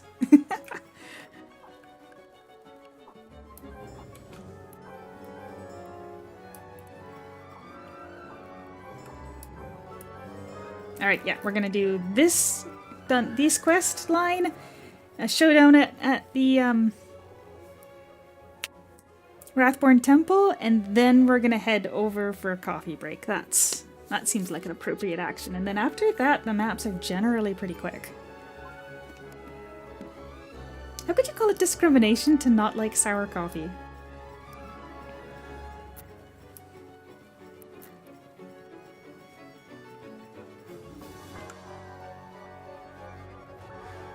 Right. 20th Hall. Wait, urgent orders. That's the next main quest, right? I believe so.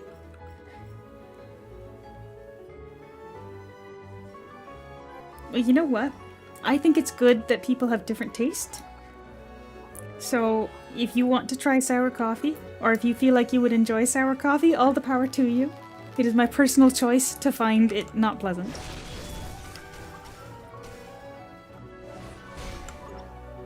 Alright, Gotta lock in and not miss the 20th floor.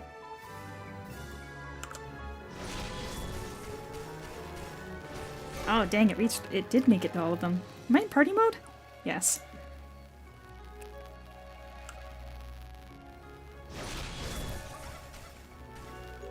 You know, tea is really nice with the lemon juice, right? But coffee, not so much.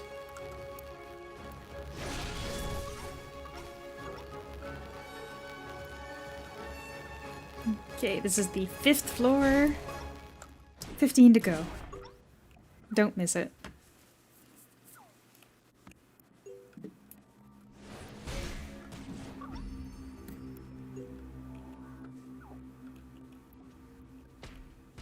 Gather everybody up. And knock them down. Love it. And the rest of them can be lightninged? Oh, they jumped at me before I could get the lightning out.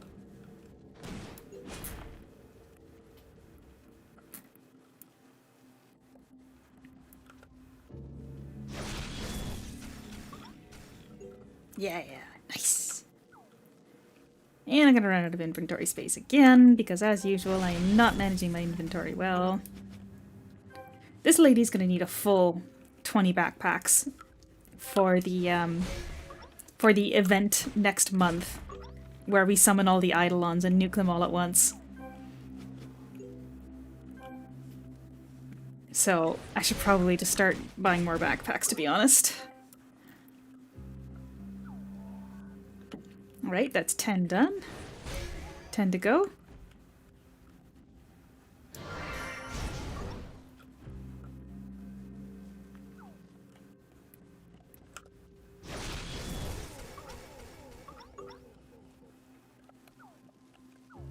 This class honestly works super well here, eh? Or at least the layout of the mobs works well for this class.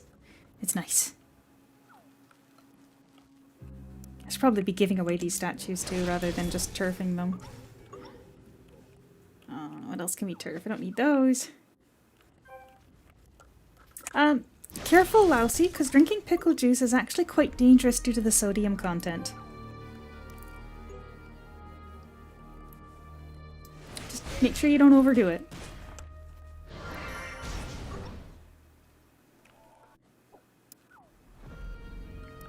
Right, 4th hall.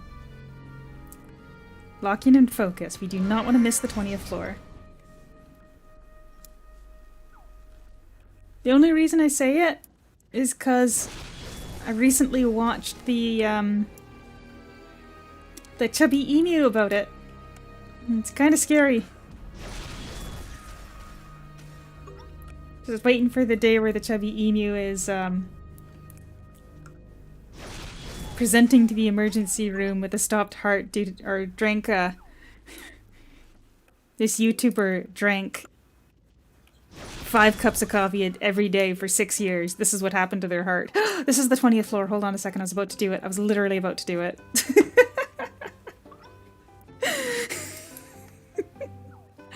Oh, I almost missed it because I got distracted. Anyway, we're not going to finish. We're just going to stop there.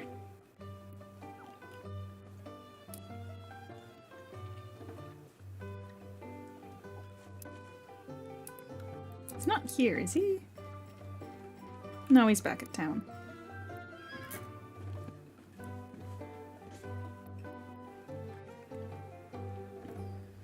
Pickles are delicious, I agree.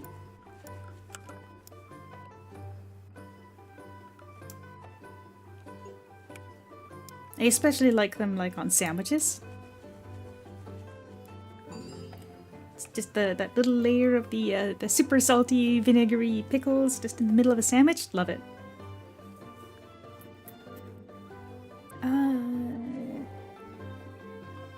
Oh, that was the wrong quest. That was the wrong quest. Hold on a second here. I got distracted. I'm a professional at this game, by the way.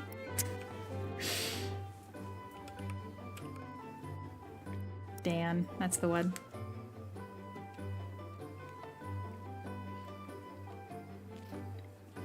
And again, Lousy, I think it's I think it's a good thing that people like different kinds of food because it just means that there's more different things in the whole world. But I could never. Pickles are good. Oh, kimchi is spicy, right? I actually have been scared to try it because I heard it's really spicy. Maybe I should, lately I've been trying to get better with spicy stuff, so maybe I should just take the opportunity and have some now.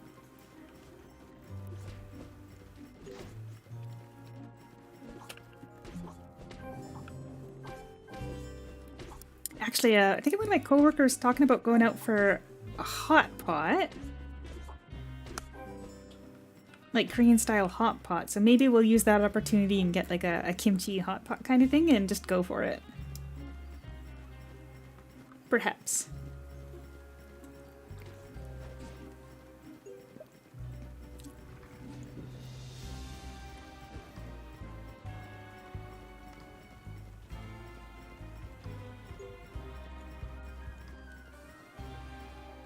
Alright, and this one you can't miss it because it's just a boss drop. Let's go.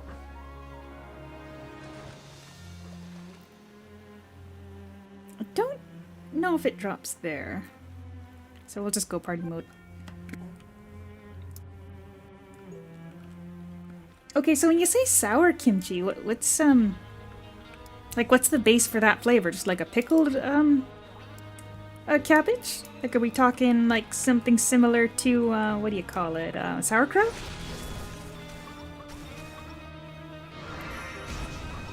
Because I didn't know that kimchi came in a sour variant, but I am a fan of like sauerkraut, especially with bacon. Sauerkraut and bacon.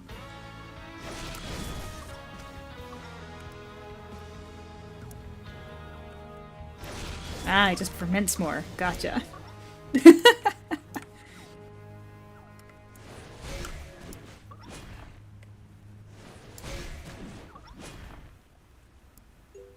If they serve it at a restaurant, you just have to taste it to know what kind it is. Truly. Truly the solution.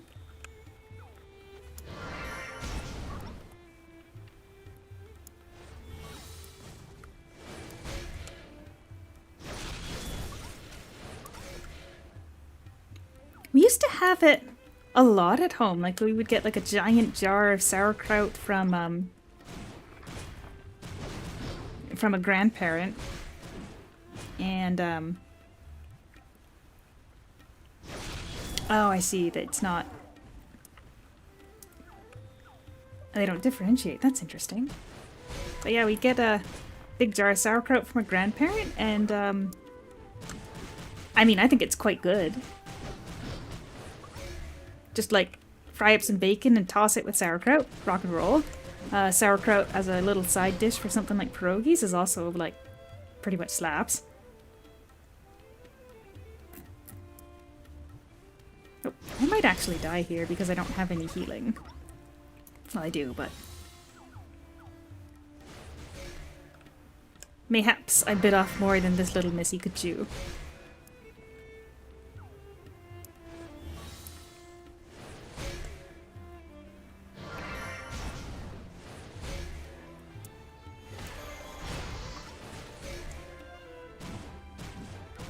She's not missing, is she? No. Is that actually healing? Yeah, it is a little bit. Well, you know, I tried buying a jar of sauerkraut.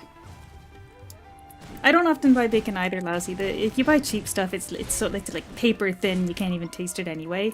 But like I tried buying sauerkraut for from like the grocery store last year, and it just wasn't the same. You'd have to make it yourself, I think. Pickled papaya. Hey, hold on a minute. I'm fairly confident I have passed the 15th wave. Yeah, we're on the 16th wave. It didn't drop. What the heck? Oh, it's right there on the ground. Full inventory strikes again. Oh, I kind of want to keep those. That will get rid of that.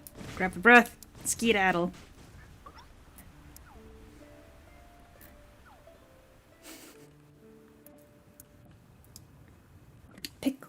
even know if I've tried a papaya before. Uh-oh. Oh, I can't do it because my inventory's full. I have to unequip my weapon for the next quest. Because I'm using it. Alright, well. I can't sell those, can't really sell that. Don't think it'd be anything good, but yeah, no, we'll just get rid of it. Achara. Now, I bet you if I were trying to find that here, I would suffer. It's probably something that I'd have to look into making myself. I don't even know if I've ever seen papayas at a store.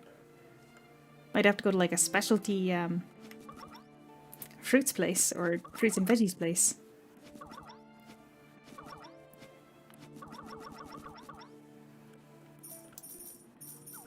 Okay, we'll sell off any ores here. I kind of want to keep those. I've got enough of those. We can sell off the secret stones. Don't really need the Sea of Thought. It's just one Eidolon coin. We'll let it go. I need more bag space.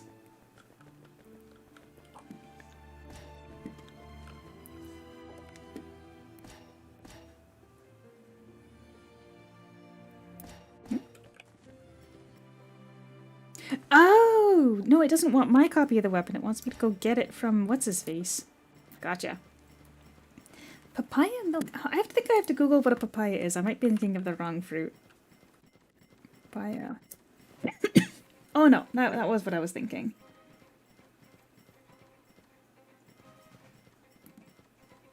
You know, Resident, I actually haven't, because I'm not a huge fan of like of pop. I used to drink quite a bit of it when I was younger because delicious, but nowadays I find it's too sweet. So I don't actually drink Coca-Cola or Pepsi.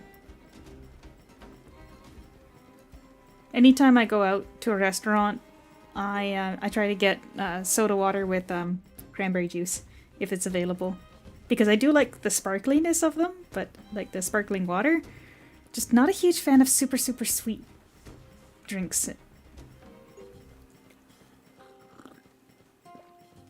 Okay, now once when I was younger, I wanted to make an avocado-based milkshake, except that I lived in a house with a person who went to bed really early, so we couldn't be noisy in the afternoons.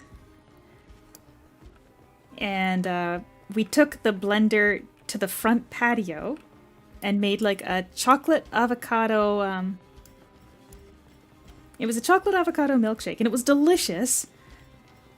But I seem to remember we broke a glass on the stone sorry, not the patio, sorry, the stone front steps of the house because we accidentally dropped a glass.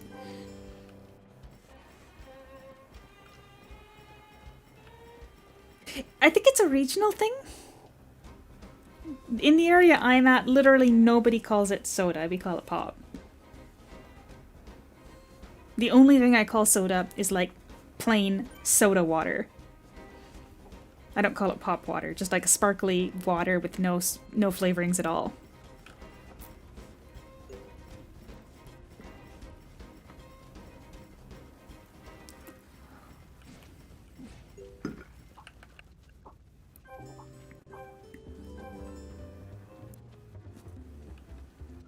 Enter the Wrathborn Temple. Alright, after we finish this instance quest, I'm gonna go make that coffee.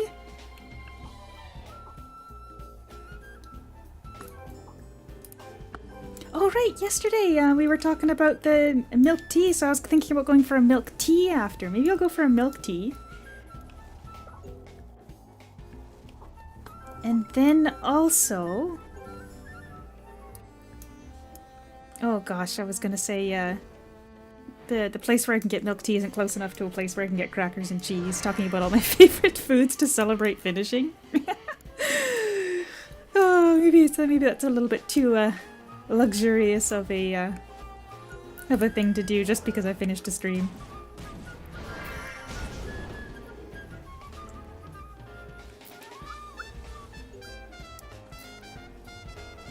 Oh shoot, whistling does that get cut by the mic or does it just sound annoying? I'm sorry, I was whistling along with the music there for a bit.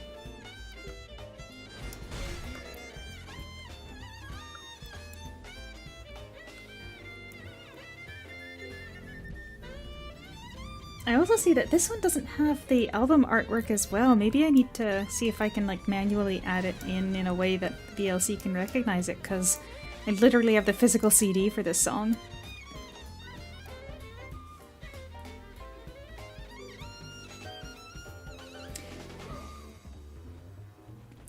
Hello Zio, Zioli. Yes, there is, but it's at 6 at night is the first one. There should be anyway, but it won't start until 6 p.m. So it's 6 p.m. if you're in Navia, you should find it. And I'm glad it didn't come through, because I'm sure I'm not very good at it, but I do like whistling along with music, and this one is just such a good song.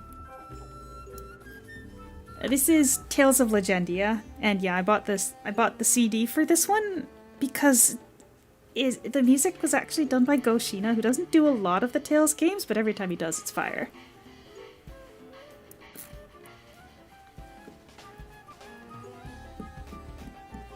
And also, it was on discount, probably because it was so old and was still in stock at the place that I normally shop online for stuff from Japan, and like, I got a good deal.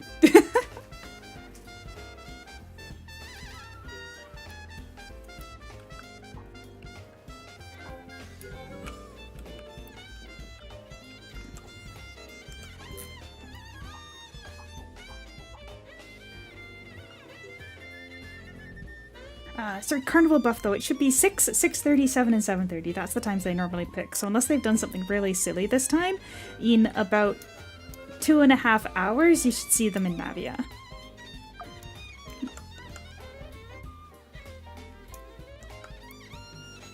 Oh, does it really just make you sit here while it plays the cutscene, even if you skip it?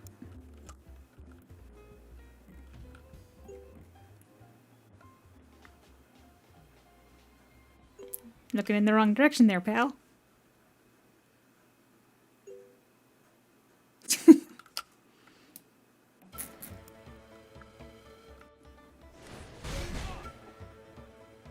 Yeah.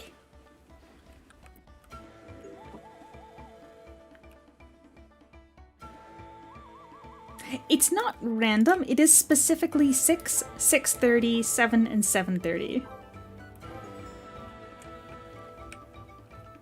Frankly, if they're going to do it that way, they should just do it every half an hour all day, in my opinion, so that it's not restricted to people that are available during that time. Because, like, on my work days, I can never be here at those times. Just never. So it kind of sucks, but it's, technically that's how it works. And that's how they've, decided to do it. The good thing about the float buffs is that they don't count down while you're offline, so you can just grab them on a character and then let them vibe, like, yeah, then like not AFK on them, and you can keep them for literal 24 hours worth of gameplay. And then also on top of that, if you want to refresh the buff because you're it's almost out and you're available, you can always just delete them and while the buffs are up, while the floats are up, and take them again, because you can't actually refresh the duration. You have to delete them by right-clicking, and then you can start them again. Proof of mission is at 42 minutes, so I'll go ahead and pop another proof of mission. But yeah, it's coffee time, so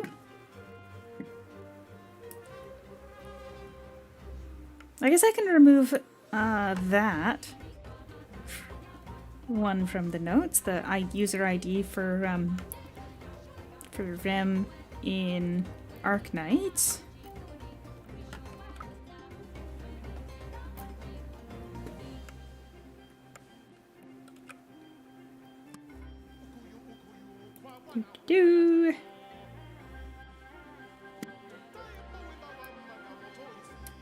Window capture.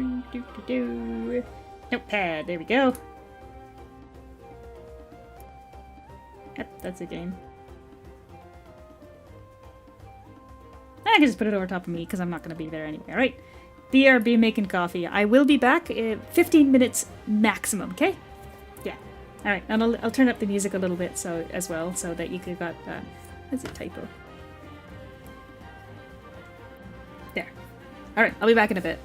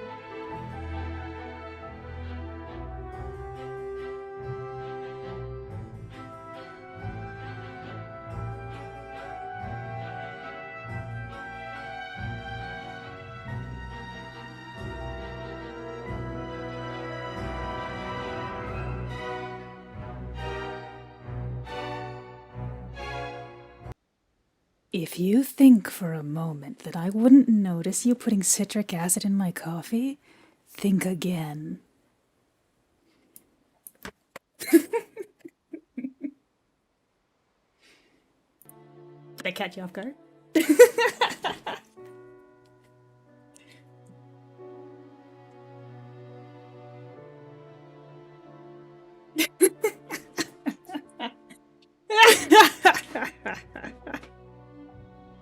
I'm sorry, that was kind of fun. I hope it came through okay.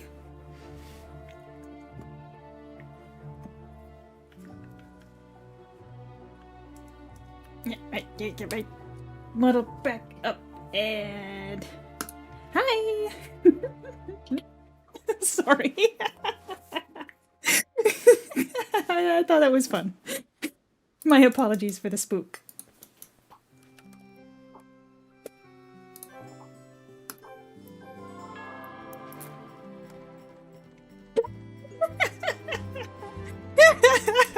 Okay, so that's me getting back at you guys for wanting me to play scary games. I just hope Campbell was there to be scared.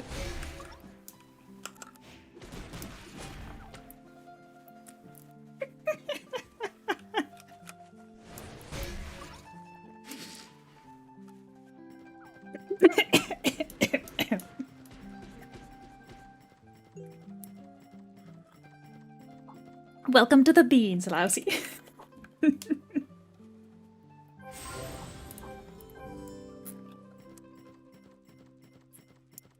Alright, we're back to it. Hey, where'd my wrist support go?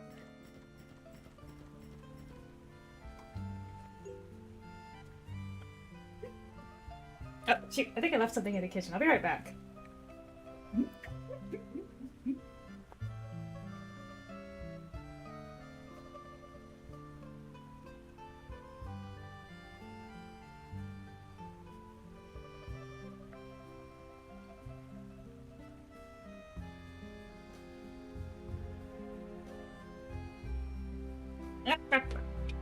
Headphones are angled around my chair too. What the heck? There. You know what?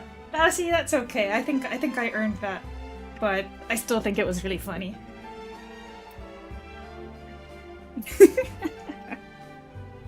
Just a moment. My my VTube studio closed down.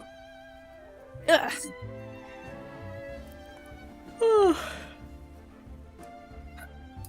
Well, please don't. Please don't do that.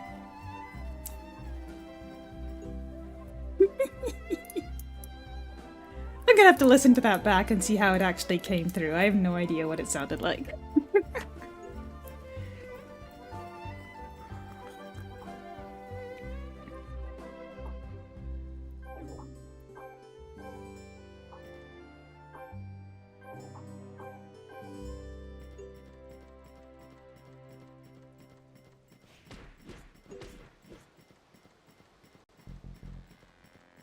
Hey, wait, what?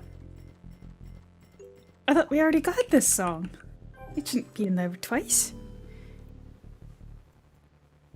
View playlist?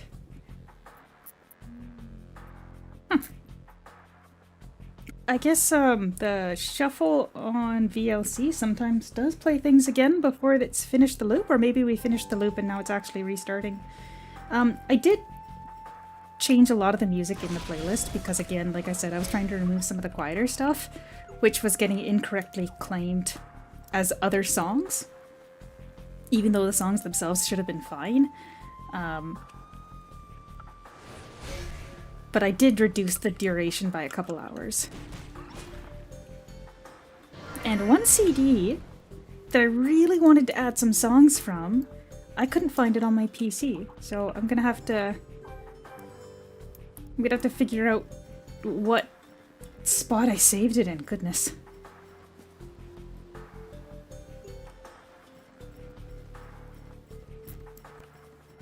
Basically, I've got a collection of FLAC tracks that I'm slowly converting into MP3 so that I can actually play them on something other than VLC.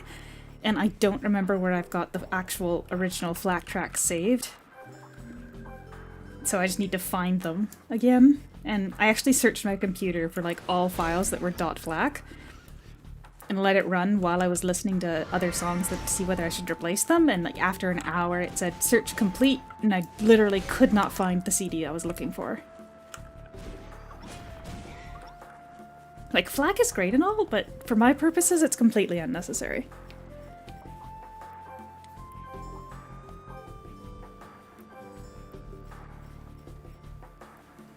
And anyway, these maps now are like less than half an hour each. Like, I think some of them are even 15 minutes or so.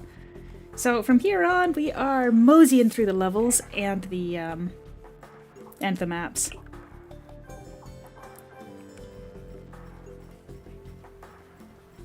I could probably just pop another proof of mission right now since it's gonna be about that long. Oh, it seems like Campbell was already gone. He didn't say anything about it too. Oh, sorry, Zuli. I did not see the message about the lemongrass and ginger. Now, I actually don't know what lemongrass is good for. Like I know I've had lemongrass chicken before, but I don't remember it being really lemony. So like, what kind of flavor is it? Is that a joke that you want to ruin my coffee, or is that a suggestion that it's something I should try? Although, you know, there was that green onion coffee thing that was going around a little while back. Huh. I never tried that either. Yeah, FLAC is fine. It's just that it's not super compatible with the... Like, I don't... My phone, which I use as a music player, because I don't use any streaming services for music, I just keep copies of files. My phone doesn't play FLAC.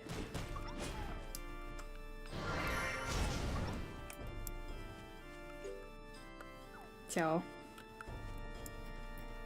honestly, chances are it's on my other computer. I haven't moved it over from my old PC yet, which tells you how long I've been sitting here waiting for a chance to... Actually, no, I just use my old PC as a storage drive, like an extra storage drive, because even my external hard drives are a little on the full side these days. Lemongrass tea. You know, my roommate bought like lemongrass recently and made a lemongrass simple syrup. I have no idea what it would go with. Like, it's sitting on the counter now, and I'm like, what do you add lemongrass simple syrup to?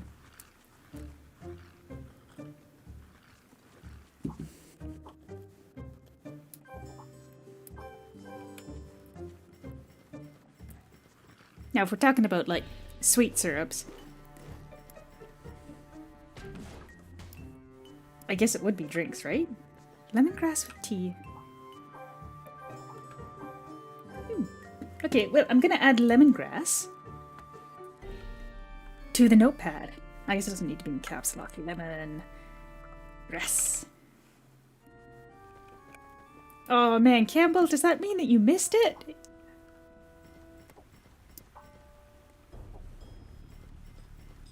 Did you step away for a minute too?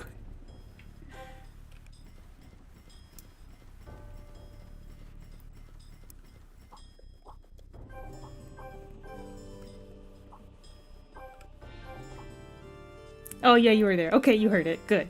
Because it was directed at you, and it would have been a shame if I'd only scared Lousy.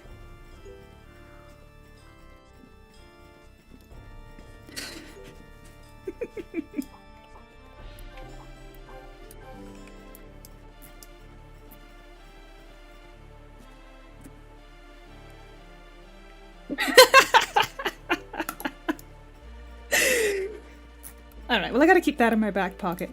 I need to practice my spooky voice. Oh, I said if you think you can add citric acid to my coffee without me noticing, think again, or something along the lines of that. I was working on off the top of my head. I couldn't come up with anything good.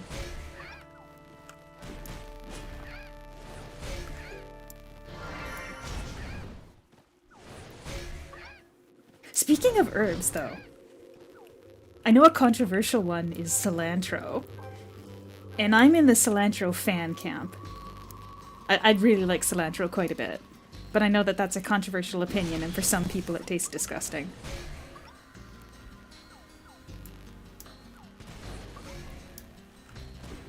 Honestly, even just mentioning cilantro, I kind of want to get some. It's just a shame that fresh herbs don't last super long, and dried herbs don't taste very good.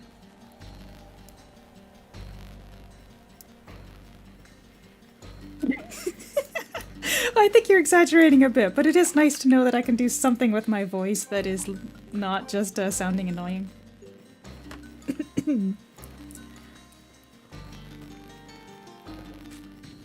Or being bad at singing, I should say. Right? Like, when you say it tastes like soap, it's so hard for me to conceptualize that, but from my understanding, it literally has to do with your taste buds. Like, your taste buds, different taste buds are perceiving it. That was my understanding of it. So it's not just like a, well, get over it. It's literally that it tastes different. Oh, that's right, it's night for you, I'm sorry.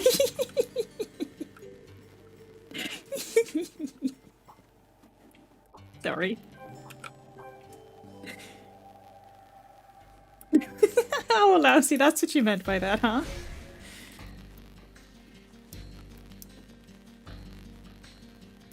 Yeah, my brother's like that. My brother does not like cilantro.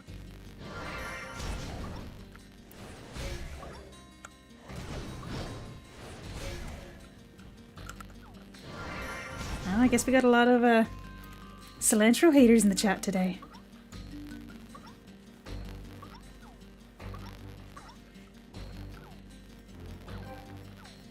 I made this cilantro lime rice.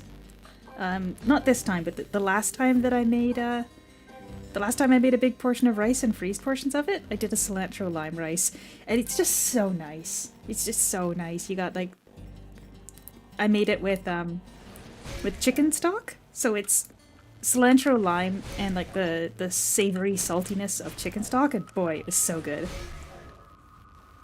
I mean, you could use less, but frankly, if you don't like it, you don't like it. It's not like you need to force yourself to have some, right?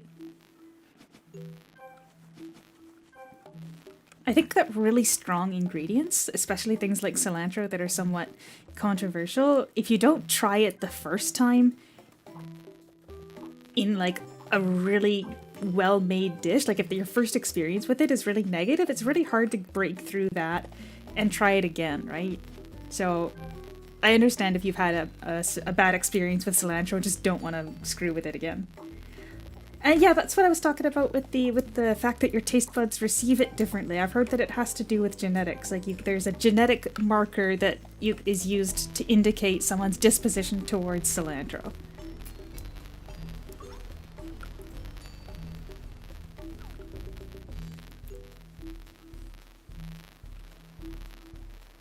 At least that's what I've heard.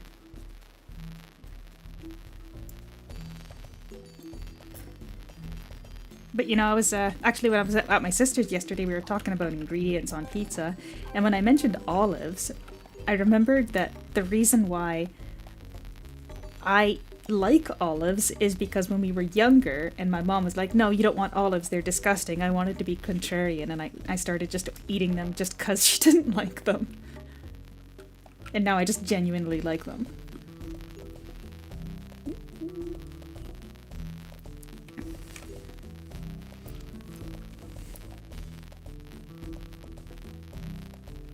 Wait, does cilantro usually have, or is pho usually have cilantro? I thought it was usually basil. Or at least around here, pho is served with basil.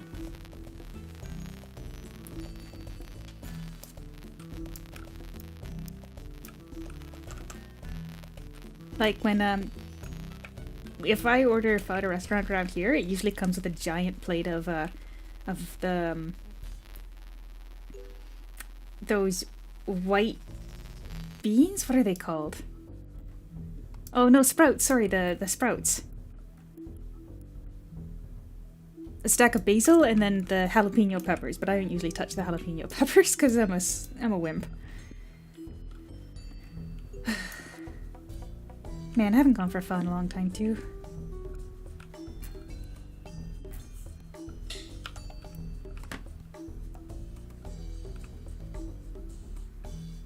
Are they called bean sprouts? Those white, long, thin sprouts that are served with pho? Hold on, I have to double check something. Bean sprout. Yeah, jalapeno peppers are too spicy for me. And yes, it is bean sprouts.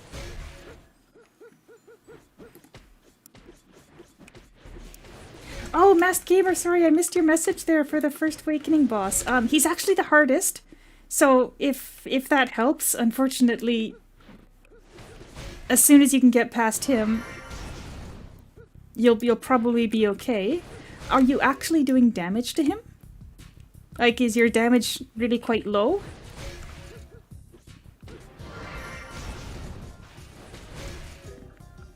Oh, chilies are a different kind of pepper here. Chili pepper is a different pepper. My uncle grew chili peppers, actually.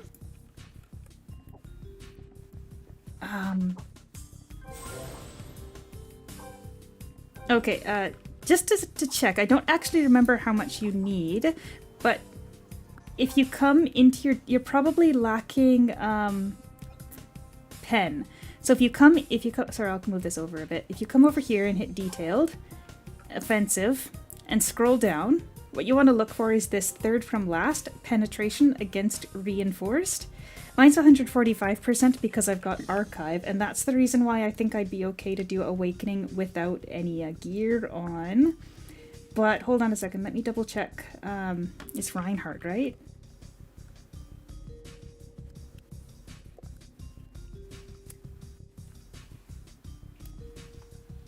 Reinhardt. Let's see, how much pen do you need? Actually, if I just search awakening. Zone, awakening realm. Okay, so your damage taken is increased by 75%. Your damage dealt is decreased by 72%. Those are pretty rough. But then also, Mr. Shadow Knight has 60% pen. So you're dealing only 40% of your damage if you've got 0 pen. So if you check your pen and you see that it's quite low, you're going to need to get that up as high as 60 to fully negate that extra shield that he has. Good sources of pen would be if you've got a high-leveled armor, like if your armor is level 90, try picking up some level 90 enchantment cards. It doesn't matter, I don't think it matters so much the specific stats on them, but when you go to level 90 enchantment cards, hold on a second, not costume enchant, equip enchant. Oh, hey, Burp. Yeah, we're back at it today. So any of these level 90 enchantments here, even the basic ones, if you take a look at them, every one that you add to a piece of armor or your weapon is going to get you 2% more pen.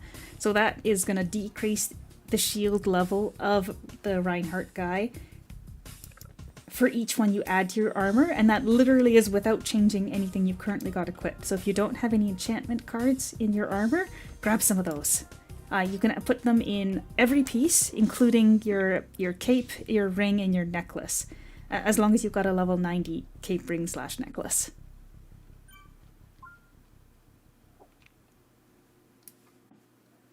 Oh, there's no food that increases pen below awakening either, is there? No, there's no food that increases pen. What am I thinking?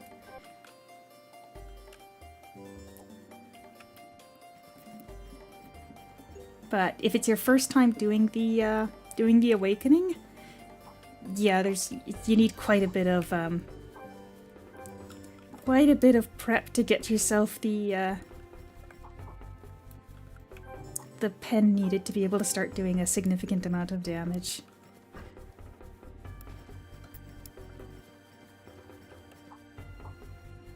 And Burp, I called it chill today because I decided to take a screenshot in a cold map.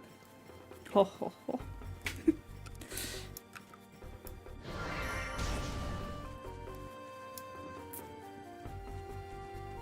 Oh hey look, it's one of the new event Eidolon bosses.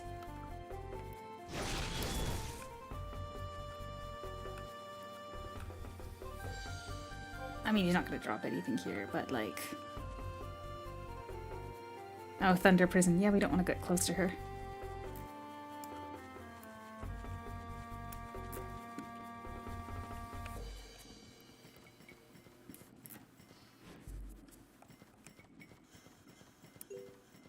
I see. So what's your pen currently at?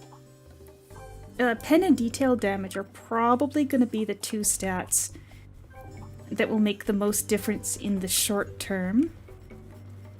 But also, if you're being one-shot, switching to trophies that are more health-oriented might be effective.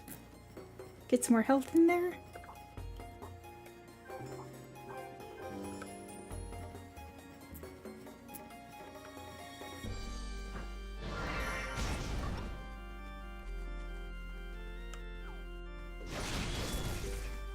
Oh, one bounce too short.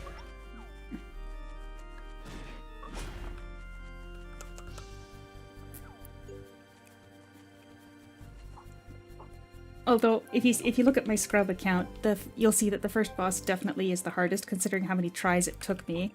But yeah, he's a challenge. I'm just realizing now that without a nocturnal sub, even I might. I don't know. It's hard to say whether or not without any healing, I'll be okay on the boss. I think so.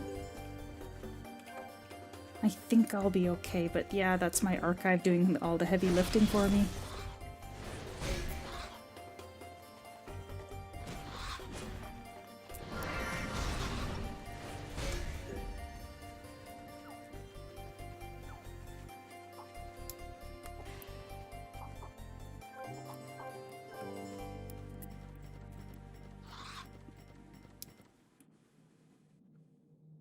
Yep.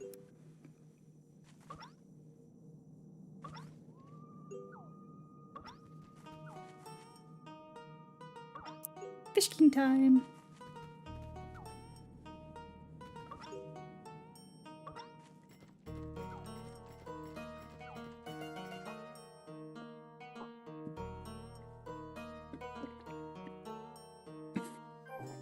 You know, the first time I did Awakening on this account, I was underprepared as well. So I ended up getting stuck at level 99 for quite a while. I had to go and farm dungeons just to get stuff that I could turn into fragments to fortify my gear. And I was house sitting for my mother with a puppy while I was doing it. And the fight itself, for the first boss alone, the whole thing took 3 hours of just fighting. Constantly healing and doing barely any damage. I think I didn't have enough pen myself the first time I did it. It was crazy intense. Yeah, he does have high evasion, so accuracy on secret stones would help too, probably. But yeah, no, the first time I did it, it also took me a ridiculous amount of time. 3 hours total. And right as I was about to beat the first boss, it might have been the third boss, but as I was about to beat one of the bosses, my mother's pup, that was Stella, who I was taking care of this last summer, she jumped on my lap and I died because I lost focus because of her on my lap. And it's like, I was so anxious, she just wanted to calm me down, so she jumped in my lap and was like, no, calm down, pup time. Oh, what a cutie. But yes, he's the, unfortunately, once you get past a certain point in the game, pen and detail damage become the main sources of, like, bottleneck in terms of stats. So if your detail damage and pen are low, you're going to struggle. So some other quick things that you can do, which I haven't done here actually, so it's a great opportunity to do that, is if you look at my my costume, there's a slot for an enchantment at the bottom. You can also get those enchantments here in the encyclopedia under costume enchantment. What you want to do is go down to the bottom. Okay, so you're actually pretty good for pen, so it might be detail damage. So what you want to do is you want to go into this section here of the archive, the costume enchantments, and you want to find crit damage versus boss monsters, and then there's a damage versus boss monsters. So that's 10% more detail damage versus boss monsters. If you don't have these, get them right now, like I'm about to do, because I don't have them. Why don't I have them?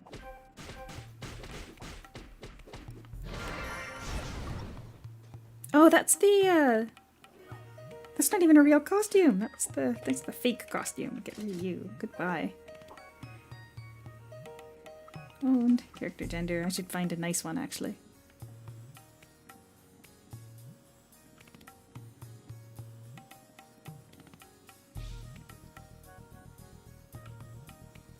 Eh.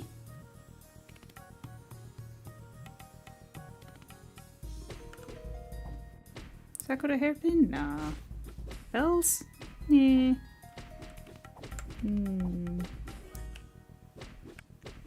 Butterfly pins? Nah. Mademoiselle.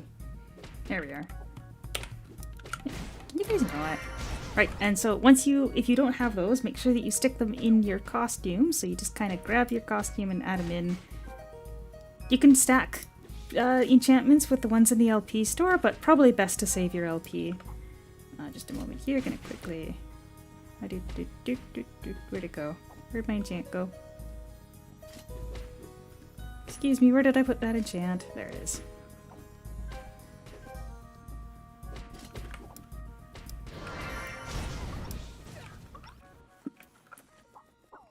Because, yeah, you need about 60 detail damage to... Or, sorry, is it 60 or 70 to negate the shield? 72. You're at 72% disadvantage in terms of detail damage. But then again, there is detail damage food, is there? Below Awakening? Maybe there's not. No, I think there's not below Awakening. There's also an accuracy food that you can make inside the icy map. I want to say third from last map. That's name is escaping me off the top of my head.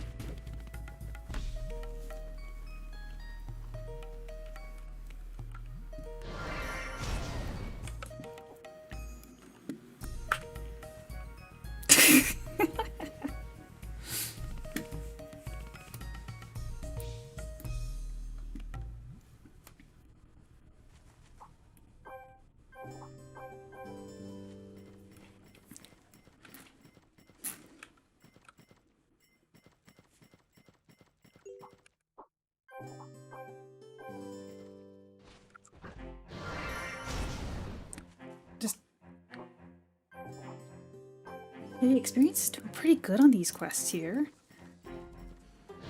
I don't think I'll be short experience, especially since I power leveled with books to start. But even if I am, I do have a couple 100 books for experience as well that I could pull out. I think we'll be okay though.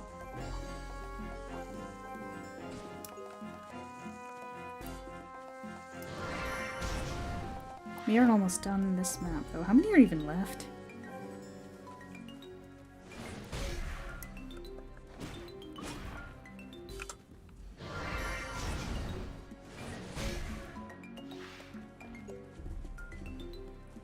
Let's see, this is a level 70 map, I think. 75?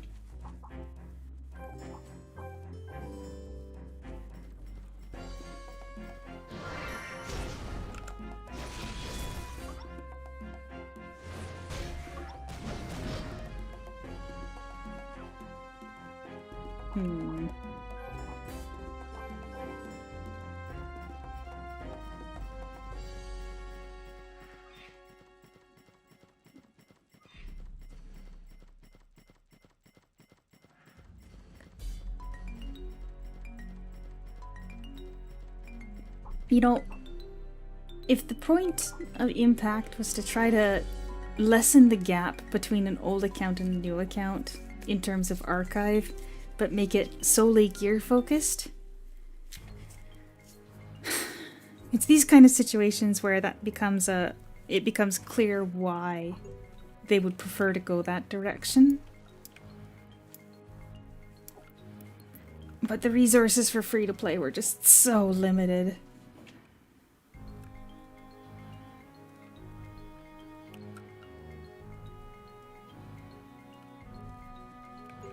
Get that cutscene and we're done this map.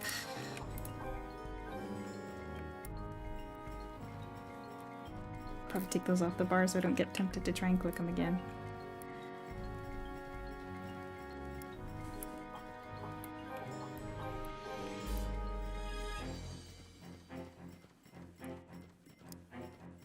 Oh, that's a depressing number for experience. Oh, you guys can't even see my experience. I just realized that I'm covering it. Hold on. Nope, not that one. Not that one. Come on. There. There, now you can see how much experience I have. I can't believe I had that entirely covered this entire time. My apologies. I'm great at this.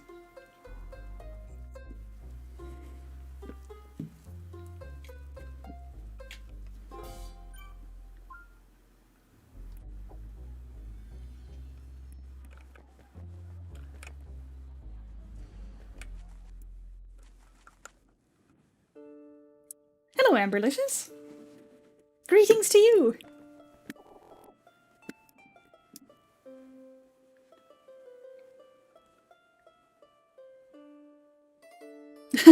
One of the other things that was kind of suffering is when you're fortifying your gear and you hit plus 25 and it pops up a window like, hey, deal for 1 hour, and it's like, come on. Alright, we are off to... Oh, hello, Taro! Oh, airship! That means we are going to the place with the Dark Abyss, which, again, the name is escaping me. And then they were putting, like, the contracts in the LP store, but it was such a ridiculous amount of LP that you had to, like, not use any LP for anything. It was pretty bad. It was pretty annoying. I picked up the dark one. I saved up and I got the dark one, but then the class that I wanted to play, they changed the element. Ugh.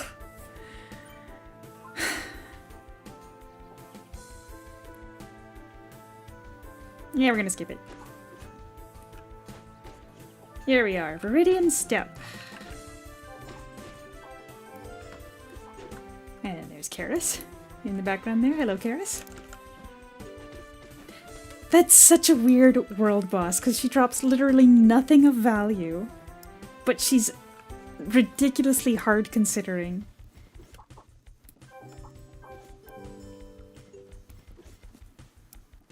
Like, even on my main character, I'm not nuking that boss. Not in the slightest. Even the other world bosses that drop decent things. Like, we were talking the other day that the some of those other world bosses, they can drop, like, the change your weapon into a costume scroll on them. But Karis, you're gonna get like secret stones or something ridiculous.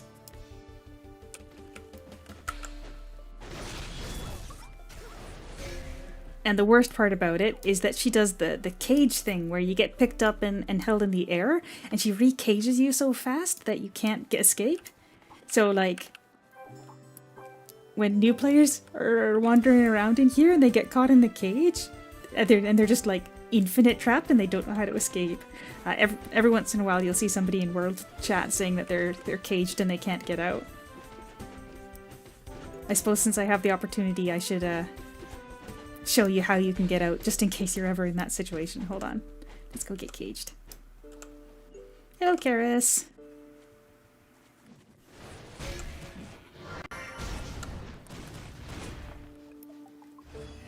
Whoop! Ooh, I might not even survive long enough to be caged. Oh yeah, because I don't have any healing skills. My apologies, I can't even survive long enough to be caged because I can't survive. But basically all you gotta do is just spawn an Eidolon, because your Eidolon is also a caged target. So if you're caged, and then she cages your Eidolon, it'll let you down long enough to run away. Easy peasy. Anyway, but apparently my character's too weak to even handle surviving long enough to be caged. But that's Karis for you. And that's also why she's literally never been killed. Nobody ever goes after her.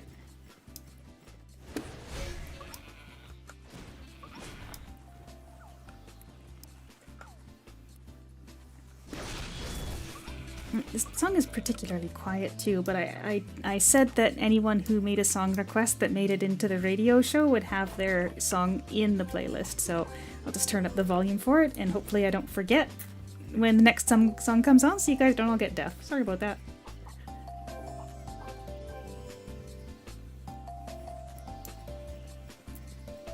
But like seriously, a level 99 boss just vibing in the middle of the field, and if you use like a Ravager here and the bounce hits her, she comes for you.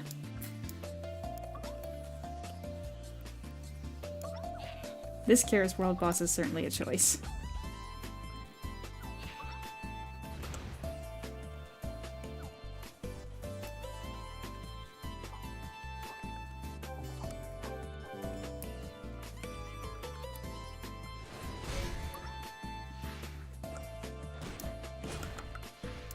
Trying to use Ballad.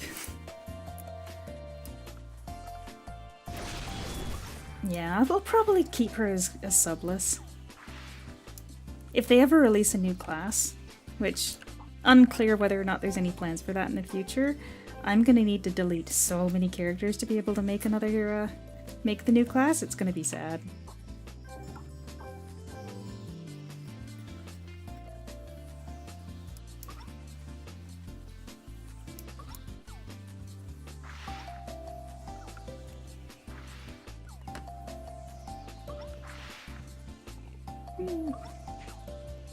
So actually I opened up a new bag of coffee beans yesterday, during the stream actually, the coffee that I made at the midpoint of the stream. Yes, oh goodness, that lost locket is right there and my inventory's full, so I haven't been getting it. So I made a latte yesterday, but this time I just went for a straight shot of the espresso made with the new beans, and it's very nice, very smooth.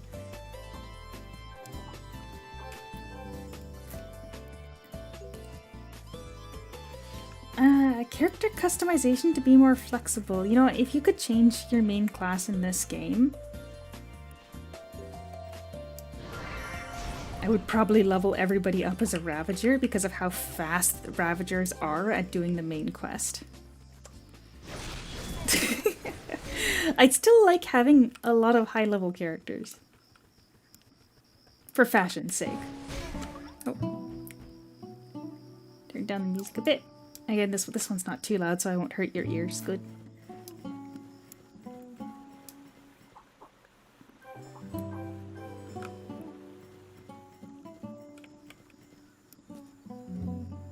Beat Vaughn with the whip. You could always just level up a whipmaster.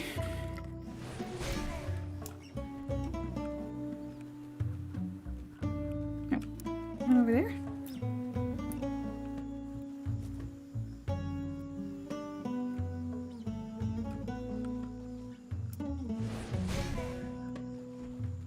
Man, that skill is just so satisfying with the big leap in the sky.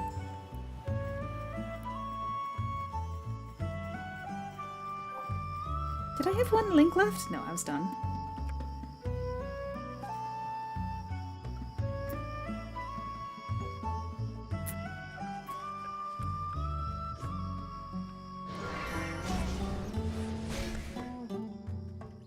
I mean, if they did release a new class, and I was actually not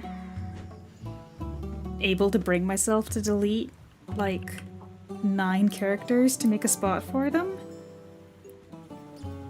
I suppose I could just do it on my scrub account.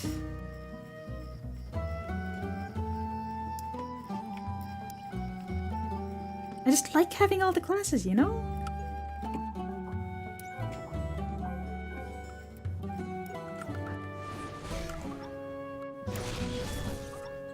Too far of a bounce, huh? Honestly, after you play Ravager, any other bounce skill is just sad. I'm kind of surprised it even made it to that guy.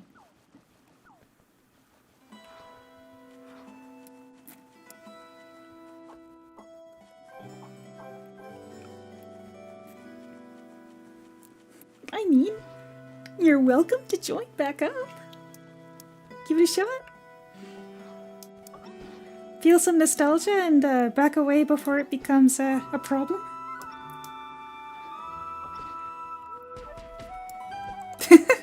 I know that I don't have as much time these days as I did when I started Aura Kingdom, so I know that it's a very time-intensive game. I started Aura Kingdom when I was in university, so I had a lot more free time. And I could, like, do semi-AFK things while studying and whatnot, right? Whereas nowadays... Oh, no transfer. I mean, it's up to you if you want to see what it's like for a new player. As I said, I actually have been playing on a new account that was started post-transfer. They're quite generous with free stuff. Like, you get a lot of free stuff as you're leveling up, which, as I said before, does make the early game really satisfying, especially if you're like me and you like number go up fast. It's you hit the wall around... For some people it's around level 80, and for others it's closer to just actually hitting Awakening that you start hitting a wall. But I think it's a good... If you feel like Aura Kingdom time, I feel like it's a good time prior to Awakening, even if you're not putting in like a whole lot of hours. Perhaps the most roadblock-like part would be the move speed being a little on the low side. And my inventory's suffering again. I could probably just toss this, I've got all those cards.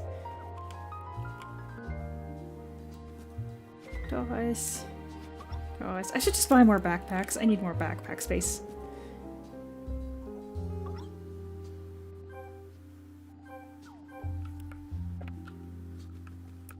Alright.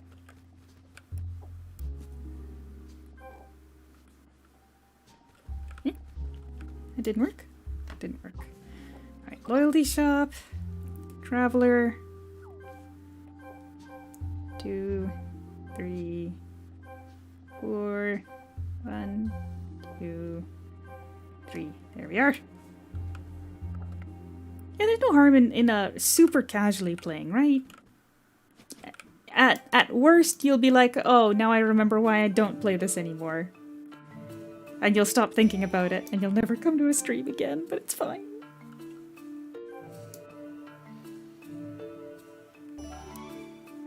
Alright. I know this character is going to need a lot of backpacks, so I figure, hey, let's just add in another one now. I'll steal backpacks from my other characters when I do the mass Eidolon spawn in a month. But I don't even know if a full set of 20 backpacks will be enough to contain that many keys. I literally have no clue how many it is.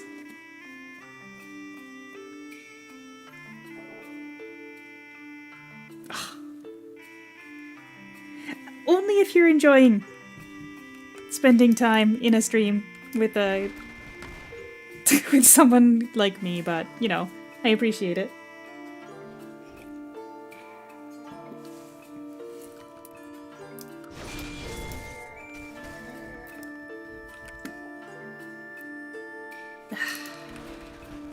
What's this ping doing over here?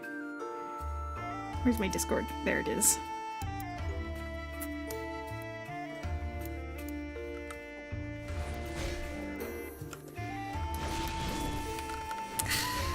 Whoa!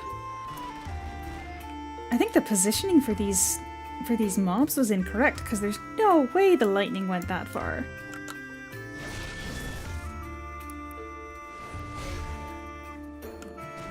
Oh yeah, I think that's I didn't even use the lightning skill and it still I saw a bounce, so I think that was a visual glitch. I haven't thought about Aura Kingdom in years. You know, I feel like there's a lot of people that haven't thought about Aura Kingdom in a very long time. Oh gosh, it's such an old MMO. Like I was telling my coworkers that I play an old MMO and I don't even know, I think one of them had heard of it before but hadn't thought about it in like a decade. It's crazy.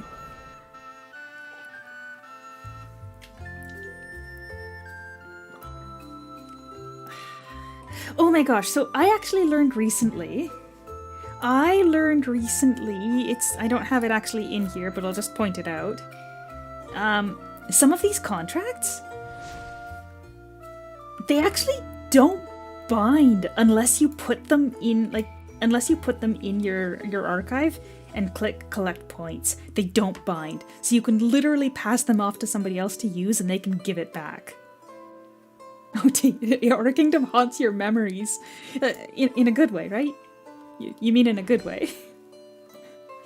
But yeah, like I was running the nightmare, the nightmare where you can get the exchanges for the rare emblems and the what do you call it, the manuals, and like they were like, oh, I need someone to carry a greed for me, and I'm like, well, I don't have greed, but you know, sorry, it is what it is. And they're like, okay, well, you could just borrow mine. And I look, and yeah, literally, you can pass it off to somebody, they can use it, and then give it back. It doesn't bind unless you put it in your costume archive.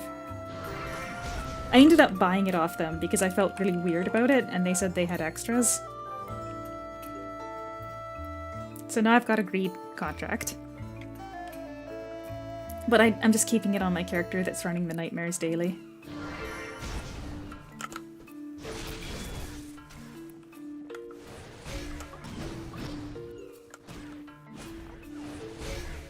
Right? Like, I mean, you're in trouble if you're sending it off to somebody that you don't trust, right? Like, the person that I'm running nightmares with, they know that I'm the most upstanding, straight-laced, honest person possible, and that's... I mean, hold on a second, let me hold this eye open. No, I apparently cannot wink today. But yeah, no, I would never steal something from another player.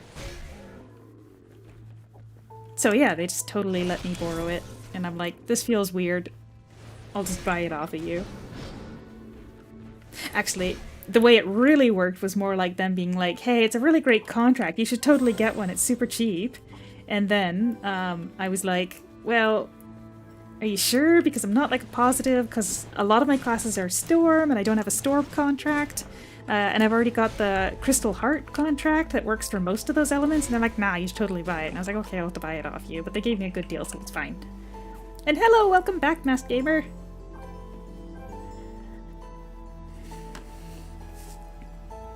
Internet quota finished. Like, you're done with the internet for the day?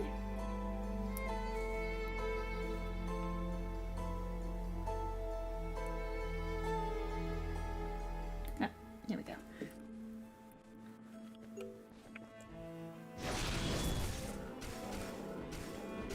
Nice.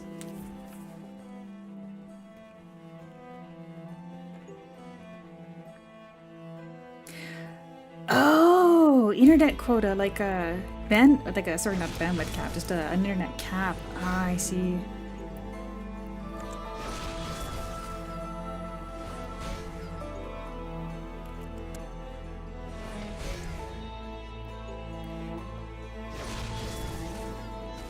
I don't think I have to actually beat these guys, do I? No, I just have to beat this guy.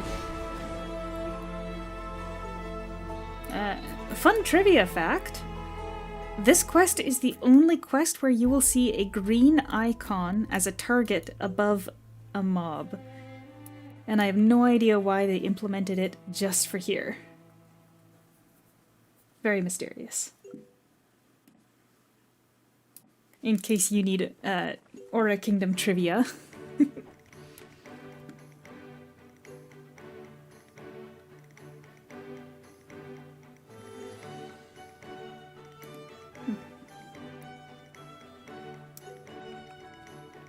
Right? Like, you're gonna see it again on some of these mobs, but this is the only quest where you see the green circle icon. I believe these guys get it once they're vulnerable.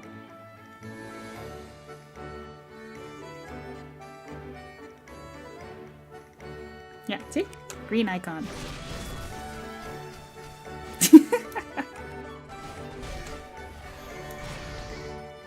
Well, you know, we were, the other time we were talking about doing some kind of like a contest, and I'm trying to come up with a contest that doesn't massively favor people that are older players. Like originally I kind of wanted to do some kind of contest where like it was like a speed run but on a really low level dungeon, so that it was a little bit more easy to compete in for newer players, but really that would just come to like a move speed contest, right? Like literally the only thing that would matter is your move speed, and I don't think that's fun.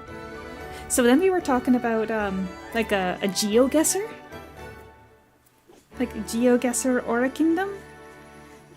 And then I realized that the problem with that is that you'd have to pick the lower level maps for it to be possible for lower level players to participate. Because if you do something on one of the high level maps, like one of the S25 or S30, I mean, that's like a huge time investment to get there. So then the people that are lower level wouldn't be able to participate, which would suck.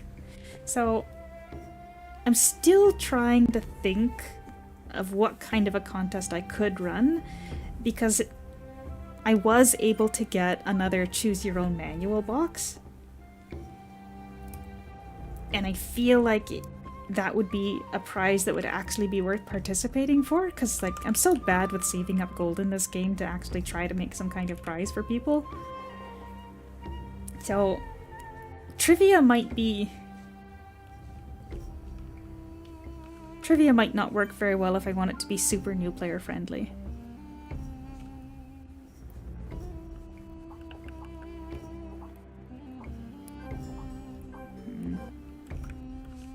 Contests are hard.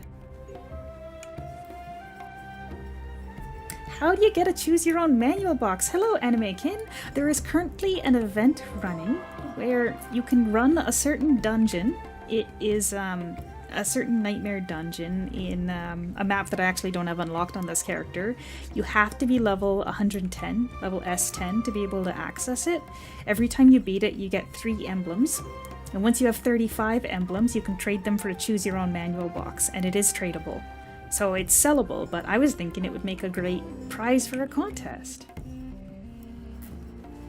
But I'm trying to come up with a contest where somebody that would actually massively benefit from a manual that might not as easily be able to get their hands on one wouldn't be at a disadvantage compared to like a super endgame player that might already have a manual but would love to have another one to sell, kind of thing, you know? It's hard to find the balance.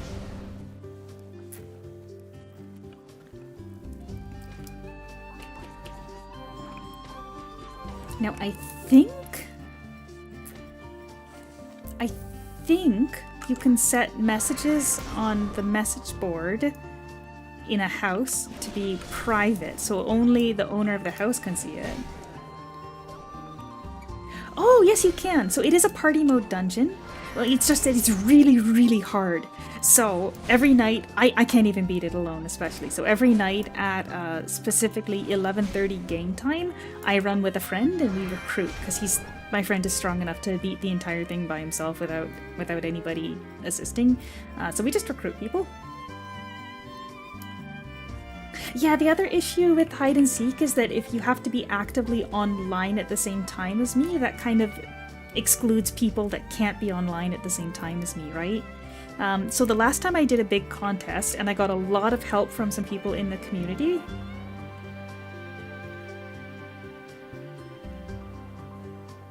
Sorry. Yeah, I'm no, not Siri. Sorry, yeah, I know 200% move speed is not considered slow by normal terms, but I am used to using like the higher speed mounts and whatnot as well. So yeah, the last time we did a huge community event was in late 2024 when the servers merged, and in order to try to make it accessible for everyone... Yes, hello Planko. I'm not done yet. Basically what I did was I set up a message board inside my house in-game, and I said, leave a message if you're from the US server saying welcome to everybody from the new server, and if you're from one of the other servers, leave a message saying hi and which server you came from when we get merged.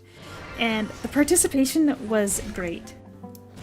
We had so many people participating, but also I had a huge amount of support from some community members in terms of providing like prizes for people. And I mean, the turnout was amazing. We had over 100 entries. It was so much more than I could have anticipated for, like, me trying to run a contest. Also, hello, Damadham? Damadham. Hello.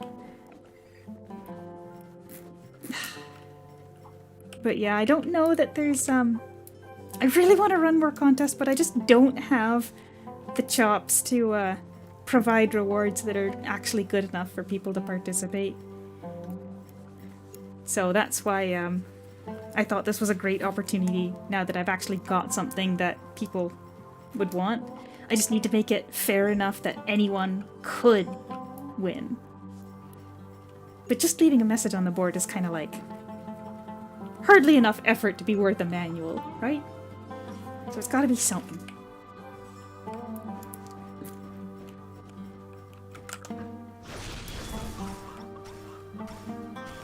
Like, honestly, if I could give away, like, Abyss accessories, that would get people involved, but I cannot afford them for myself, let alone to give away. You know, I'd say it's still active, but it is still an old MMO, so you're not going to find a lot of people in the early sections. It's just kind of a fact of how it works. It's probably going to end up taking me about 13 hours to make it all the way to Awakening overall, so if you think that players aren't going to spend more than, like, someone that's maybe being a little bit less straight towards Awakening might spend something around 20 hours in the early game, depending on how much you consider to be an average amount of playing games in a week. I would say something like 2 or 3 weeks minimum to get, or maximum for like a daily player to get to Awakening. So you're not going to find a ton of players around the low levels. Oh, no, sorry, I didn't mean to say that you're slow, but like if you're driven towards getting to Awakening and you're playing every day for like an hour, I think it probably wouldn't take more than 2 or 3 weeks. And if you're me, on a good day it'll take 11 hours and on a bad day it'll take 13. Although to be fair, I did kind of handicap myself a little bit yesterday starting out using the controller because it's slower to go around the different quests using a controller.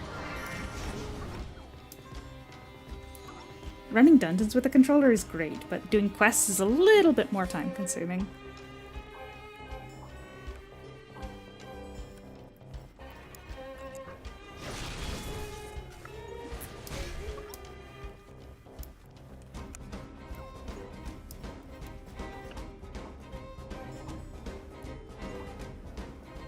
Honestly, 1 month to go from 1 to S15? That sounds pretty good.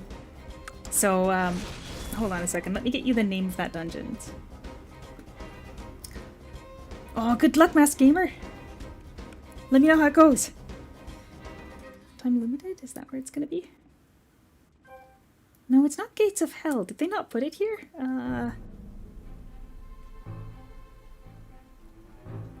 Well, damage versus elites isn't going to do anything because there aren't any elites inside that instance.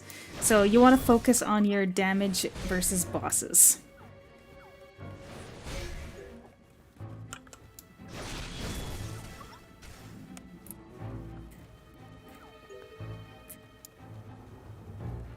Well, the damage of your main class, like at the very top of your detail damage window here, this section is going to apply versus anything. And this section is what you gotta worry about when you're fighting bosses. All of the targets in Awakening are gonna be non-elemental, so this doesn't matter, but this does. The dungeon is in Chronowood Cavern. Like, it's the same entrance as Chronowood Cavern, which is in... Oh, it's not good. I don't think it's the next map. I think I've still got 2 or 3 maps to go to get there. Oh gosh, why can't I remember the name of it? It's the one that's time related. It has all the really annoying quests. The map, it's the first one you come out to if you use a boost card as well. The same map that has the Light Abyss. But like I said, it's a really hard dungeon. If you want to try, the solo mode drops emblems that are for something else. So if you want to walk into solo mode and see how you fare, if you're not able to, like, one-shot everything in solo mode, you're definitely not going to be doing a lot of damage in party mode because it's a 0 damage dungeon. And you're going to want to make sure that you enter with a party because you only get 1 entry per day, and you've got to go in, let's see, 35 divided by 3, that's 10. You gotta do 12 days? That doesn't seem right. 12 days doesn't seem like enough days. Calculator. 35 divided by 3. Yeah, I guess it's 12 days. You gotta do it 12 times before the end of this patch cycle to be able to get a manual box.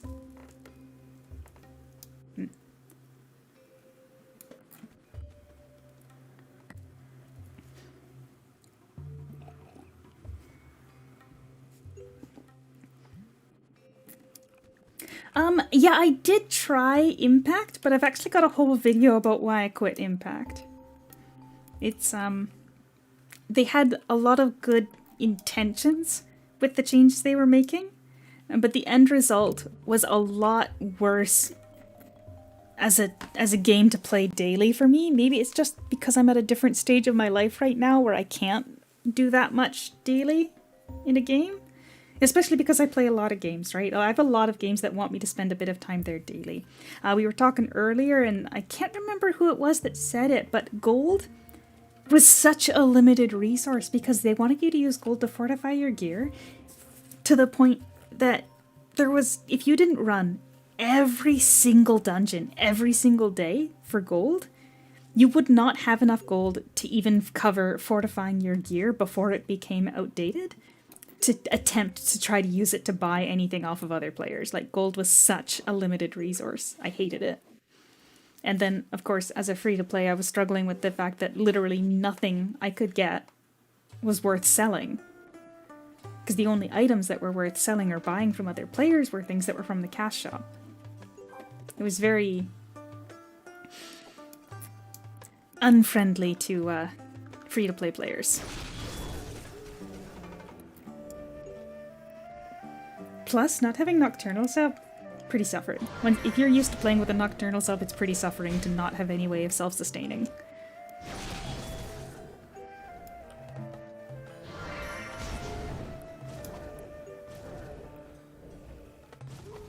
I mean, yeah, that's one way of looking at it.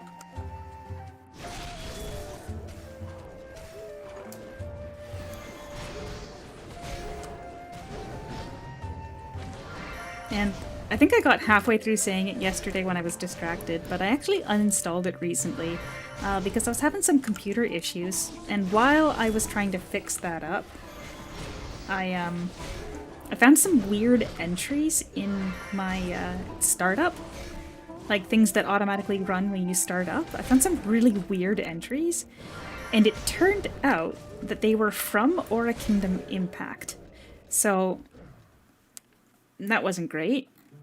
Weird things inside my startup that were trying to be like it was trying to obfuscate what program was running them, and I assume it had to do with the anti-cheat that they added for it. So I uninstalled it, and then I used I actually had to use I had to look online to find a tool that would allow me to remove them from the startup because it wouldn't let you get rid of them. How do you enter the Awakening dungeon? Just go back into the church and talk to Ima.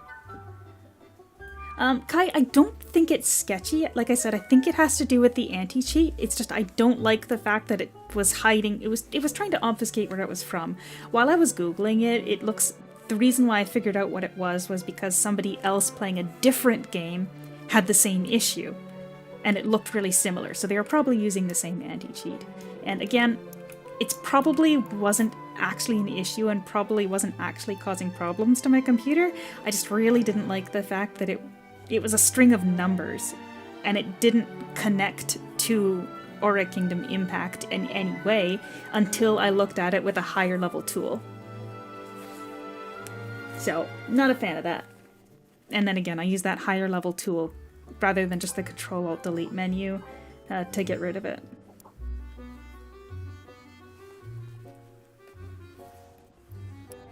There. Well, that's a cutscene. A little flashbang for you guys. Sorry about that.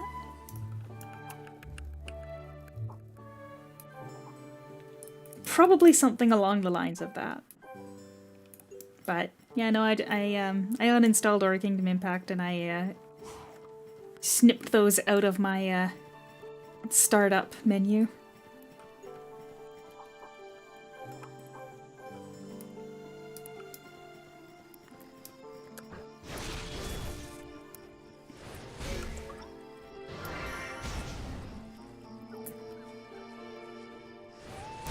And again, the issue I had with my computer that caused me to even look that deeply into it, unrelated. It was something else completely, and I fixed that separately, unrelated to Aura Kingdom. It's just impact, leaving those things in there when I realized I wasn't even really actively playing it. Plus, they made Warbow holy only. Like, unacceptable. That is not okay, and shouldn't have been allowed. I'm just saying. Then again, they did make tier top meta Eidolon for a really long time, so like, you gotta weigh the counter.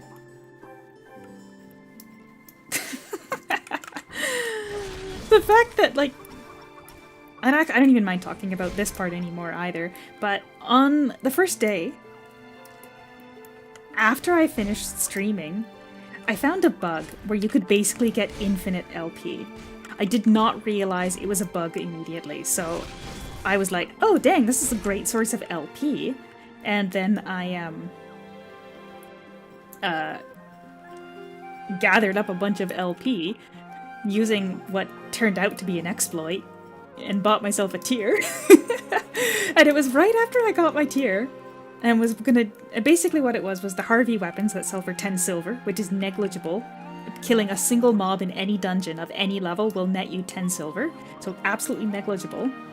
Had a very high chance of dropping a 100 LP token, because what happened, someone told me afterwards what it was, but basically, the items, the dismantling weapons wasn't supposed to give you items anymore.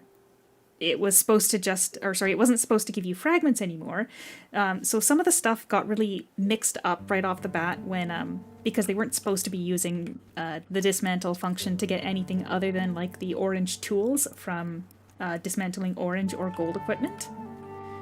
So basically what happened is the ID for specific Harvey weapons overlapped with the boss of a certain dungeon. So when you dismantled the Harvey weapons, it thought that you were killing that boss because that boss was being eliminated, right? It was, when you dismantled it, it vanished. It counted as destroying that enemy. So it put the drops from that boss in your inventory, which was one of the items, a 100 LP token.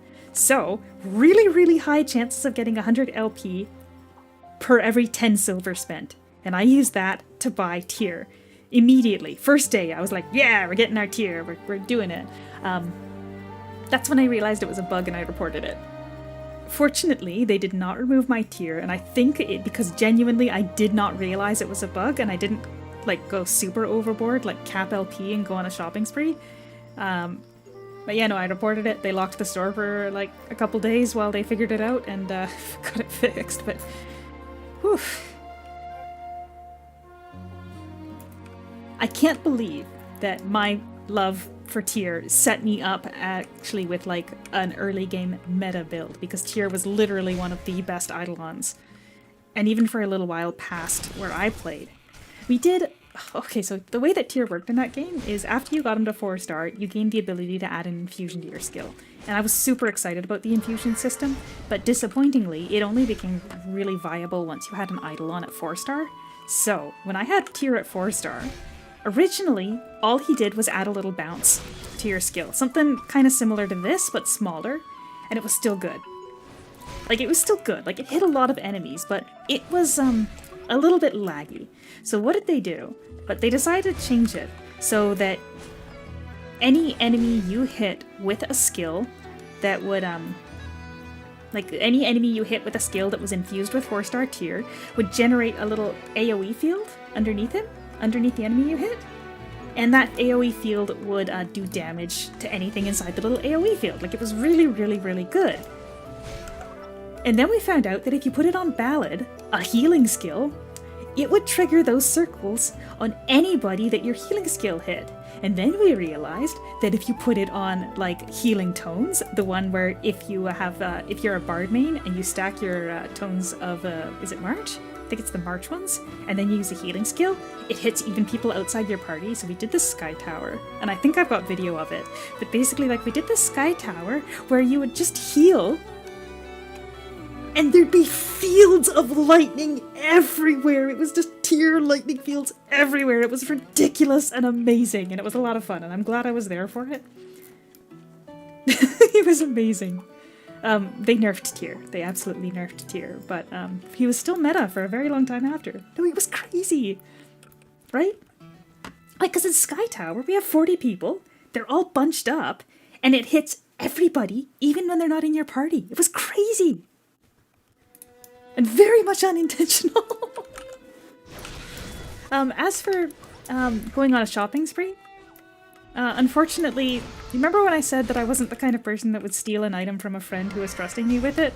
I'm also not the kind of person that would ignore a bug to take advantage of it. So I reported it immediately after realizing it was a bug, despite the fact that I had effectively abused it just for long enough to get my favorite idol on. Man, those were the days. That was where it was fun. It was fun because those Eidolon infusions were broken, but it was completely inaccessible for free-to-play players because of how much it would have costed to get more Eidolons leveled up, right? Like, it was... DMs... You do not. I reported it immediately and they locked the store. That is 100% what happened.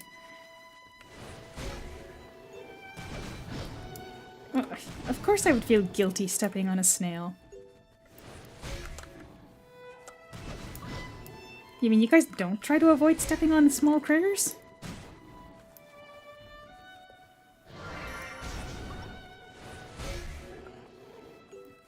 If Plinko tries to Photoshop something to say that I knowingly abused that bug, then he's wrong.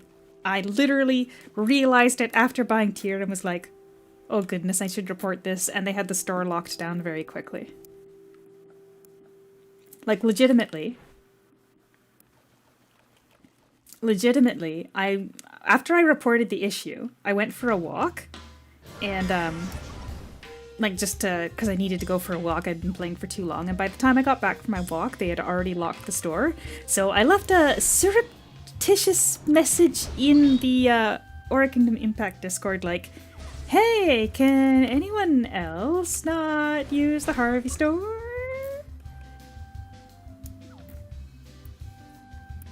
You're putting lies out there in the world.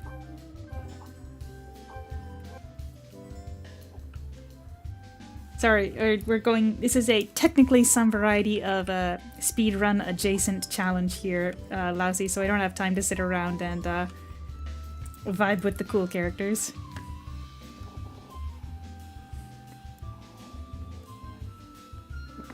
Lousy, probably not ideal.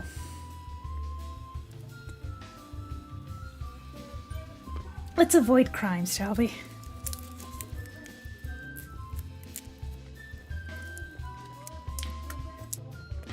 If anything, Plinko, I probably said something along the lines of, holy crap, this'll give you a lot of LP. I'm gonna get Tyr. And then it clicked that it was a bug. At the time, I didn't understand what the bug was, though, so it was actually really cool to see how it worked. Like, that the item ID overlapped with a boss ID, so when you were getting rid of the item, it thought that you were killing the boss, so it gave you the boss drops, which is very cool. It was one of the Dimensional Hall bosses. So in that game, the Dimensional Hall, which you could run only twice a day, could drop 100 LP fragments, which isn't a ton, but, like, you could only run the Dimensional Halls twice a day. So, because that game, everything was twice a day. So yeah, you were like, could roll in LP without... If you didn't have the scruples of myself.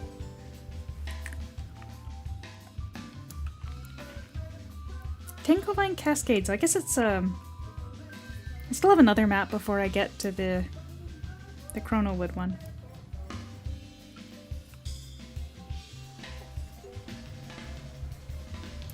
And just one more level till I can use my second move speed food item.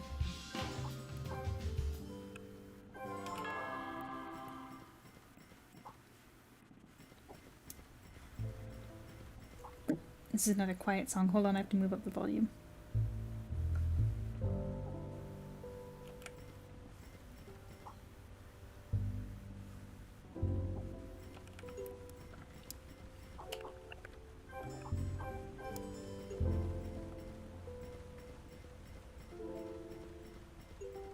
Oh dear. Still dealing 0 damage. Are you using all level 90 gear? Oh, don't worry about it, Arthel. It's a bug that doesn't exist anymore. It was, when I reported it way back when it happened, in the other version of the game. It was, they sealed off the store where you could get the item that could be abused, and they had it fixed, like, within a couple days. It's not an issue that anyone actually has to worry about at this point. I actually reported it myself, and in my report I specifically said that I had used it before I realized it. So I was perfectly happy to have them remove items from my account if it came to it. Oh, come on! I didn't realize it was an exploit and I reported it right away. It's all good. Besides, I don't even play the game anymore.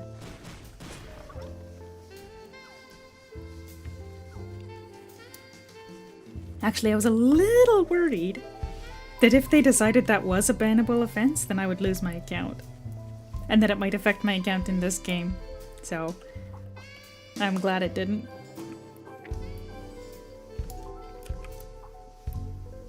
I don't know that I've ever found a bug like that before. I betcha we can... Oh, no, he does want me to wait.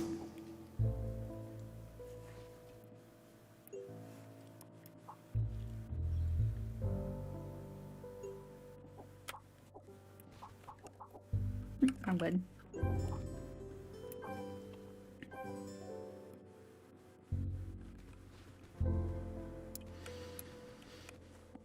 Now, if you need more defense, you're allowed to do, you can do damage, but you need more defense. Then, you're using food, I'm assuming, right? Like you couldn't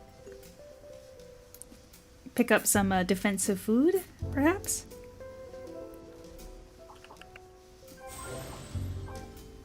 Alright. Pedal water.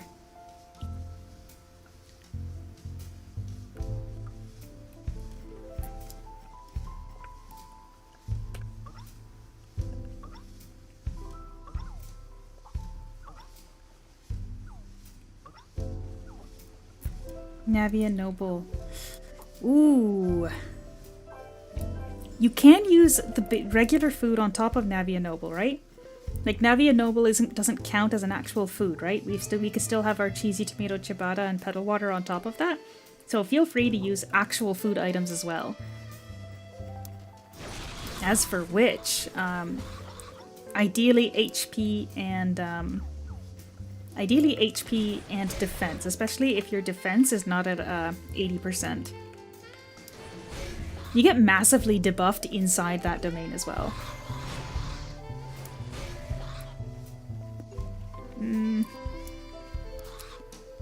I don't know that more damage will help. I think you probably want to focus on being able to survive the hits so that you can heal up between them. 50 after debuff, yeah.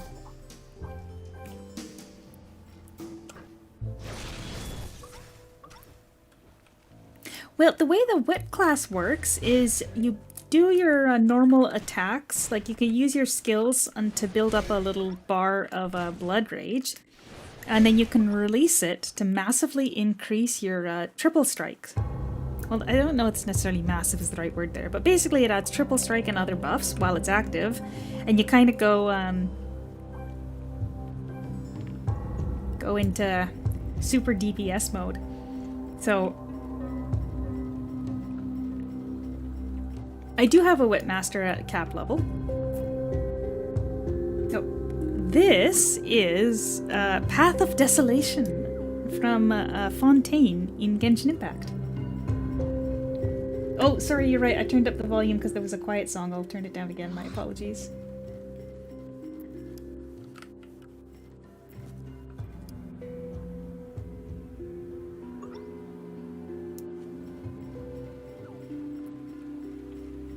A simple and ranged, you want wizard.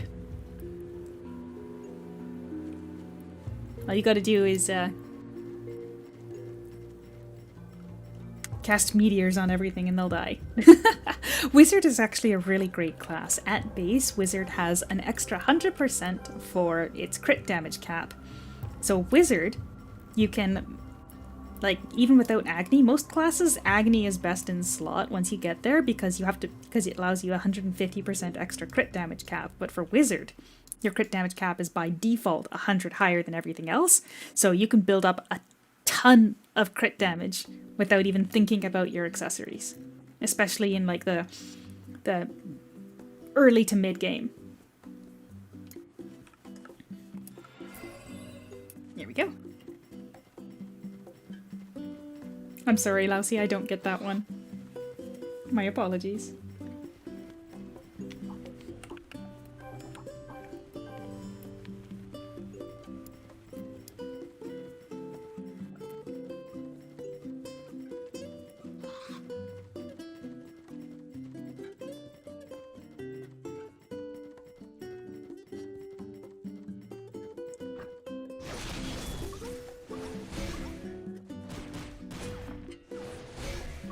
Right, but crit damage is a little bit different because you can increase it. So this character right now, if we take a look at my crit damage, I can mouse over here. 352 is my current crit damage cap. So if I build crit damage above 350 or 322 outside of combat here, you can see. If I build my crit damage cap above that number there, that means it's being wasted. Wizard has an extra 100 right off the bat. So, as you can imagine, that makes Wizard, once you have Agni, on top of that, if you're able to fill that 650% crit damage cap, you are nuking. Like, Wizard has ridiculous potential, and it doesn't have any of these, like, it does have a little, oh, I just tossed out the item I need for the quest, whoops. It does have like a little bit of stuff to it, like it's got etches, but the way etches work is when you cast a fire skill you get a fire etch, when you cast an ice skill you get an ice etch, and so on for the other elements. So basically you use one of each element, you release your etches, and then you just go ham on your fire meteors. Or the Ice Wizard, not so much like it's not considered to be as meta, but Fire Wizard, people vibe with Fire Wizard. I was originally trying to be an Ice Wiz, but Fire was just so much stronger that it felt really silly to not play it.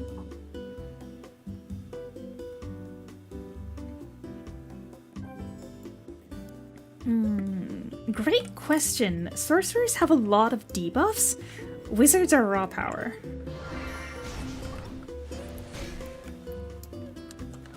Sorcerers also have the have a cleanse though, so they both have cleanses, which makes them handy to play in places where there's annoying debuffs, or at least ones that can be cleansed.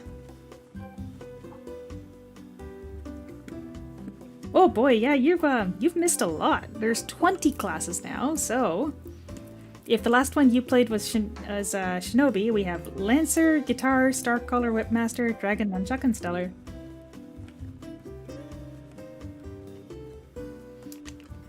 I don't have any on this character that I would be able to send you, because all I have are the Ciabatta and the Petal Water.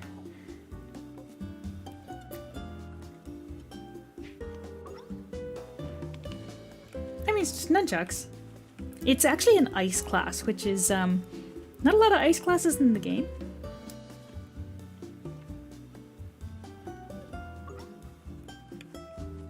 Oh, I think Lassie said he has Petal Water. He needs a food item that'll help with the defense. No, I can't recall offhand what a good one would be, because I normally go for DPS stuff on my main account.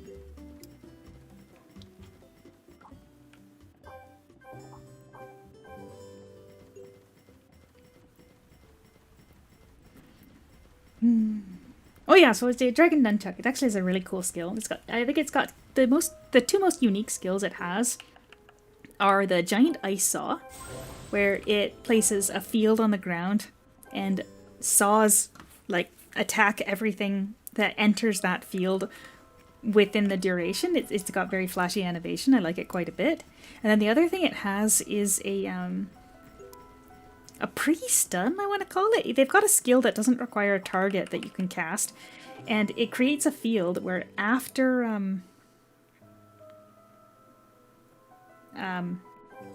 after you've used it, like, you can use it before a boss even spawns, and if it's close enough, it'll stun the boss even if it hasn't spawned in yet. Like, it's super cool.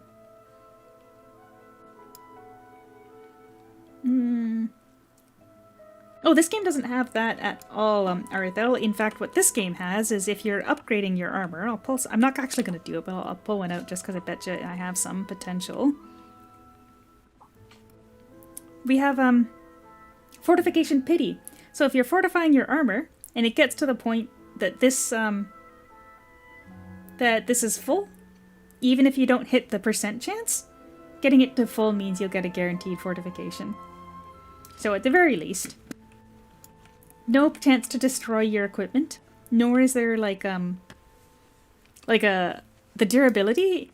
Every time you repair your weapon, it's not like there's a chance for the max durability to go down or something, and then your weapon eventually becomes unusable. You just repair it and it's back to full.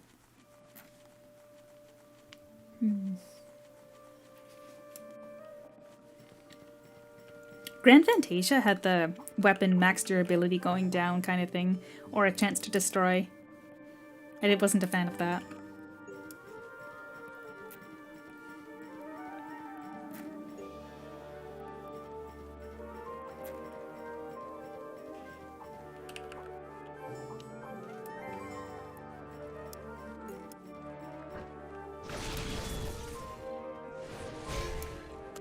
Masked Gamer. Oh yeah, the orb weapon definitely is a lot more complicated with all the different buff options. But when you break it down to the actual gameplay, all you really needed to do for a Dark Stellar was you've got one skill. I can't remember what it's called off the top of my head, but you got this one skill that did a little beam that kind of shoots out like "Pachoo!" Oh, no, no, no, no, Masked Gamer, never do that, because if you die, you lose it. It's just gone.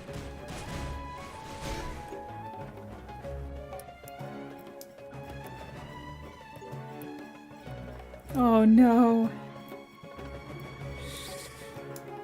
Oof.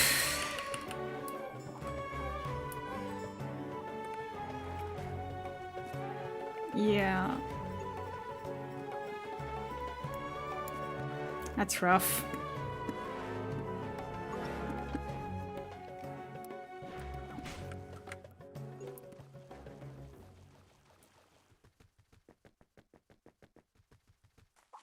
I know I made that mistake the first time I was doing Awakening 2. The cube, if you spend 1000 G,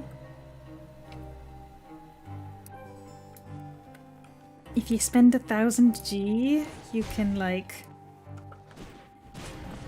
reclaim, like, you can negate the debuffs in there completely, but if you die, it's just gone.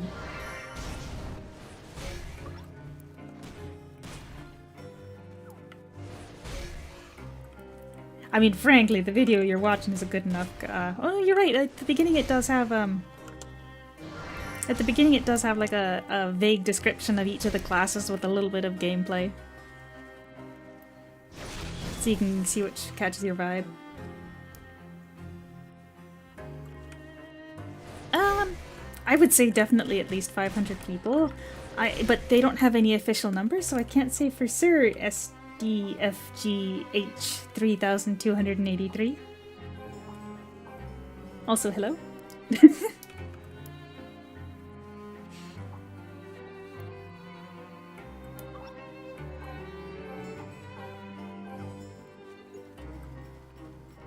It is pretty quiet. Yeah, picking a class is hard. That's why I'm playing it. Oh, not at the same time, probably not, but.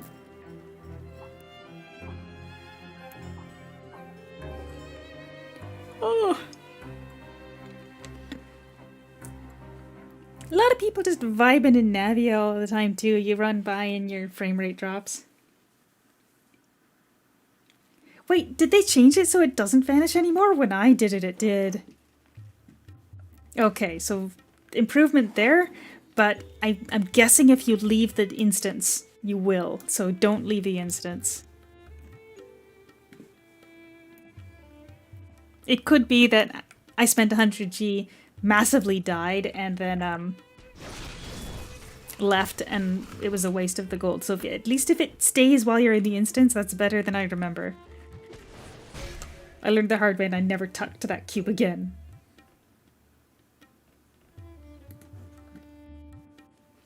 And yeah, my bag is a mess. I gotta handle this. Oh, that's the costume.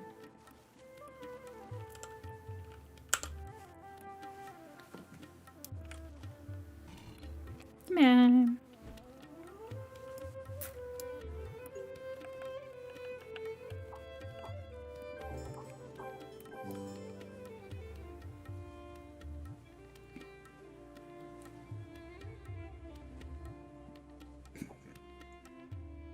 Lousy had her put her in-game name in chat a little earlier, so if you go up, you should be able to find it.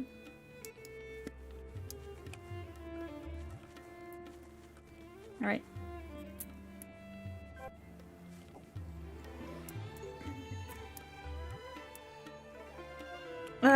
Bard. Wizard sub Bard is the easiest combination, I would say. All you gotta do is cast Ballad, the really short cooldown healing skill, between attacks, and it will buff your main class as you cast Ballad. Every time you cast Ballad, you will get 1% pen, and I want to say 3% detail damage?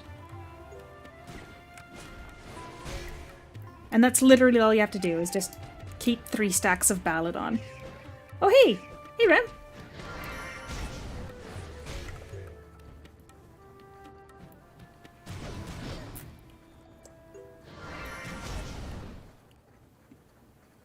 Everybody does the same. You want to make sure that your speed is capped. Then you can cap your crit. And you probably want to get your defense capped. And then you can put the rest in HP. Did you do something in Arknights? Oh, the new character's out, aren't they? When I started the stream, the new character wasn't out yet.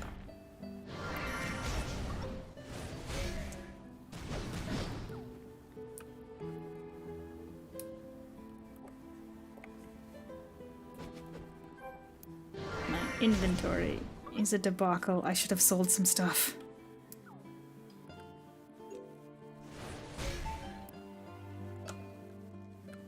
Okay, well I don't need that. Don't need that. Those are good. Keep that. Don't need that. Don't need that.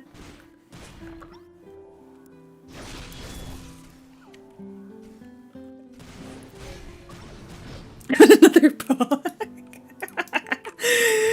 It should have been me! I want Pog!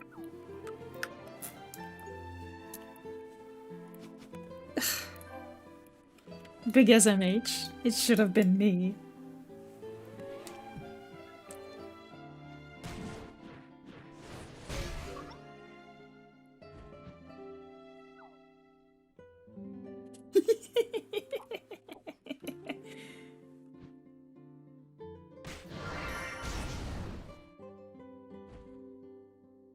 Problems I wish I had, I gotta say.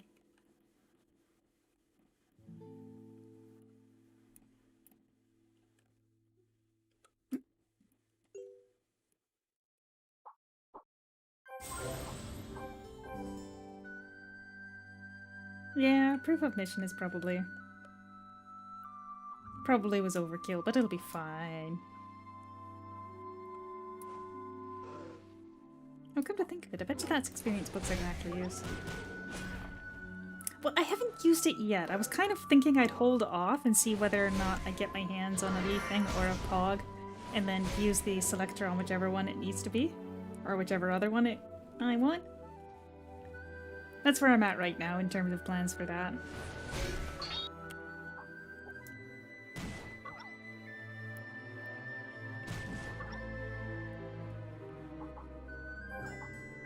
Alright, I gotta do something about my inventory. This is a debacle.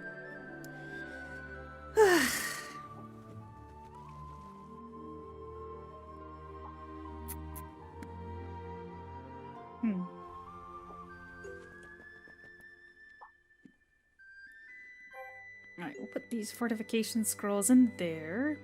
Fragments can go in there too, because I'll use those on other characters. Oh, my apologies. I noticed it was peaking there, so I turned the gain down a bit, but I guess it was too quiet. My apologies.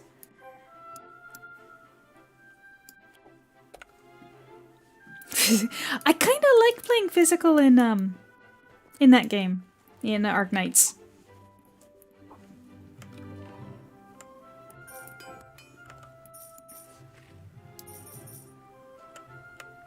70s are kind of nothing, so we'll get rid of those. Those I have to open to sell. Alright.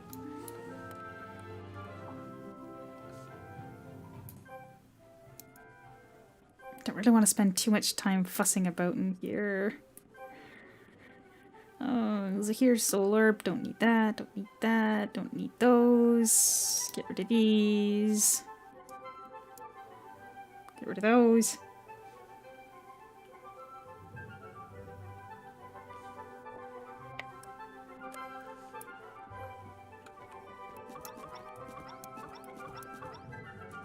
Quickly sell them off.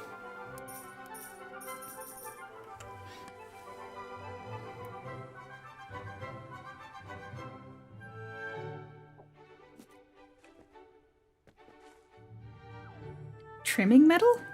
I'm actually not sure what that is.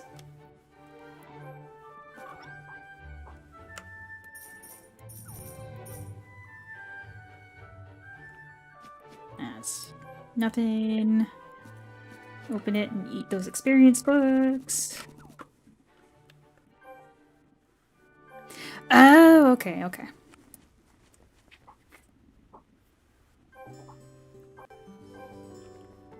Alright. I think that should get us through another map, at least.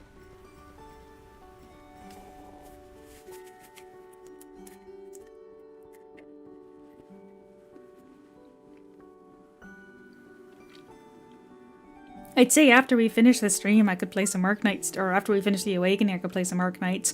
But I really feel like I should go for a walk after being sat here for like 6 hours straight with only a one get up for coffee in the middle.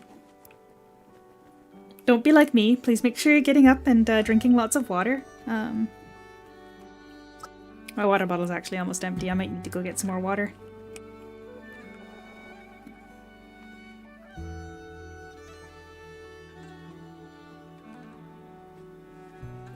You know, I wanted to get a standing desk, but my desk needs to be really low to be comfortable, and I couldn't find one that would go low enough in sitting position.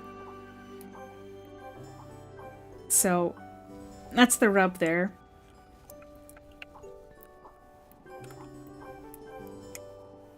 Oh, the exclamation mark hydrate. That means I'm supposed to get something to drink, right? Hold on a second, let me pour some water out.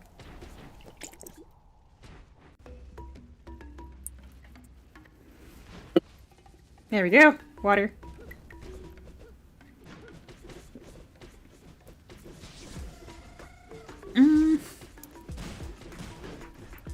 Oh, right now I've actually got,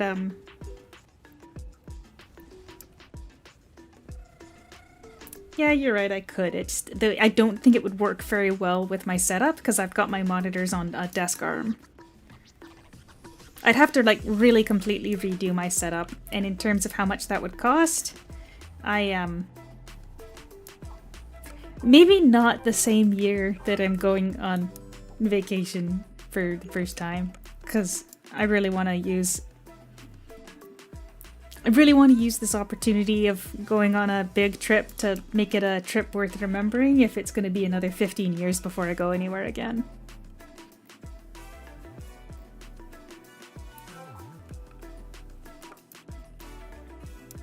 Oh, spoiler alert, if you want to play the game and you don't like spoilers, maybe avert your eyes for this cutscene, because this has got some The big ones. A kitchen butcher block is the table. I'm actually using an IKEA desk too, but what mine has is it's got like a channel in the middle of the desk that you can run the cables through. So there's, I mean, theoretically it should look cleaner than it does, but I've just got too many cables. I kind of regret not springing for the wireless version of my, like there's a Bluetooth wireless version of my keyboard. Warping, really? Yeah, fair enough. A butcher block would probably be like, that's the really heavy-duty wood, right? Or maybe I'm thinking of a cutting board.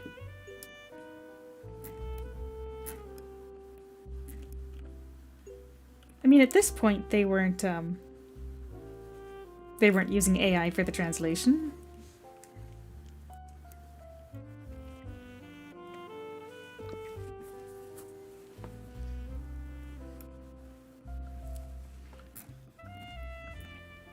Okay, well then I was imagining the exact right thing.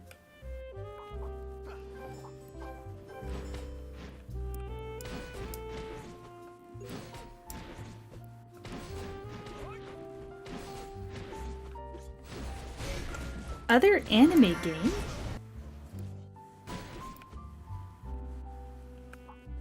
Retroactivate. I did remove a lot of the Fontaine music because I was trying to get rid of some of the quieter tracks. Yeah, no, I didn't read the story on the most recent maps for Aura Kingdom either. Oh, Eden Eternal? I don't think I played that one.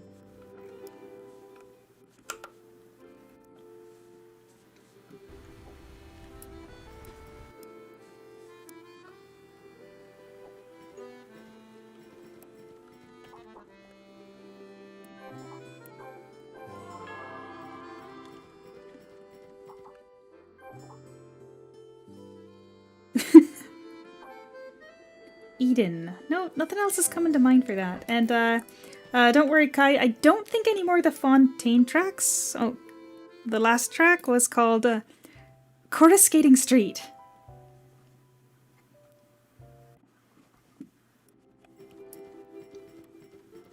Wasn't Astral Tale Twin Saga before? I thought those were the same game.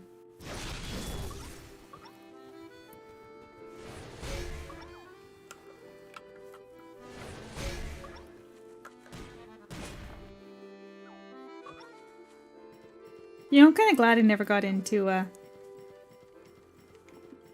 oh, nighttime Sumeru port music. Of course, that's still in the playlist. That is, isn't it called After the Feast?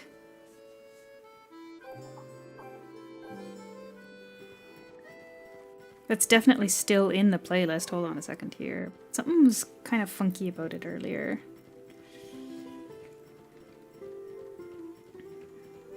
End of the Feast, my apologies. End of the Feast. And yes, it is in here, along with the Hustle and Bustle of Ormos. I love both of those, the day and the night version. Great songs.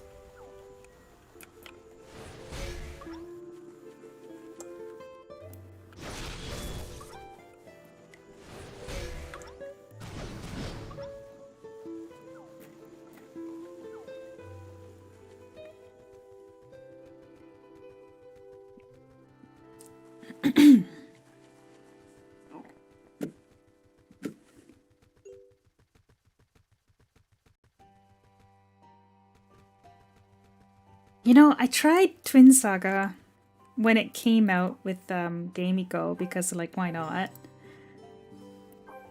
Didn't really click for me. I didn't like the aesthetic of, like, the super childlike models. It wasn't really my my taste.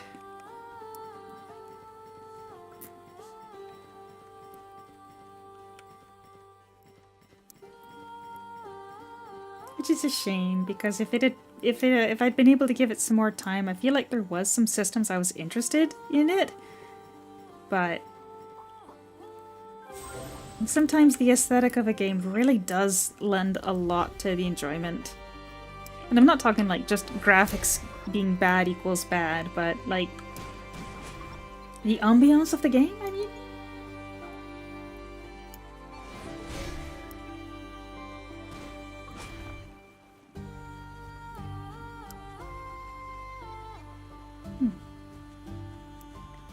Hold on a second here.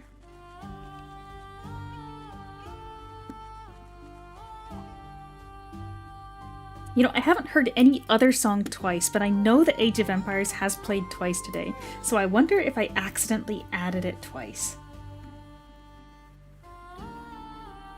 I don't know, I don't see it twice in the list, but that was a quick scroll through a couple hundred songs, so I don't know.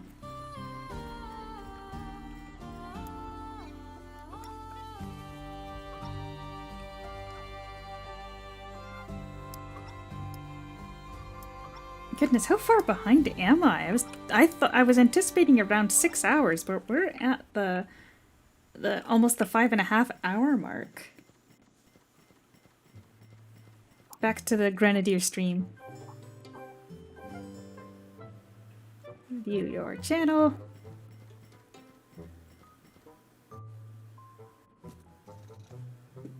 Ooh, very nice choice of name.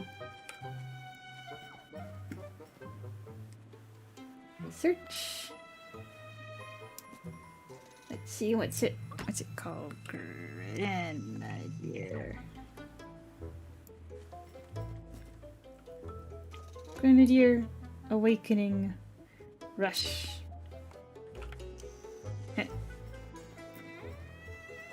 We're at... oh gosh. We're at Sun Hunter's Vale, which was the, started at the 8.5 hour mark. And I've got till the end, or till about 10.5 hours. Or 10 hours and 44 minutes. So, I got about 2 hours left, right?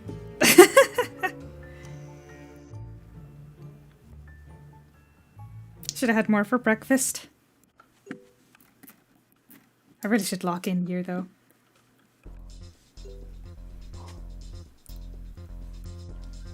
Huh, I wonder why the icon is so small there. Lock in, I say, and then I'm immediately debuffed to 60% move speed.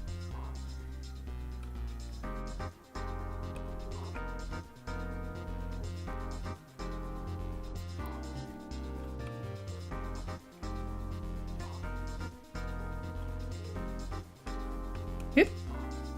Shoot.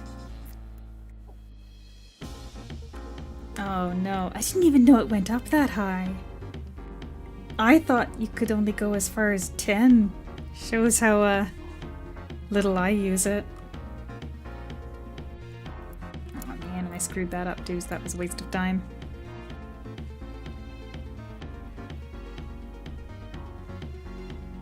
Lock in, she says, as she immediately locks out.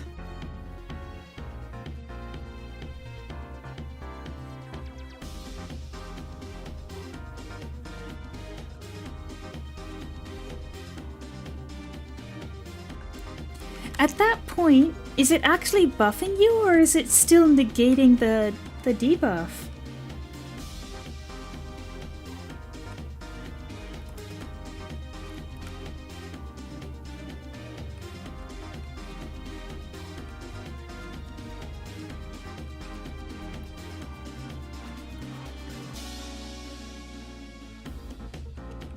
Okay, that's good. At the very least, it's not like it was not contributing more, but geez, that's rough.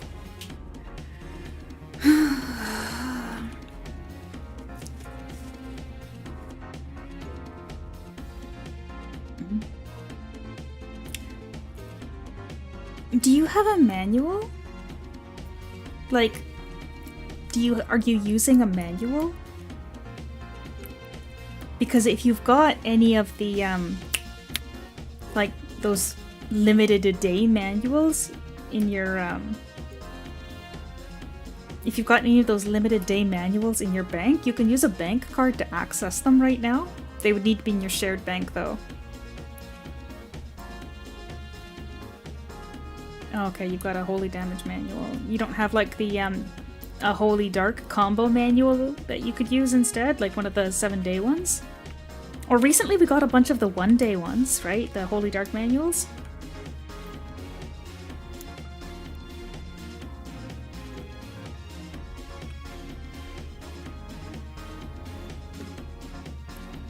What other buff items can you use that might be handy that you didn't think of? No, there's not.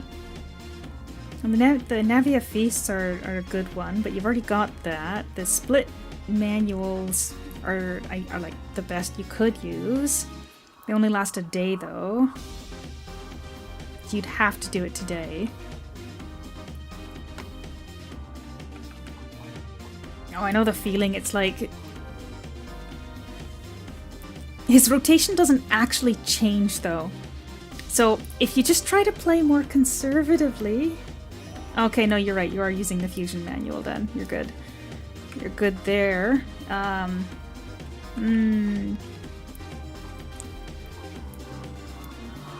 one doesn't give any buffs. The, what do you call it? The pink VIP sprite is only 3% to all stats. I don't know how helpful that's gonna be. Are you using a, an offensive Eidolon or a defensive Eidolon?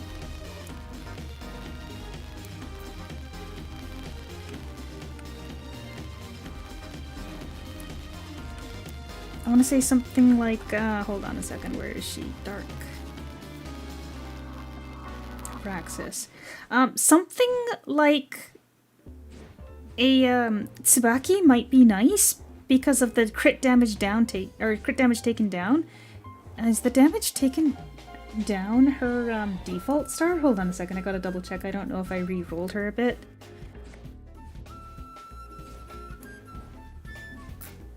Because Abraxas is nice for the accuracy, but if your accuracy is okay, Tsubaki might be a nice choice if you have her. Yeah, no, the damage taken % down is her base, so if you have Tsubaki at 3 stars, she might be a really good option because it'll give you more survivability. If you can do damage, you just need to survive long enough to get him down, and I promise you, he is the hardest one. So once you get past him, it's a cakewalk for the rest of them. Sigrun also has defensive stars as well, if you've got any of them fed up. I guess it depends whether or not they're fed up, right? Like they've got their active star buffs. Who else is relatively accessible that might be a good defensive option?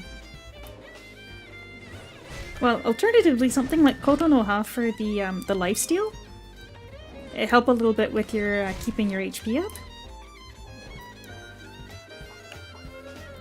Let's see, you've got Koto no Ha has healing, then you've also got like, I guess she's a little harder to get, but like Vermilion also has the defensive stars. Oh, no, I haven't heard of a Nemo. Hold on a second, let me add it to the list. I should probably lock in on this game before I start looking up other games again, but I'll add it to the notepad. It's on the notepad.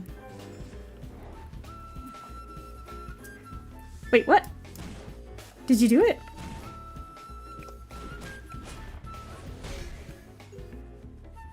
Did you get it? You've got it. If you're at that point, you've got it. All you gotta do is just lock in and focus, and you're golden. If you're that close, you are done. And once you beat that first guy, the other ones are easier, so don't even worry about it. You got it.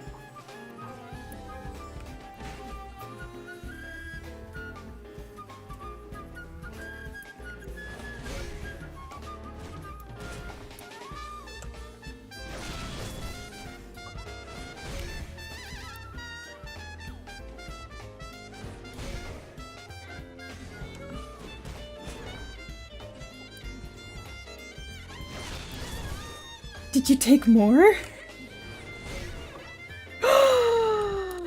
Oh no! Oh my god, no.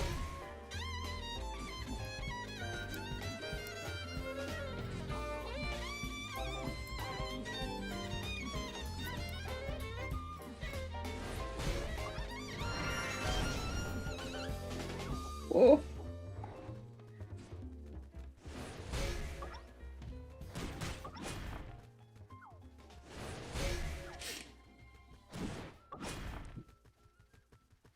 I didn't even use my scary voice there. Wow, impressive.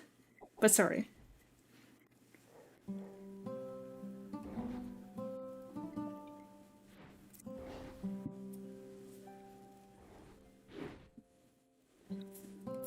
Yeah, but it wasn't like the scary voice. Fine, you can have the tiramisu privileges for a week. But in return, you better actually have some tiramisu this week, okay?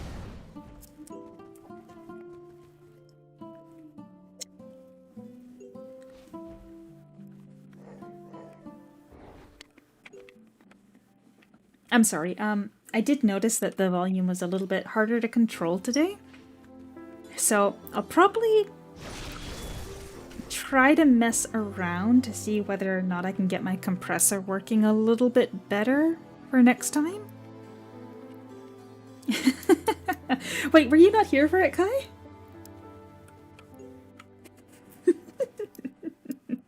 I'll save that for next time.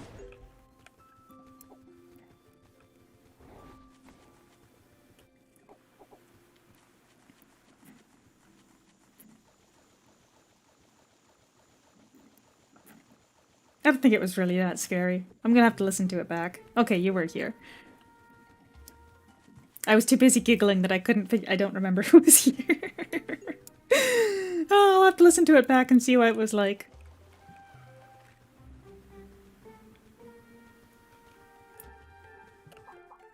Hey now. No sweets at all. I don't have tiramisu that often, like maybe once or twice a year at max, but it is one of the best desserts out there, so.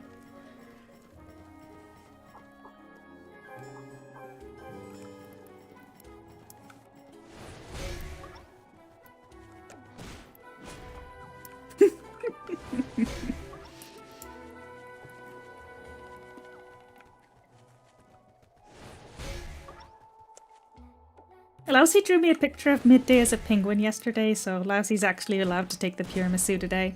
It's an acceptable trade-off.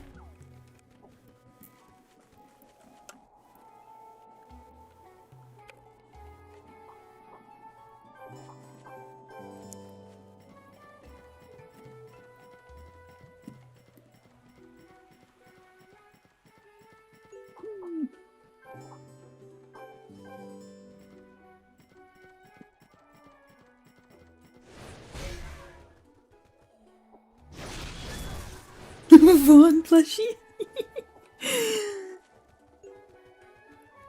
I don't know, that doesn't quite sound like a favorite, per se.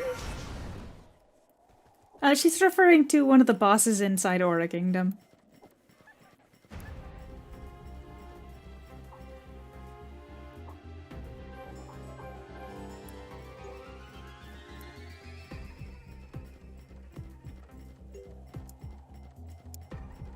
I actually tried doing a handmade plushie of a character from a game once. It was, Fourier from Tales of Graces? I've still got her, and she's cute. Not very well made, though.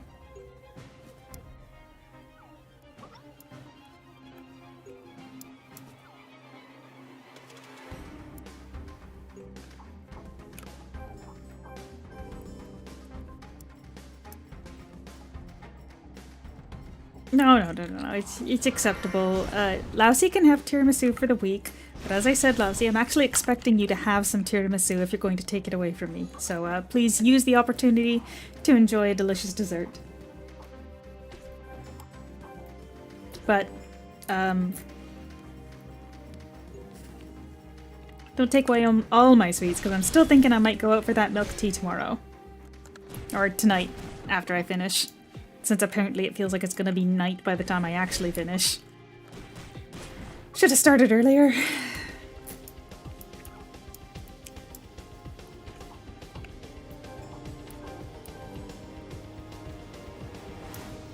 At least we're almost done this map.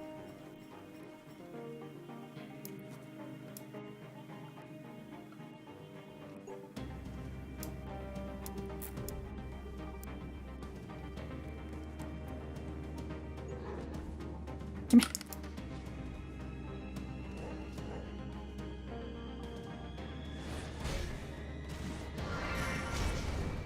Didn't even one-shot him. Maybe I will struggle with Awakening if I don't put on a little bit more gear.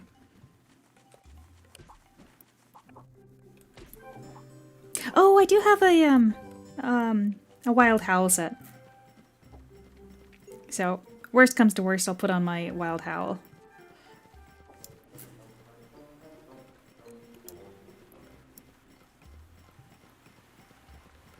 Okay, so these transfer scrolls, I'm just gonna toss them because they only work at low levels anyway. I'm not gonna be fortifying anything low level. Oh, that wasn't actually lag. It's a glitch on the auto pathing. The rubber banding was not lag. That was a glitch on the auto pathing.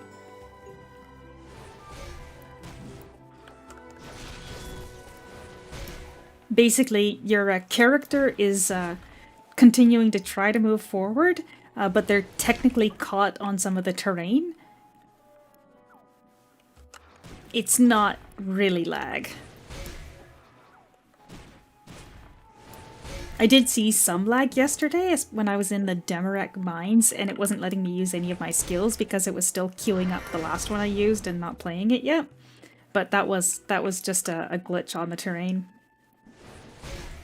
Comes from the auto-pathing not being properly implemented on the higher level maps. You'll see it now and then.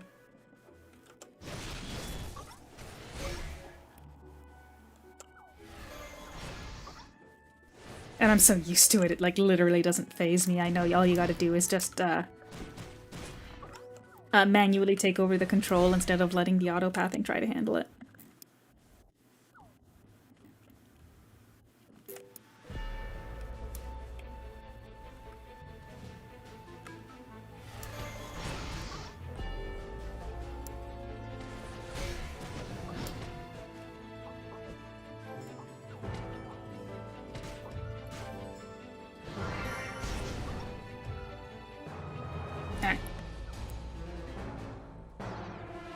Okay, I kind of feel the extra 20% move speed now since I've got so many other... Oh, my Navia Feast is gone.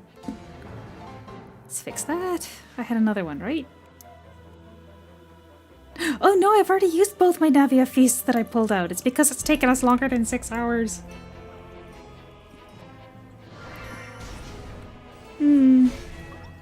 Actually, and maybe you'll cancel me over this, but I'm not a Pokemon fan. Never been a fan of the games.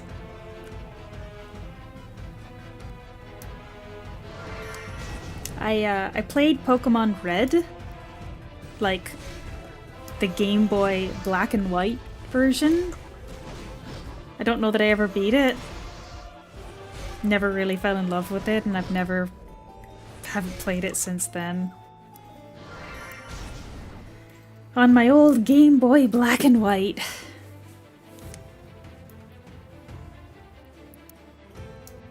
Let's see, where's my, I had Weird House card. Nevia Noble.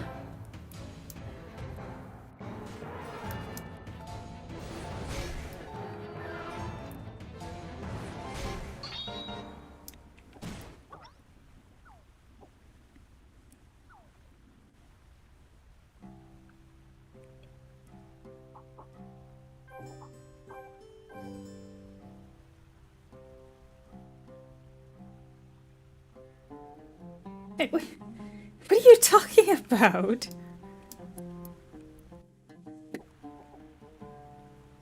What?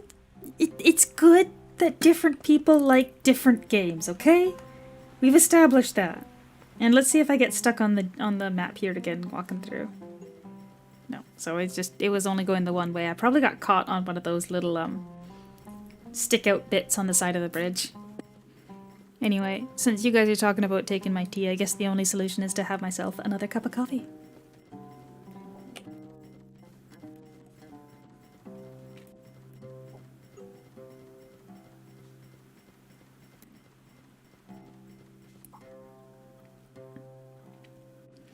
Well...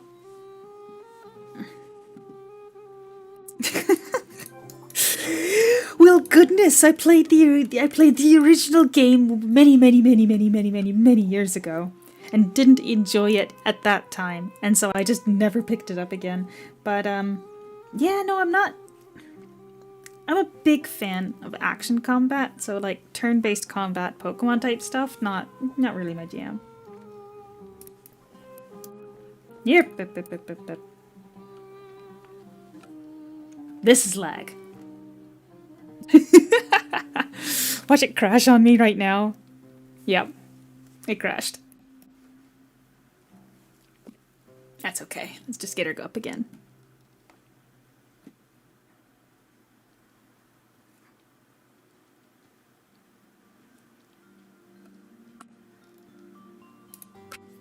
Well, how is it like Pokemon if it's not even turn-based?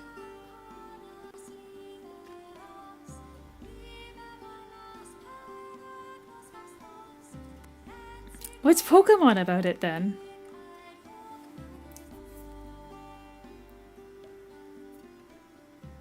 Like I said, it's on the list, but I'm trying to beat Order Kingdom. It's on the list, I swear, it's on the list.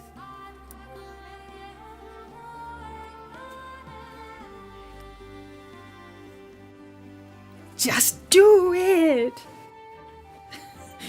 Don't let your dreams be dreams. Or something like that, right? Alright. Right where we left off. Let me get out of here.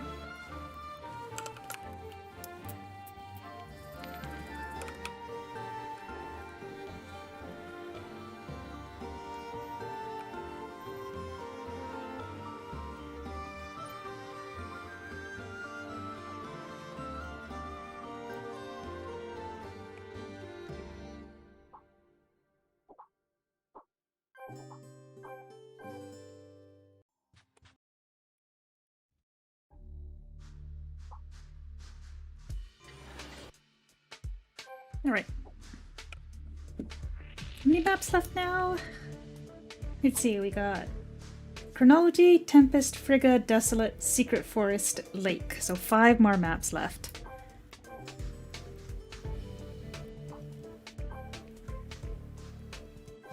Well, yeah, he died. He died in that last cutscene. Or not the last cutscene, but a couple cutscenes ago.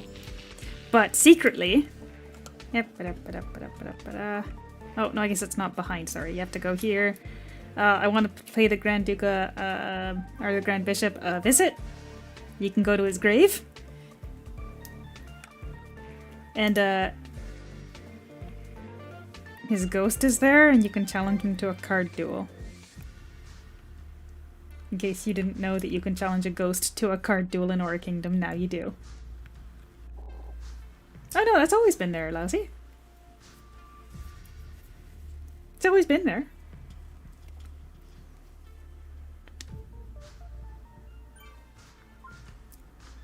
I mean, I guess so.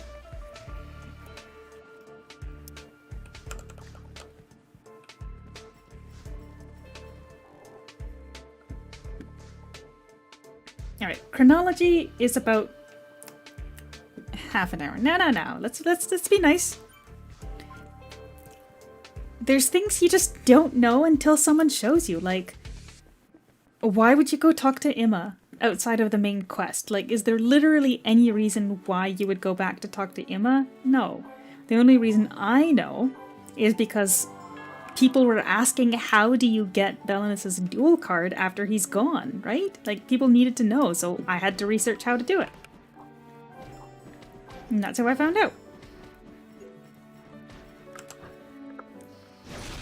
Well, it's kind of like people not knowing that you can sick your Eidolon to kill things for you. Right? Like, ta-da! Your Eidolon can attack them without them coming after. Like, without you attacking first. Is she like... Oh, immobilized, I see.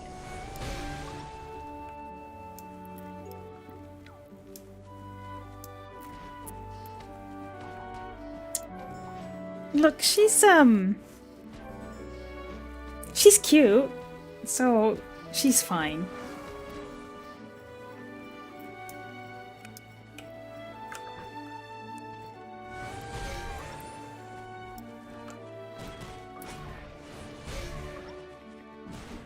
I know someone that raised up their muse and put a lot of effort into their muse's gear, and then would ask me to duel their muse. I think I still won, but it's been a while.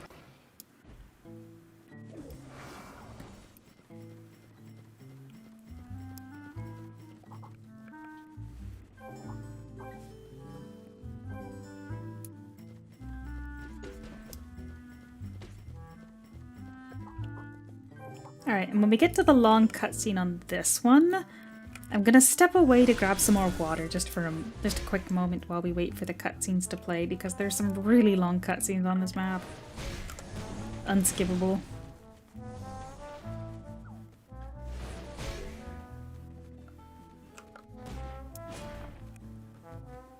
Oh, I bet you it's already cold again if you left it there for a while, eh?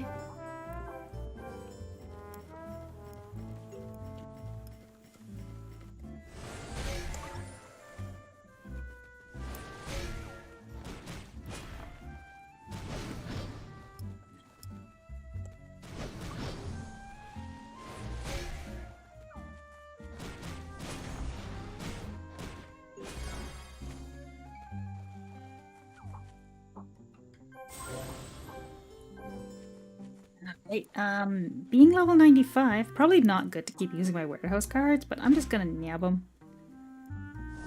My wild howl. Hello, hello, and welcome to the party.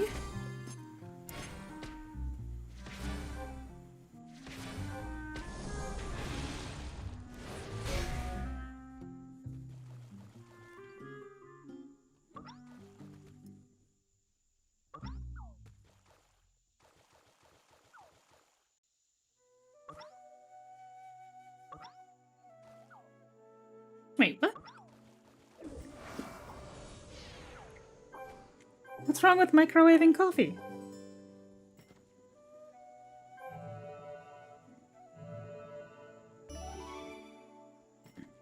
If it's cold, you want to pour it out into a pot and heat it on the stove?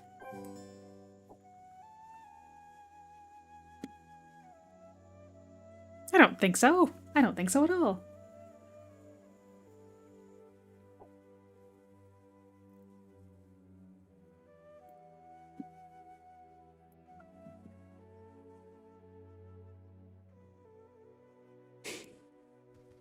Right.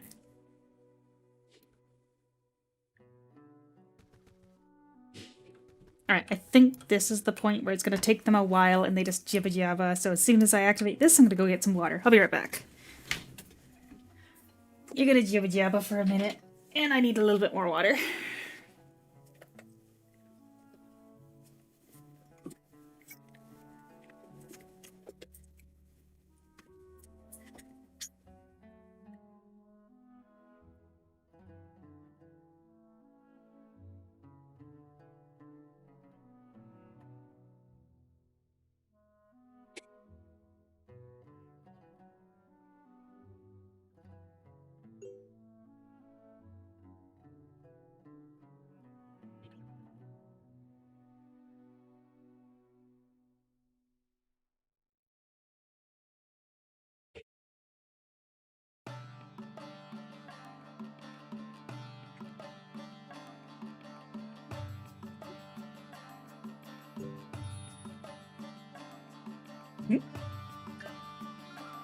There you go. No one knows what a kettle is. A kettle heats up water for tea. But personally, I do not use a kettle either. I have a hot water tap. I have a tap with water hot enough for tea. Alright, let's go.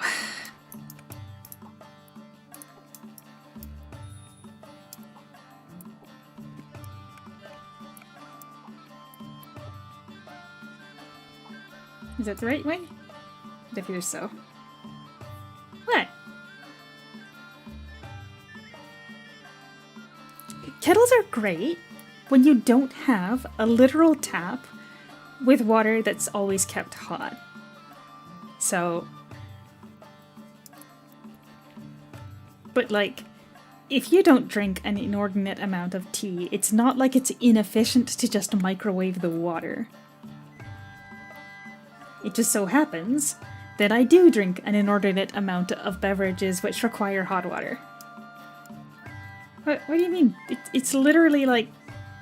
Oh, well, I mean, we've got really clean water here, so the clean water is good, but then it's also extra filtered through the extra hot water tap. It's got like a filter built into it. It's good. It's fine.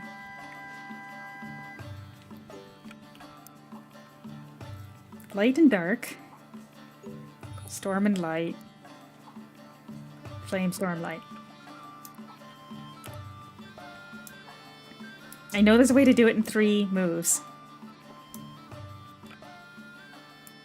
But I used to get it on instinct before.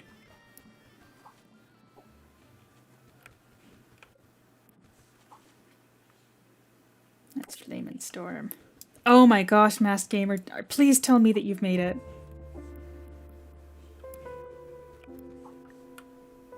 Storm and light. Light and dark.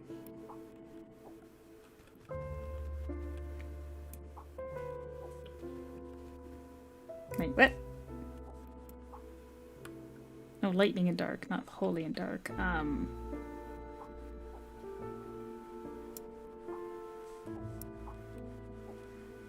There.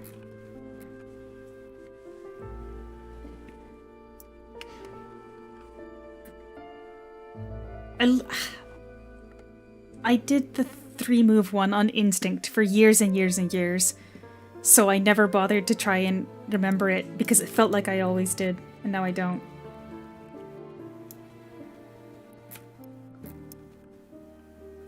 Yeah, sorry, Masked. It might be that if you really want to get past Awakening today, it might be in your best interest to just go for the LP route at this point, because that's a lot of investment. I'm guessing you're probably going to need to fortify your gear a bit more.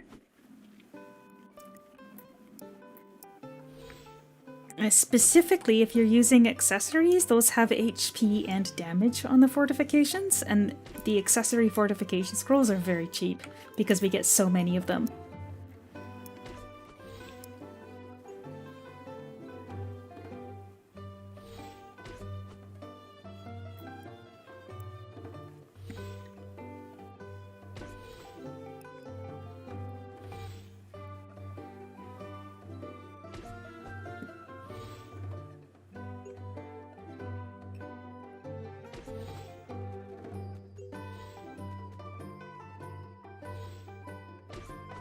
Yeah.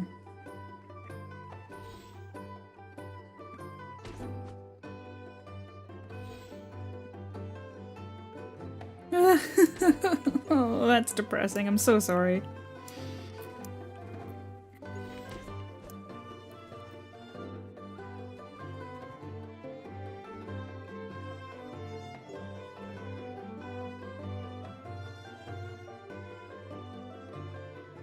Not exactly the right music for my condolences, but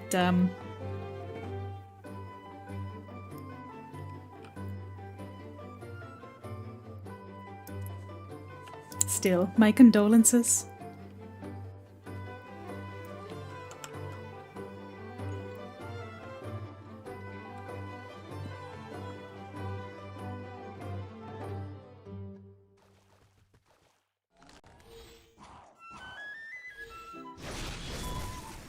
I don't think there is it's like a tiramisu in game, is there?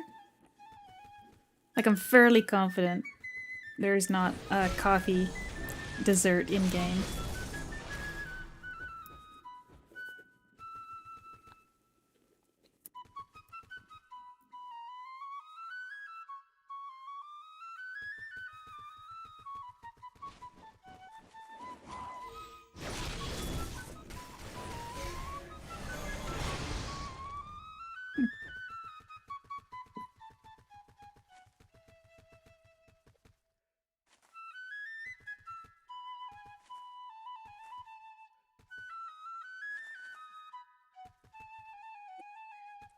Yeah, this is the stuff that needs to get sped up.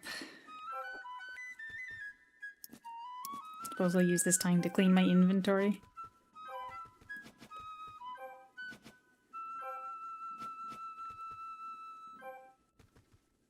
Probably don't need those. Could keep those. Don't need these. I got plenty of those. Don't need that. Could probably sell that off as least worth selling. Don't need that. Don't need that. Don't need that. I could probably open this. Let's see, what does Holy Sword use? Holy Crystal? That's the one.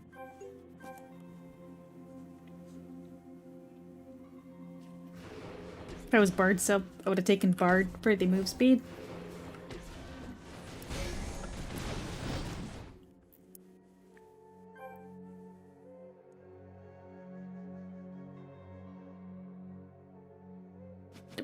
Now, Window actually I'd probably want to keep.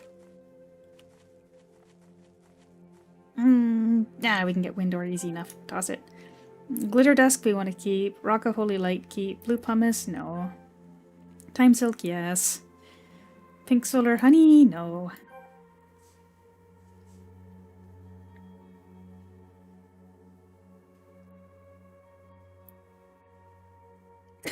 Hard work. It's a game. It's supposed to be fun. Please don't play a game if you find it to be hard work.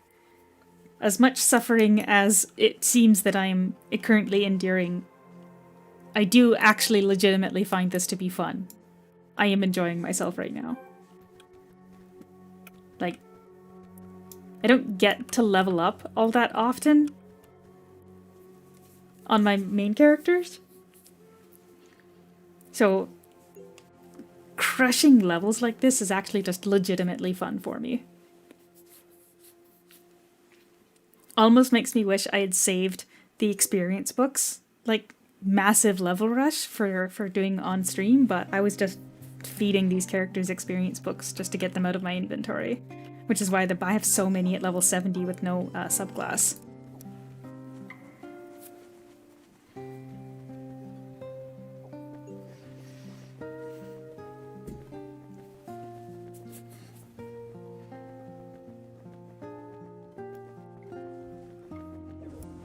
Whoa, what was that?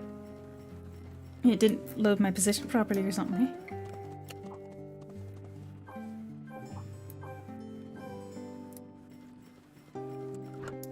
Alright.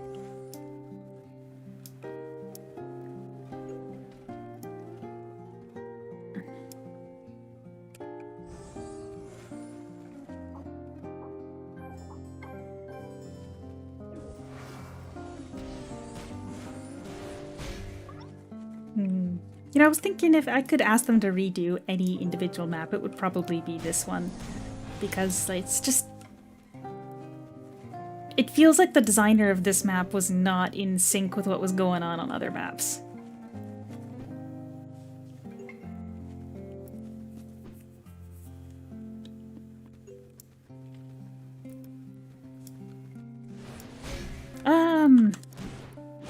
You know, it's funny. I think they have not updated like the Rockstar was added like ages ago. Rockstar was added in 2020 on our server. So I think they were just using some old assets and didn't bother updating it all. Like, I mean, if you look at the Eidolons, there's not a lot of Eidolons listed either. Something feels really weird about this shuffle. Oh no, we haven't heard this song yet. Never mind, sorry. I was gonna say, I feel like we've already heard this song when I know there's ones we haven't, but we have not heard this one. This is the first time it's playing today.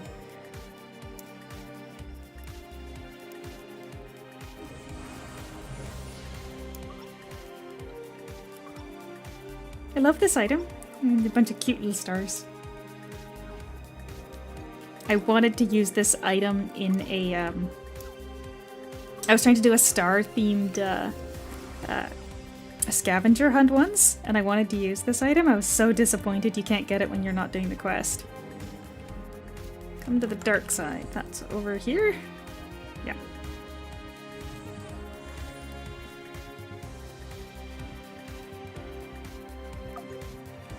Then we race to see how far away we can get before it triggers the black screen. Oh, it didn't finish. It didn't count as finished. Oh wait, no, it totally did.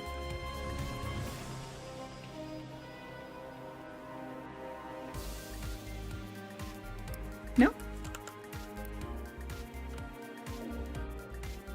Oh, shoot, I gotta kill him first. And then it's a rush to get away as soon as possible. There.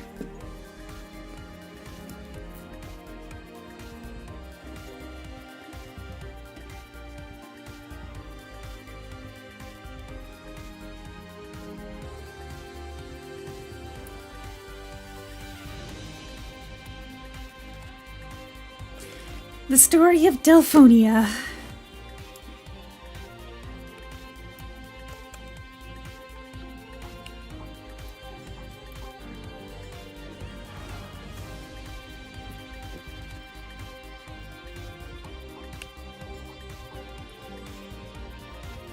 Alright, we got autopath around for like 6 times to break the seal. Right, like, I feel like the person who was designing the quests on this map was just like completely not in sync with the rest of the team. Oh, you bugged his rotation? Does that mean that you've achieved the victory?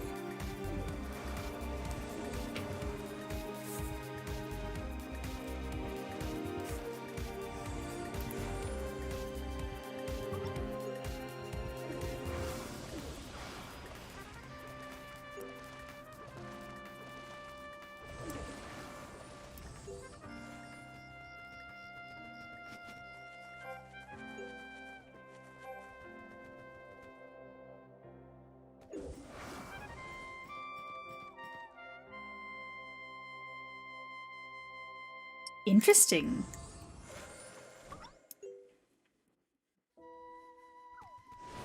I guess my biggest concern is that the other bosses are easier, but if you can't beat the first guy, I don't know whether or not they'll be at the level where you're like easily getting through. Like, the last boss doesn't even move. He stands in the middle. But he does have a silence, which is a little on the annoying side, because if you're relying on lifesteal to heal up, then you won't be able to get any skills in. He's lazy. You know, it's funny you say that, Lousy, because technically the last enemy you fight is called an envoy of Gaia, which means they are like an avatar representative of the players, since the players are called envoys as well.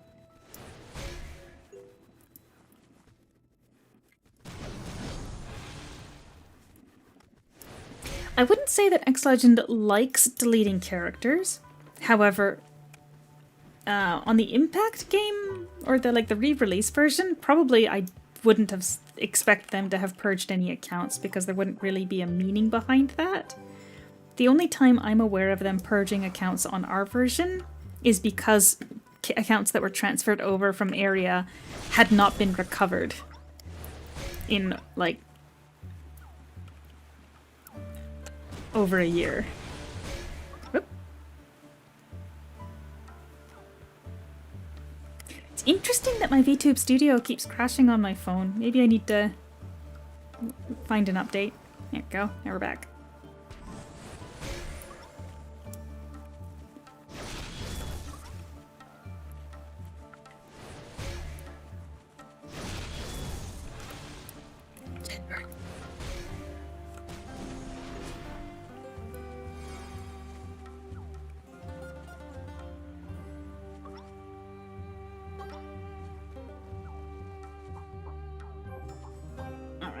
Almost done.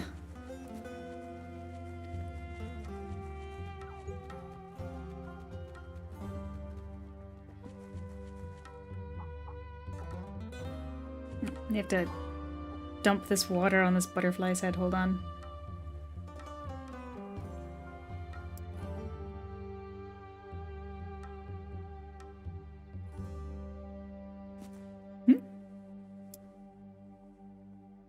I mean, it's not Marissa spelled backwards. It's an anagram, though. It's the letters scrambled, right?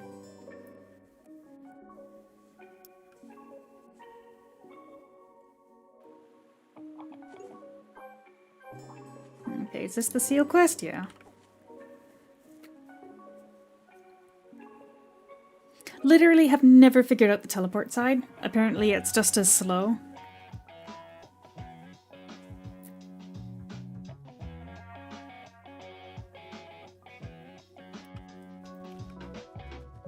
So we're gonna go the so-called long way around. And while we're sitting here waiting for them to talk, I can probably pour another cup of water anyway.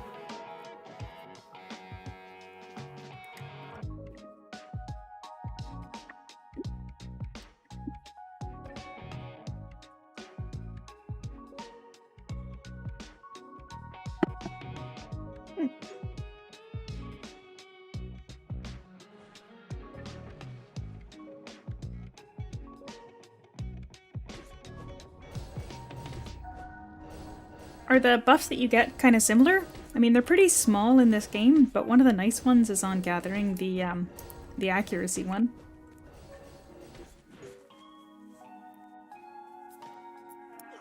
Okay, and this part is actually kind of annoying when you have high speed because you can accidentally walk into the walls if you're not being careful.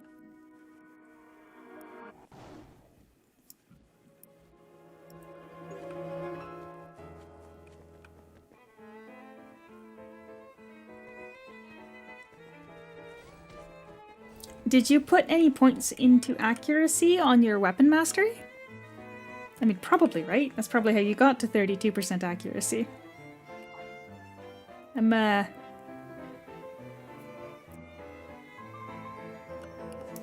little lower than you are.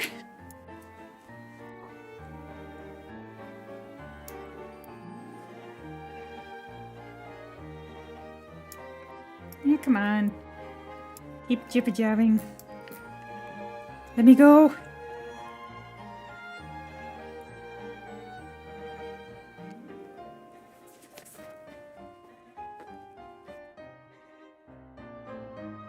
Oh, you know what? I really loved making those ones because sometimes you just...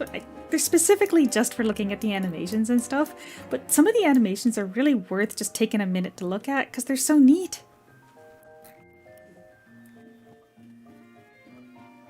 Especially since you don't really have any incentive to use combo skills, because the only thing they're good for is specifically iframes. But for them costing an entire node on your envoy and usually not being in an ideal spot, it's hard to find a build where they're specifically actually optimal.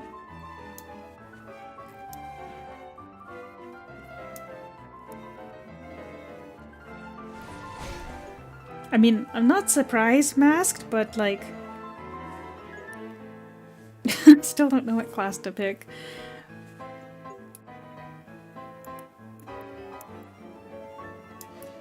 Well, I'm not sure how to help you, because unfortunately in this version you do need to pick a class. You can't just swap it like you could in Impact, which again, they did some good things.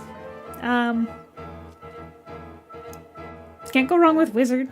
If you like Wizard, can't go wrong with Wizard. I really like Stellar. It's got giant AoE and whatnot. I mean, anything I say here is literally the same thing that I said inside that video. Can't go wrong with a Ravager.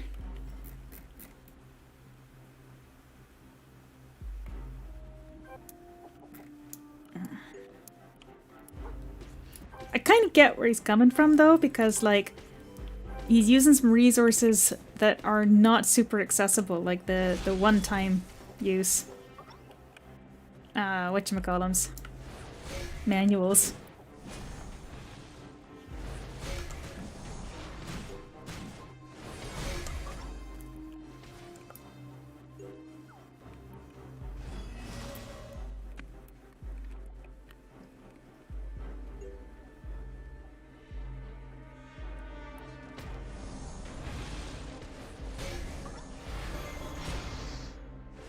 The good thing about Ravager, and the reason why I picked it on my fresh start class, is that it's got the flame bounce skill. So despite the fact that it's got it's a melee class, it doesn't have a lot of range.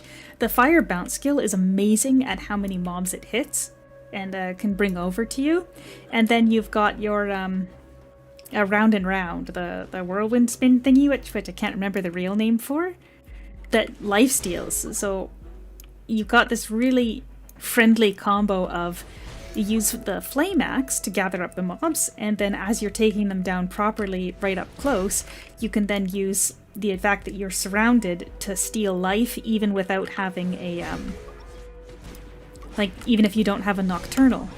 Although you should be aiming to make sure that you've got a nocturnal sub.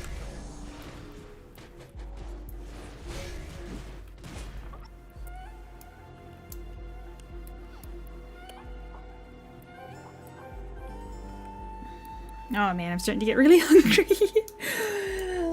After this, it should be about an hour. After I finish this map, it should be about an hour.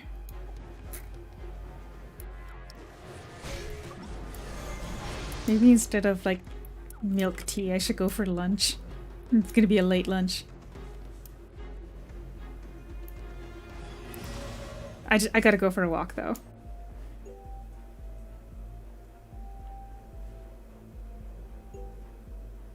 You started what now?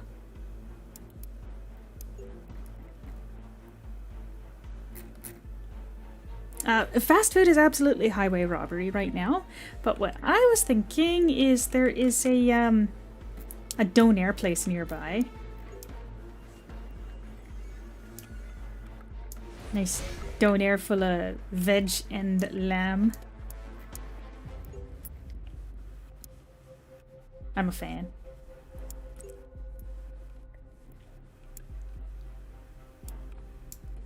He heals? If you have any skill that reduces their stats and includes HP, when that skill's effect wears off, it can look like he heals. And yeah, no, unfortunately the Whipmaster is up front and close, but it's got all the extra triple strike from its activated mode that makes it very strong.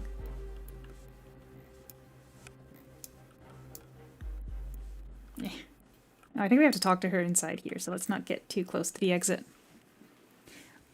Lest I accidentally walk out without turning in again.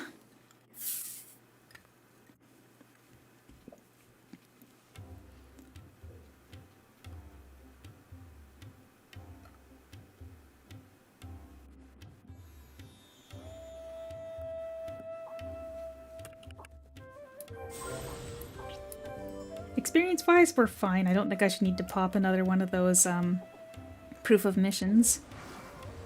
So we'll let that be.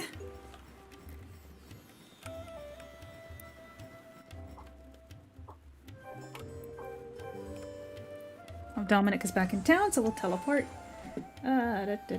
Tempest Desert is next, and that was about 15 minutes on my last run.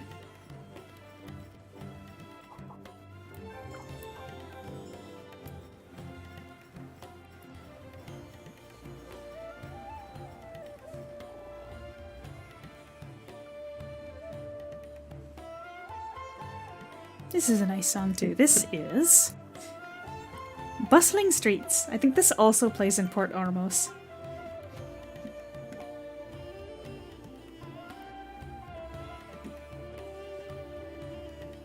That spot seems to be the worst for having to pass by people and actually load them in.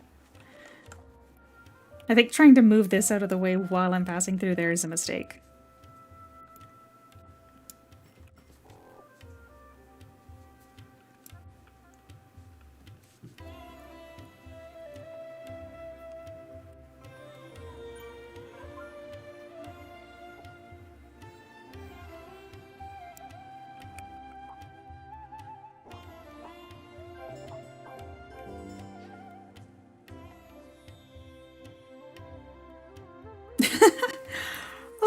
I don't know about you, but I finished all of the achievements that require you to do dailies, like they're the achievements that are from specific dailies. So nowadays, I mostly just use up my resin to be able to do the dailies. I don't actually do the ones, because like in Nod Cry, it feels like I don't think they've added any that have any achievements associated with them.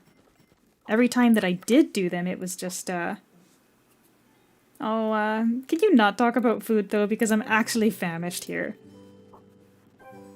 I'm like actually starving right now. I should take a break and get some food, but I don't have anything that would be quick. I'd have to run to the freezer in the underground and get a brick of curry or something to heat up in the microwave, but then I'd have to be like going back and forth to stir it and then reheat it again, because frozen food always has bits of ice in it still.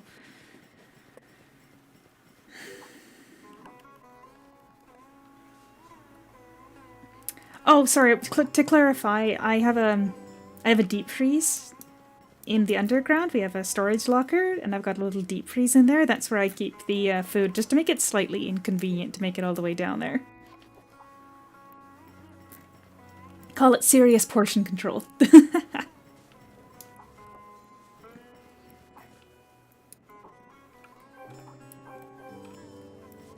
But yeah, I'd have to go back and forth from the microwave in the game, and it's like way over there. I really want to just lock in and finish this.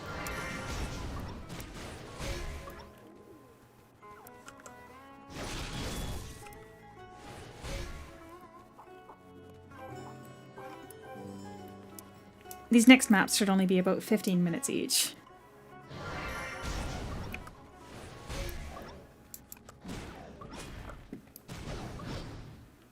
One more potion. No, but for real though. Please don't.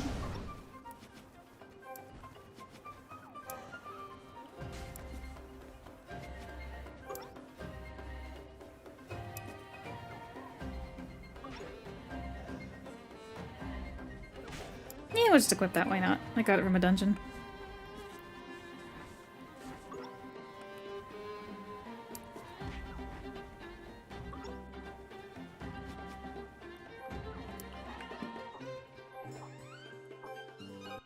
Another good piece of music. As if Genshin Impact really misses that often. In terms of the music anyway.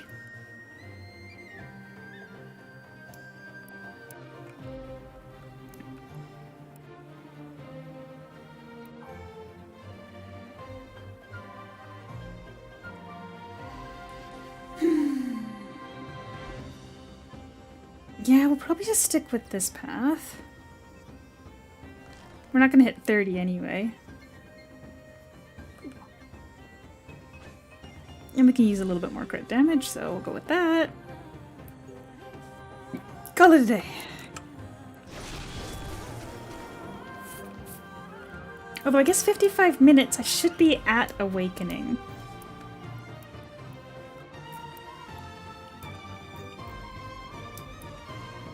Well, I played 3 Genshin accounts because I want to play as many characters as possible, and then I just pull alternating characters on the different accounts so I can play them all. Ho ho ho ho ho.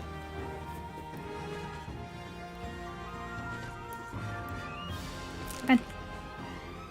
Stop talking and let's fight.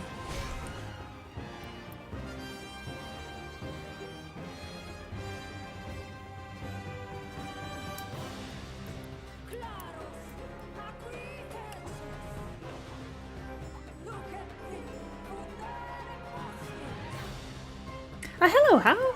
The reason I am subless is because I don't really need a sub. I've got a high enough archive that I'm gonna probably be able to pass through it without much fuss, and I don't have any subless characters on this account, so I thought it might be nice to just have one to prove that I have actually done it before. I'm actually thinking I might attempt a gearless awakening. I'm not positive I'm at the level that I can handle a gearless awakening, but subless shouldn't be a problem.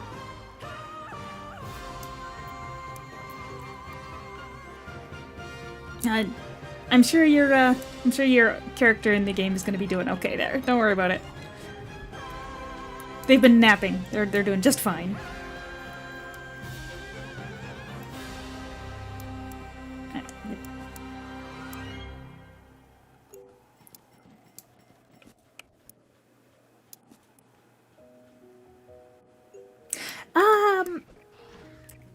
Yes, it would be hard, but I'm not sure how familiar you are with the game.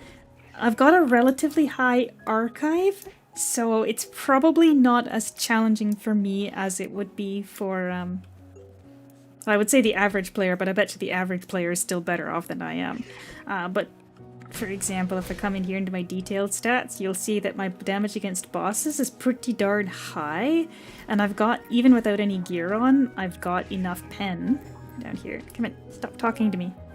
I've got enough pen that I'll still be able to do my full potential damage to the targets, so I'm not gonna say it'll be easy, but I don't foresee, like, Subless Awakening being a challenge. It would be gearless that would still be a challenge for me.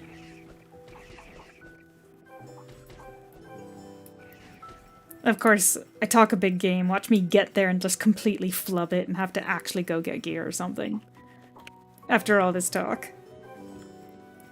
Now, we're probably about an hour away from Awakening right now, so in about an hour from now, I should be at the Awakening challenge.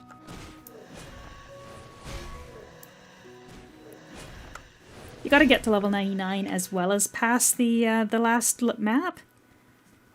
Then there's a little quest line you gotta run around a bit.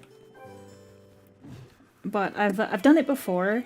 Like, I've done Rushing to Awakening before, and I've actually got the timestamps from one of my other attempts up on a second screen here so that I can keep an eye on it and I know about how much longer it should be, but gosh, I am so hungry right now.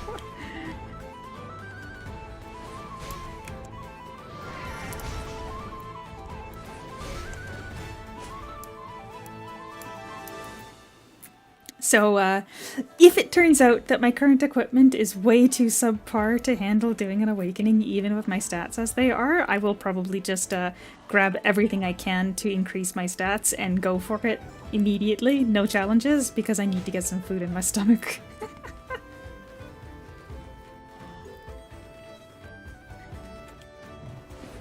The curry is in the freezer, but I was thinking I was gonna treat myself and go and get a donair. Although you're right, I should probably just have curry.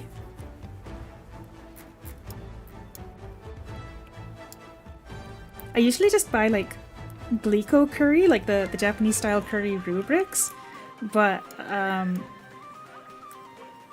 the grocery store I go to stopped selling that brand, so it's a different brand. It's like golden curry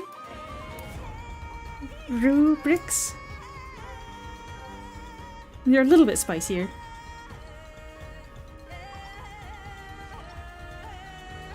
But again, I'm trying to be a little bit more capable of handling spice, so it's probably for the best to have a little bit more spicy food more often these days.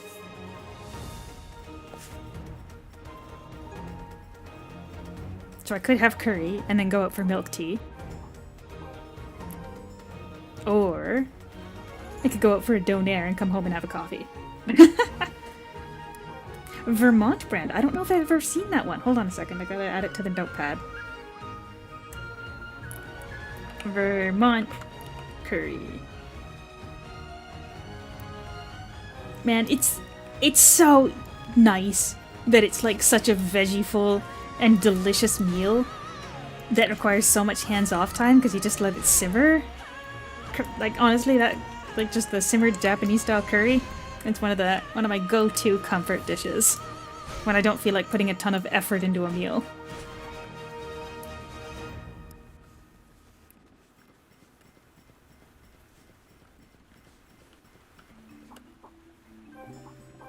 And that's a real hard pivot in terms of the music. That's what I love Shuffle for. Oh. And the accursed... See these barriers? If you try to autopath near them, your computer will freak out all the time. It's not lag, it's the autopathing freaking out when it's interacting with barriers. Java? Rue. I've never heard of that one either. Add it to the notepad. I should double check and see whether or not I could bring back rubrics from Japan when I'm there. Because, oh boy, if I can bring back a brick of Rue, I'm absolutely going to. Me when I drag my friends into a Japanese grocery store to buy ingredients for my dinner when I get home.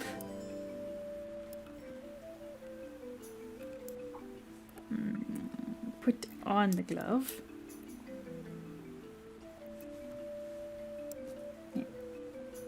And I interrupted it again. Come on. There we go.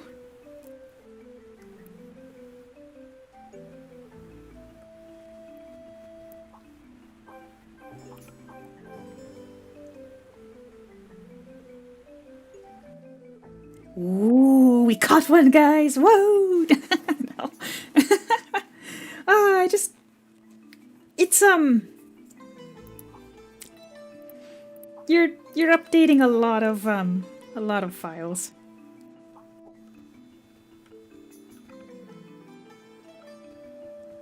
Alright, stop talking, let's go! At least we're almost done this map already. I think there's basically 2 more quests before we get in the dungeon.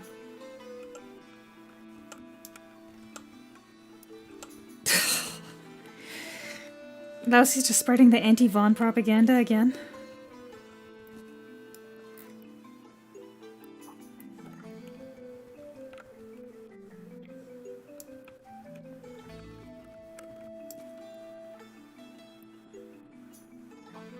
Activate, and they're like, no, mobs. Alright. Activate. Right. Activate. Okay, next is the one where you split down the middle in the back here. Okay, wizard, super powerful. Gunslinger, super fast. Like, Gunslinger has a good move speed.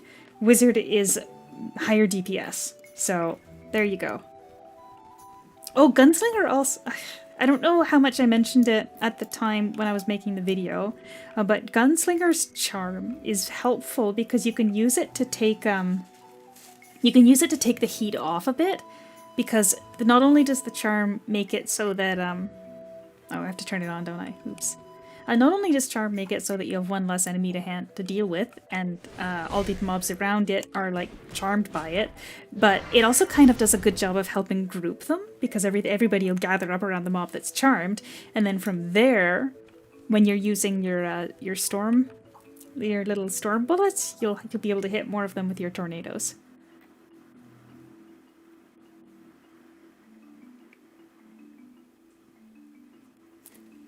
Wizard is probably a better DPS, though. Well, not probably. It's definitely a better DPS, but Gunslinger is fun. I like Gunslinger. Wizard is fun too. I like Wizard. I'm sorry, I'm like literally not helpful here.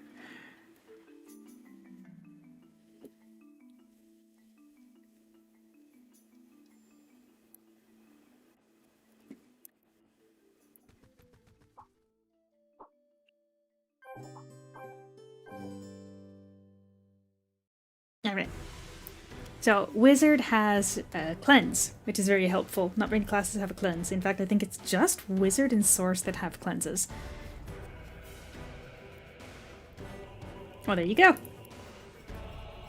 Okay, the other cool thing about Wizard, and I probably mentioned it in the video, but I don't remember, is you can actually... If your auto attack is super fast, so if your auto attack is killing mobs, you can literally stay on your mount and just right click the mobs and they will vanish before you even dismount. So it'll allow you to, like, if your auto attacks are strong enough, you'll literally be able to just not even dismount because you'll kill things before it even counts you as being in combat. It's actually kind of insane. It feels like you're just raining death upon everything around you.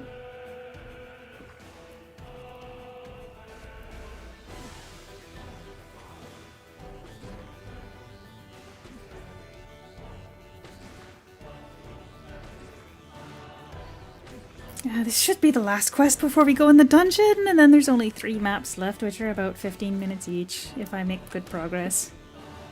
Which is a big if at this point, apparently.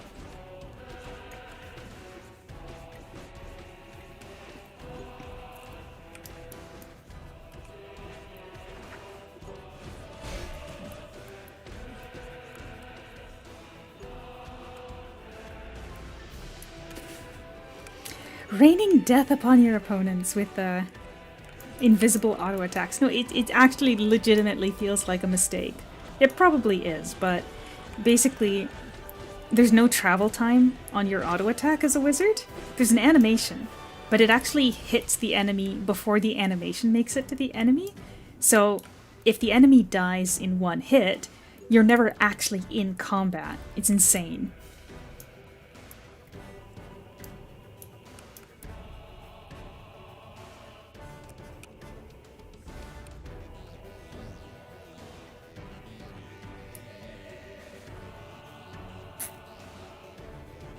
Alright, you guys go have fun. Can we go in the dungeon yet?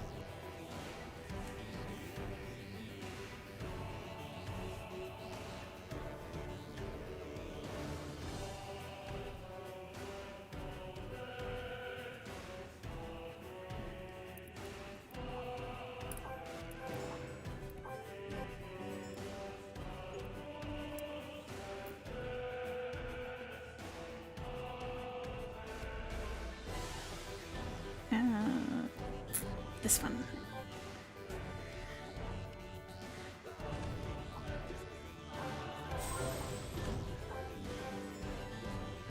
Yeah, level-wise, not super worried here.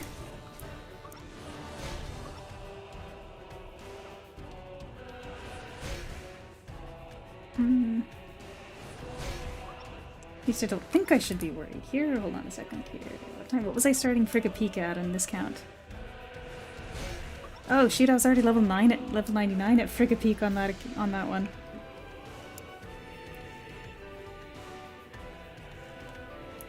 Ah yeah, it's we're doing good. I think. I have a tendency to like overdo it with the buffs just to make sure that I make it. But this time I only used the elite sprites because I got a couple free ones out of that box and I can't put them in storage. Like you can't put them into storage. So they're stuck on the character, meaning I kind of have to use it when I'm actually doing quests. Oh, orange zeal. I think that was a relatively rare to get as a drop from one of the bosses here. Oh shoot, I should have killed those mobs because after this boss I'm gonna be lightning trapped for a bit.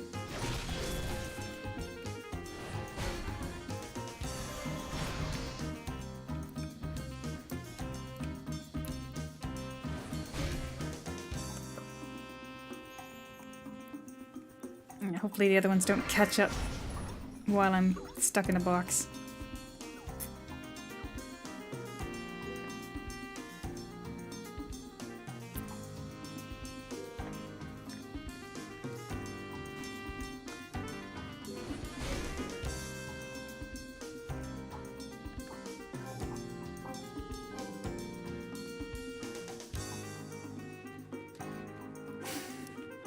Honestly, if I actually run out of quests before experience and I have to grind dungeons, I might take a break for food because I'm really hungry.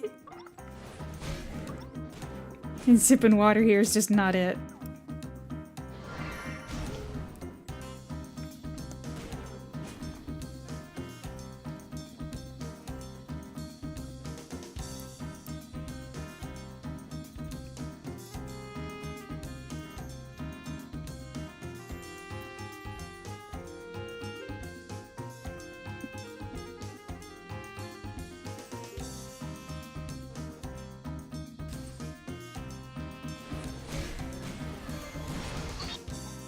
Alright. 3 to go? 3 to go. Me about to run out of the dungeon without talking to them again.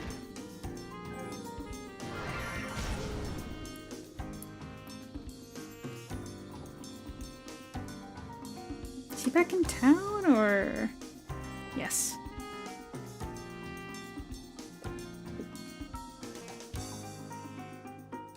Pop heart bonding since we're running around.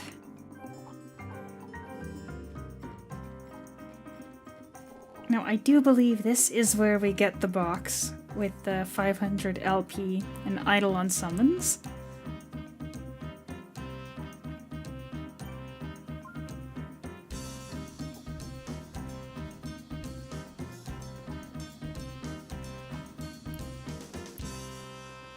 Oh gosh. Is the festival on? Hold on a minute, I thought it was supposed to be on. Maybe it's not on. And I was telling that person earlier today about it. Oh no. I guess I lied. I'm sorry. I thought I read that it was on inside the patch notes.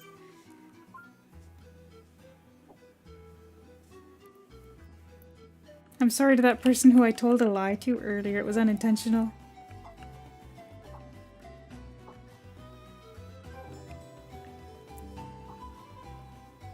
I know. Report me. Yep, there we go. Proof of daily diligence.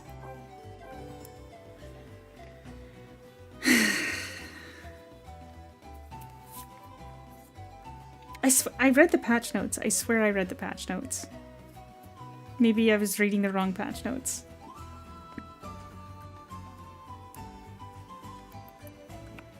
Alright. Proof of diligence? Okay, we can't open it here. Every day you get to open, every 23 hours actually, so it's very nice in case you accidentally are a little bit late to the day. It's not like it gets pushed later and later in the day. It's 23 hours, so if you log in at the same time every day, you should be able to get all 30 uses. But as you can see, 500 LP, 2 unidentified radiant summoning stones. So we should be able to get 60 of these if I don't miss a day. Yeah.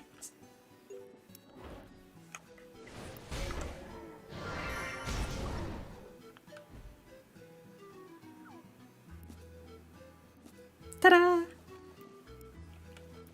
You know, I don't think there's any harm in using another proof of mission. I don't think I'm falling behind in terms of experience, but I know these maps are really short.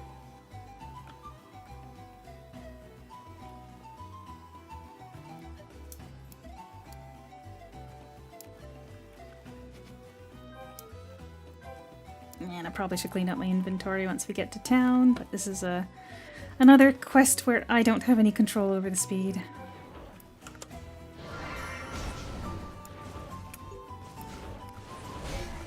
Oh, they absolutely are. If you need LP, highly recommended. They spawn, there's a 50% chance of them spawning every 4 hours, and there are players that are currently tracking them and makes it so that you can easily make sure that you hit as many as possible. They are very, very weak right now though. Specifically, Gamiko had gotten them buffed up so that they were a little bit easier to not one-shot kind of thing. But unfortunately, X-Legend kind of undid part of that, so they're very weak. Which means right now, if you're going to fight them, highly recommend removing your gear. I do have a video about it, about how they handle it, so you can check that out if you'd like to attend the VV or BB world bosses. Aerithel, I'm pretty darn close to beating the Awakening. I've only got 3 more maps, and each map is only about 15 minutes from here on, right? They're very short. So the experience is going fast. Masked Eye... Okay, good. I was gonna say, I hope that's a good scream. Congratulations.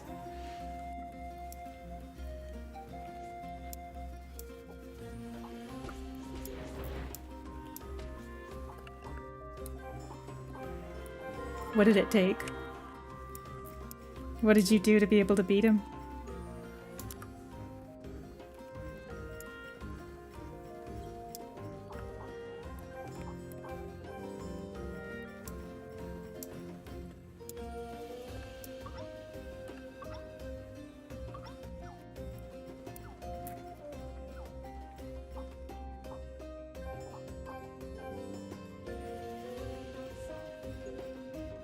I am curious what specifically it was that got you over the edge.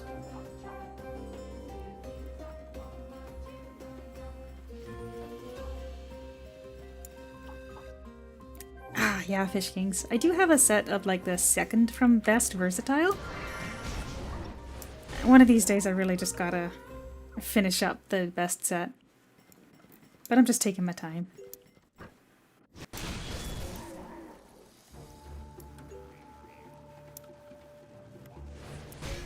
A Dance in Fire is the name of this song. Probably not the most suitable track for this map, but I don't want to skip it because I like it.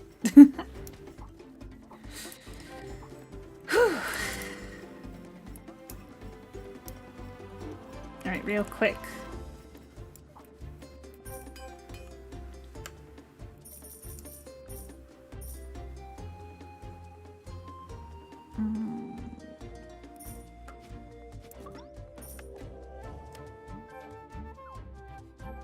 There we are.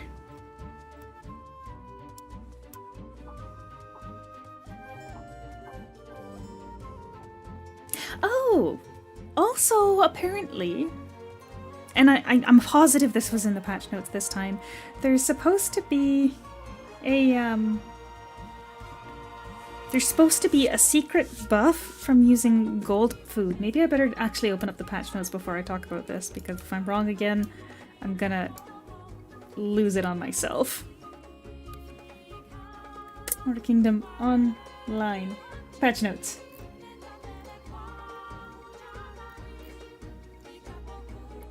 Oh, Thundering Abyss 2. I actually have not even checked that out yet. It's a scary place. I don't like it. Valentine's Day. Event in Demarac Mines. A challenger. Interesting. In the profession system, for cooking gold quality dishes, gain the new effect EXP gained from defeating monsters plus 20%. Oh, okay, so it's not quest experience, it's monster experience. Alright.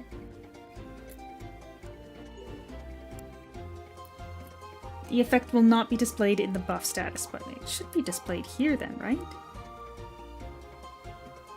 Yeah, 157 seems like it should be enough. Oh, we should see your name in the world chat any minute now. Hold on a second, I'll pull it out. Or does it appear in every chat? I think it appears in every chat.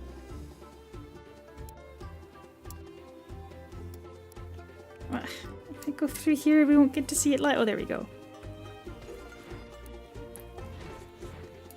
Yeah, the last one is the easiest. The last one is the easiest. It's always the easiest. Or the first one is the hardest. Last one's easiest. Congratulations on making it through the voider. You can see him on the top of the screen too. Woo! I don't think the clapping comes through on my microphone though.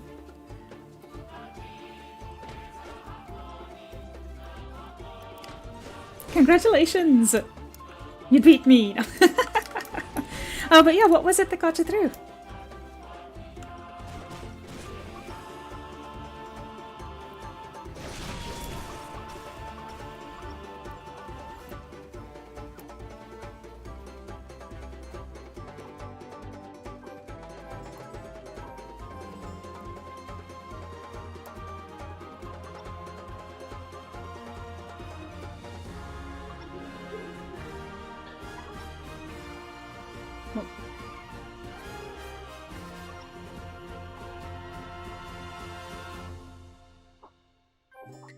Ah, and changed the rotation. Gotcha.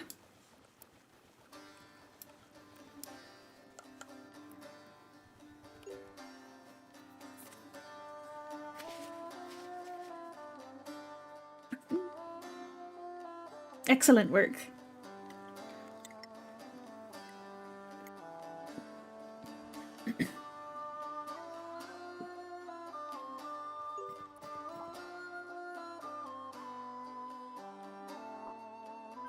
Honestly, that targeted skill is one of the more challenging parts of him, is because you just have to tank it if it's targeting you, because you can't dodge it.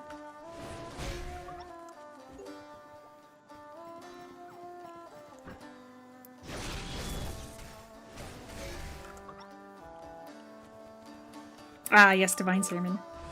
For healing and damage taken reduction. Oh, Control 3, medium HP potion?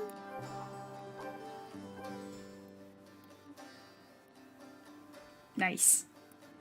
Although, probably not medium, because that's only 362 per second. Let's see what we want. It's a lot of potions.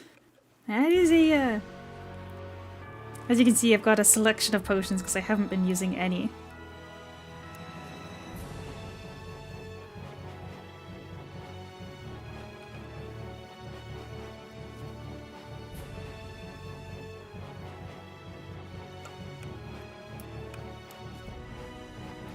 Man, I was gonna try and... I wouldn't say it's a humble brag saying that I didn't use any level 50 potions, but I also died in the, or almost died in the Whirlpool Abyss. I think I might have used one in there. Anyway, seriously though, congratulations! I'm glad you're able to make it through, especially after all the resources you expended on that.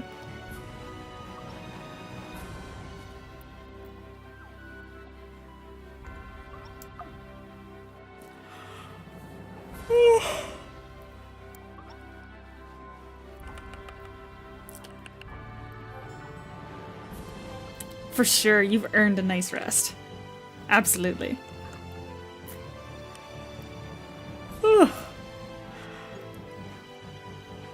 Speaking of sleep.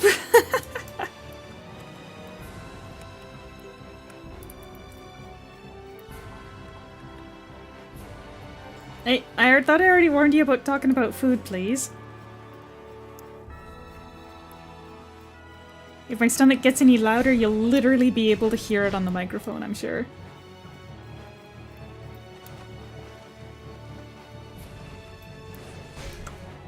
Well, you know what, Masked Gamer? Then you did better than me, because my first awakening took 3 hours. So... like, 3 hours of fighting. So, there you go.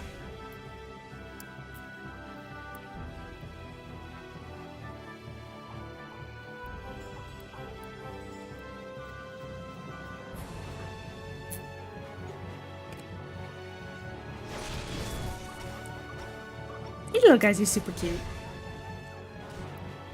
No. You don't need to worry about being hyped about passing Awakening. I know how it feels to beat it the first time. Everybody was there. You have earned your hype moment.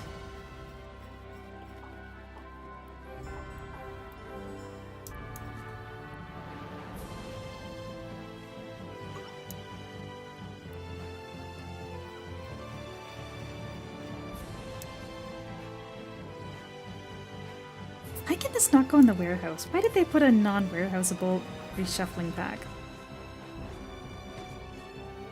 Yep. Keep looking at my inventory for things I can toss, and I keep thinking that's like a gearbox, but... oh, anyway, we're almost done this map.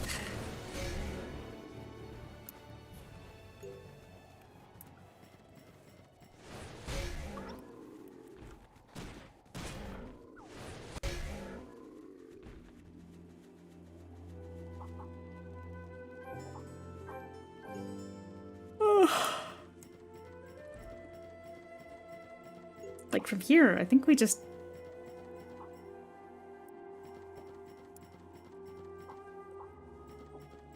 I don't think there's really any mobs aside from the groups in this last little plaza now.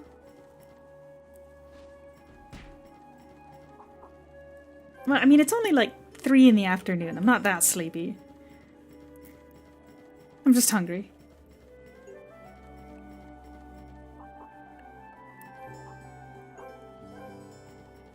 I really like a sandwich that is literally just cheese, lettuce, and mustard. I am big on cheese, lettuce, and mustard sandwiches. Like just a huge stack of lettuce so that you get a real crispy crunch from the leaves. Delicious.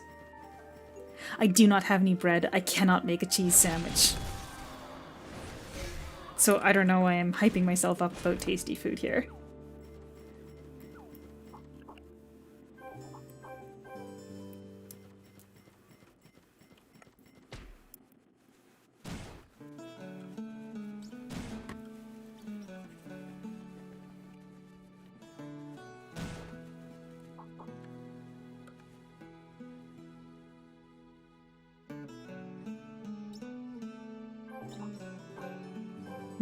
I'm not even sure what Pokemon Let's Go is. Is that like a... Is that a full series entry? I thought they were mostly named after colors.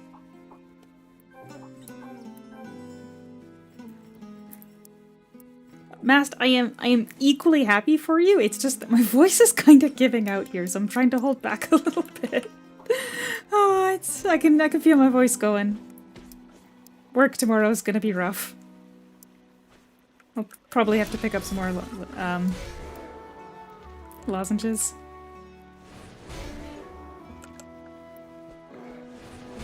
Let's go Eevee and let's go Pikachu. Pikachu wasn't in it until Pokemon Yellow, I thought. Like, there was Pokemon Red and Blue. But if you wanted Pikachu, you had to get Pokemon Yellow.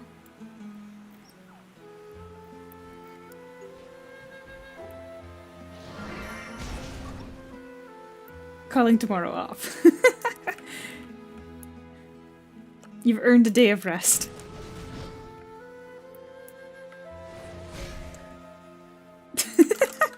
You know, if you've got days off, you can use them for whatever is best suited to your life. Personally, when I need days off, it's usually for video games as well. Like, I would take the day off after the Genshin patch so I could stay up all night and play it.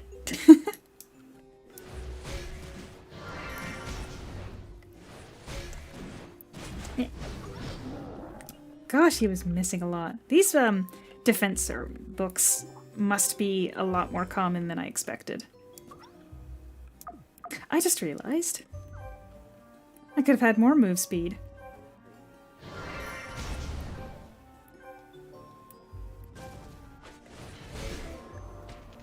Oh yeah, fair enough. I mean, if you got days off, use them for what you want to use them for. Don't feel like you're boxed into needing to use them specifically for specific things. Like, some people give me a hard time at my previous job, specifically the person who called using the auto hotkey to create tools that make my job easier. The person that called that cheating thought that me taking days off to play video games meant that they could call me and ask if somebody else called in sick, they could call me and ask me if I wanted to work instead. It's like, it's my vacation day. Just because I haven't left the house doesn't mean I'm coming in.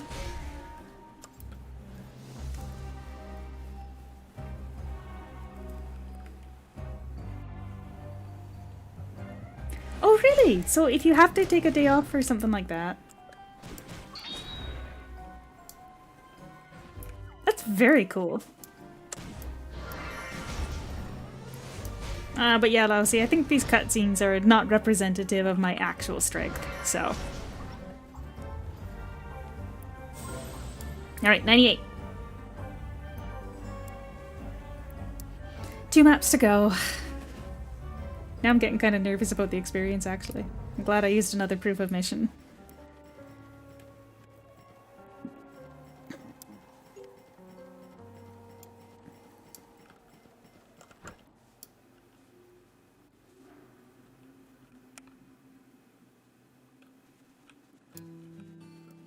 Oh, no, Masks, sorry, just to be clear, it's not that they were trying to force me to come in. It's that they knew I was home, and they were overwhelmed, and so they thought they would text me and ask, like, hey, pretty please, can you work instead of playing video games? It's like, no. If I was literally doing anything else, it wouldn't be possible for you to even text me. They didn't force me to work them. They didn't cancel my days off. I got my days off. It's just that occasionally when they were having a bad day because I wasn't there, they would be like, midday, pretty please, overtime. And when I was on vacation, Like when I was specifically taking a day off, I never said yes. If I was just on a day off, sometimes I said yes. Yeah, a little bit different than that.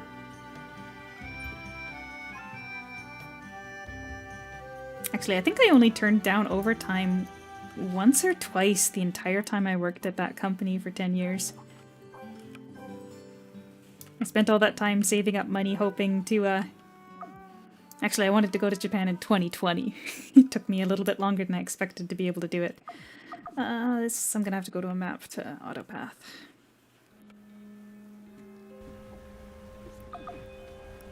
There. Meet up with Gus? No, that's not the right one. Desolate Desert? Okay, there we go. 2 maps to go.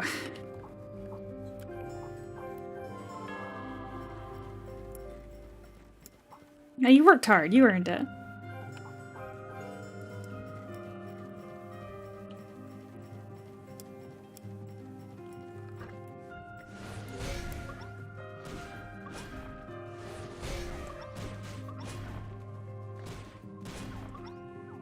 Yeah, I'm pretty far behind Plinko, but it's okay.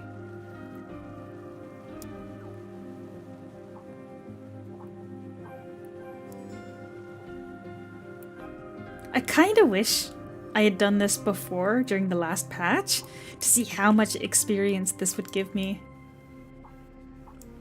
Because they were doing double dimensional hall experience. I'll grab an experience book too, just to be safe.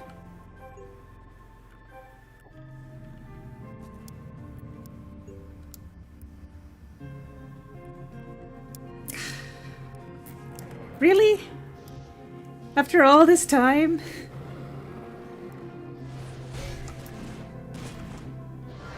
Gosh, if I am short. 8 to 9%, really, that's all.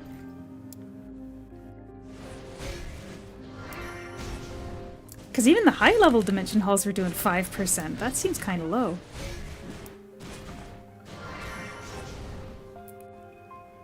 I've got the... Yeah, I do have lower trend on.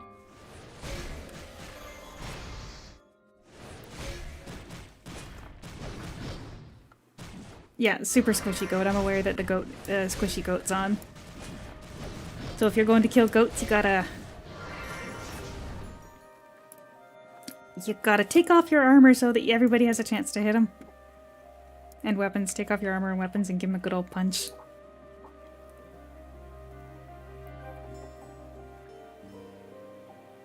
Yeah, that gave me 8% right now, Plinko. So if it was giving you 8% during the double dimensional hall event, something's wrong.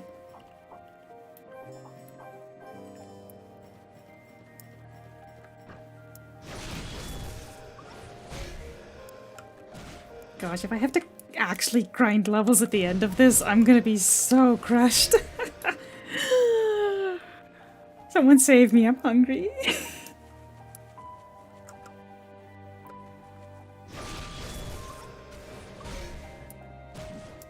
Should I start popping experience books on every quest since you guys are scaring me? I think I should.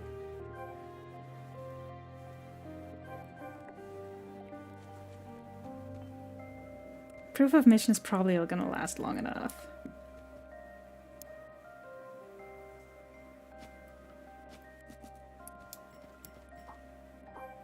Oh, you're at 99. Okay, I see.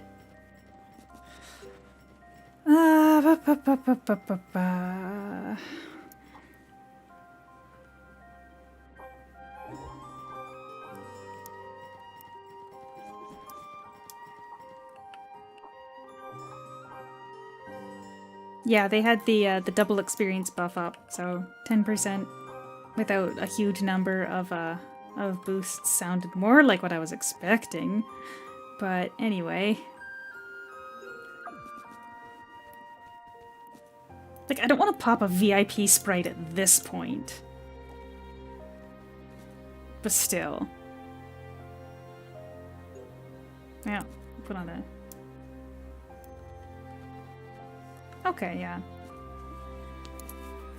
Can you please let me use this freaking item on these freaking things? Let me target them, please.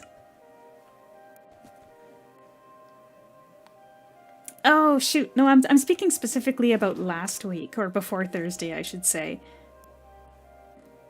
Oh my gosh, it did the thing.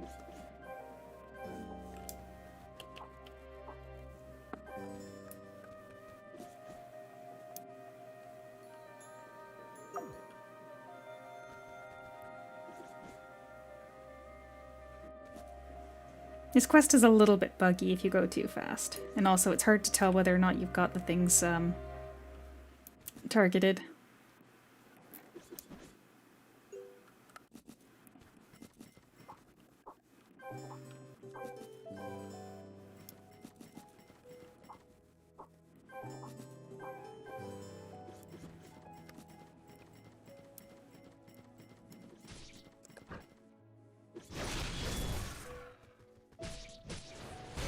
Really?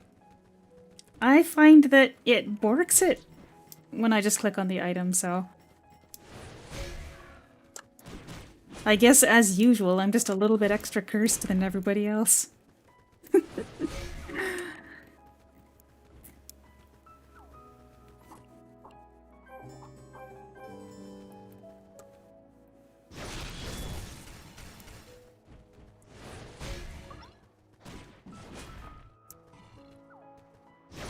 Zills. Trapped soldier done.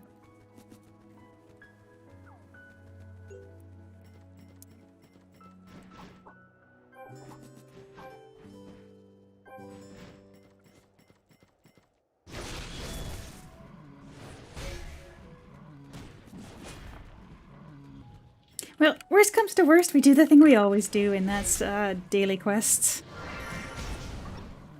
Maybe run some dungeons, party mode dungeons with a ridiculous number of experience buffs. Living the dream. Oh boy.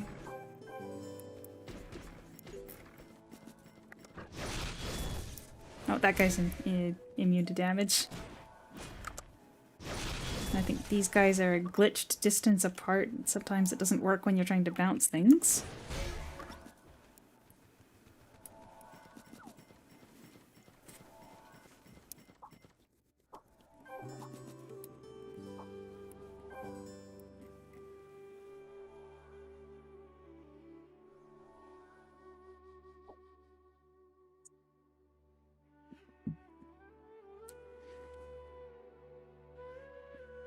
Will Lousy, draw me a picture that's got an experience buff. You know, it's funny because I was debating using a VIP sprite, and I thought, nah, I should be okay. I spent ages eating books. I should be way ahead of the curve, but worst comes to worst. Like I said, I'll do quests. I'll also grab the approximately 1,000 EXP books that I have stowed away on an alt, so those will help a bit too. We're gonna make it today. We're gonna make it. It's just how hungry I am by the time I finish. But truly what I hunger for the most is victory right now.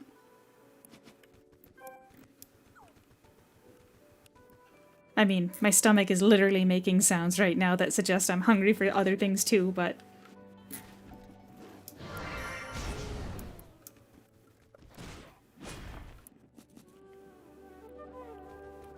Talk to me, pal.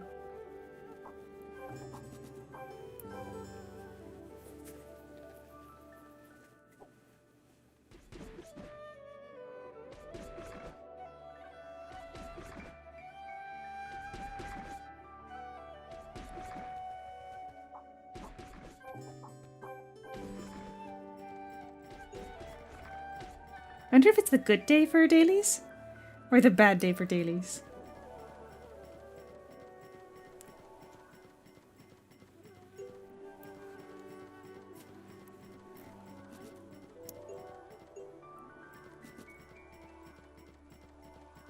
Draw me some coffee. I could go for another cup of coffee, but like, when could I not go for another cup of coffee?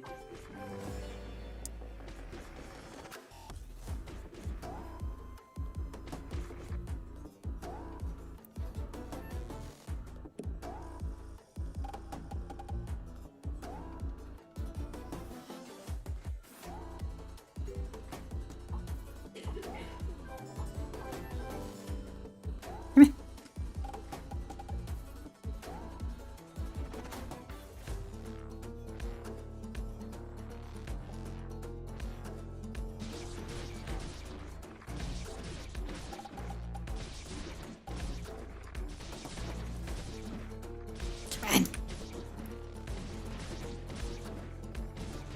You know what? If you would stop making me stand still here, I could help these villagers a lot faster.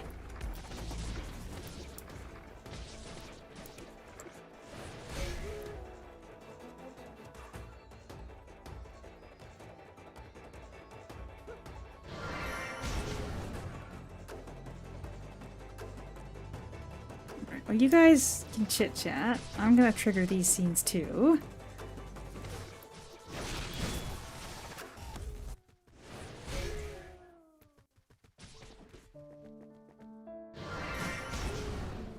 Okay, that should be all the mobs. Let me trigger these ones.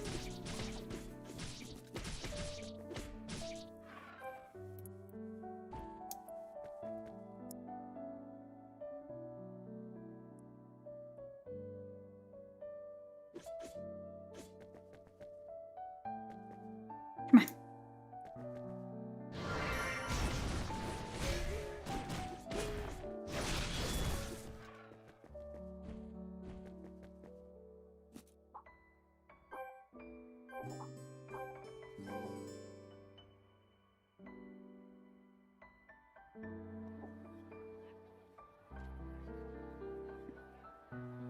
And then I gotta get to level 99, 99% experience. Yeah, it does kind of feel like I might run out of quests here. Neat. Well, it wouldn't be a challenge, or I suppose it was supposed to be cozy or chill today. It's not feeling very chill.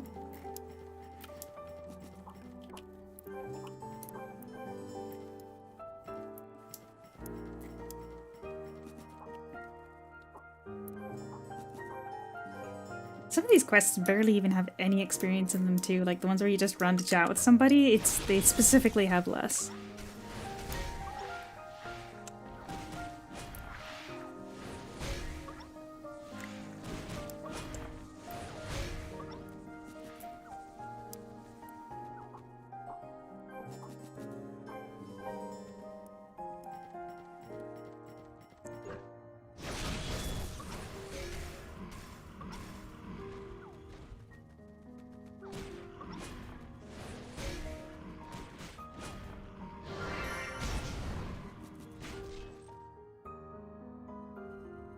Okay, well I think the next quest is the one where you do the scene with what's his face, so it's another long quest.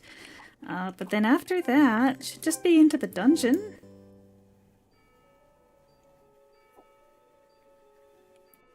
Come on, stop making the screen go black, just let us do stuff.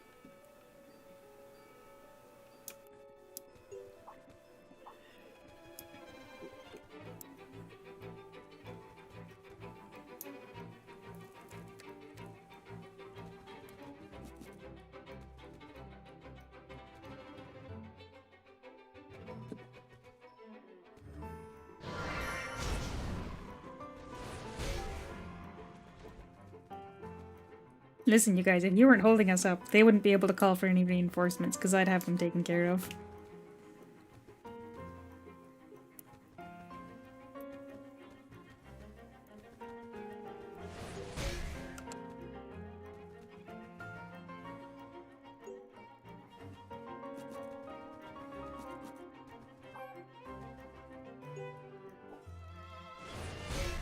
There we are.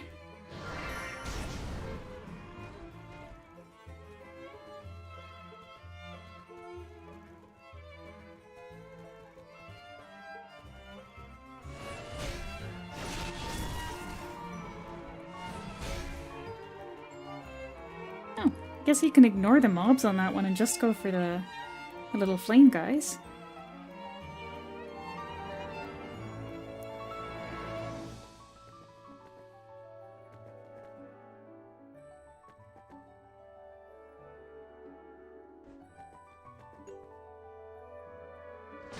Evil blocks the way.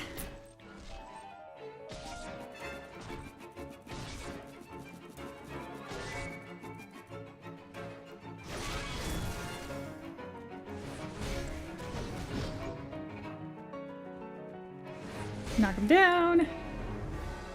Mr. Crisis over here. No, it's not talking about food. Remember, we hunger for victory. I could go for some pancakes.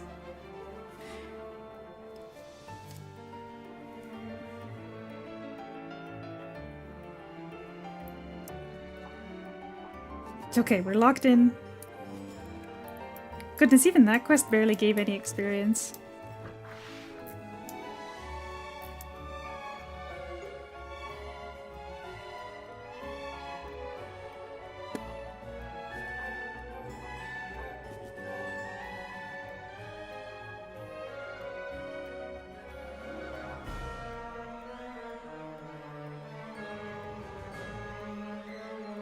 It literally would have been faster for me to get to the dungeon than to do that cutscene, if I could avoid it. Thanks for the help, Plinko. I can always count on you.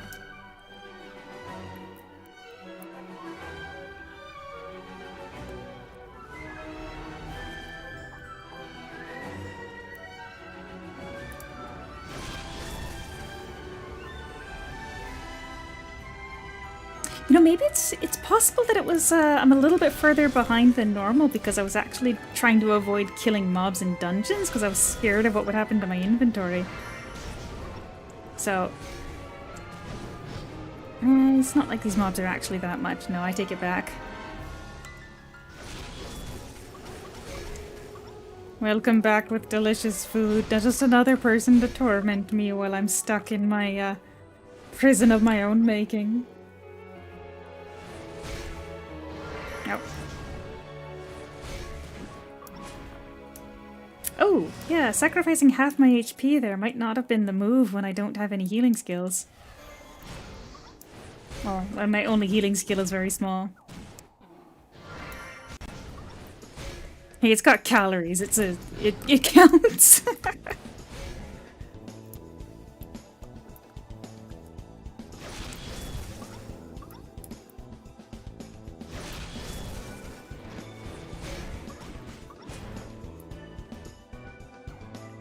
Again? Really? Everybody's just gone and got food now?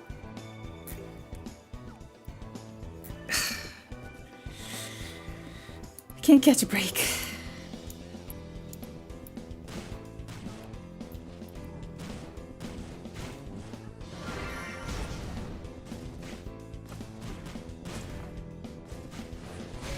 I didn't really want to mess around with his little guys, so it's easiest to just wait till he goes that mode.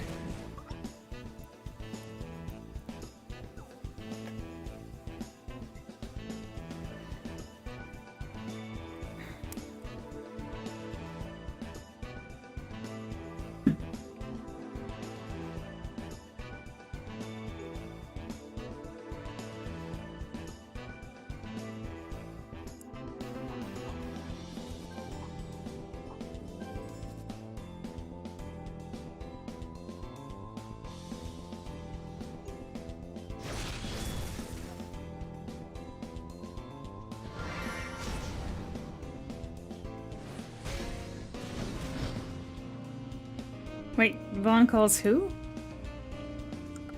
Son?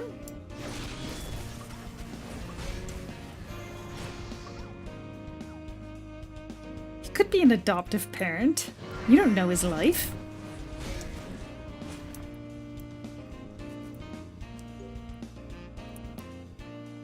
Yeah, I'm gonna be pretty darn short, huh? Well, we'll see what the damage is, and then I'll assess the situation to determine the best course of action given my hunger.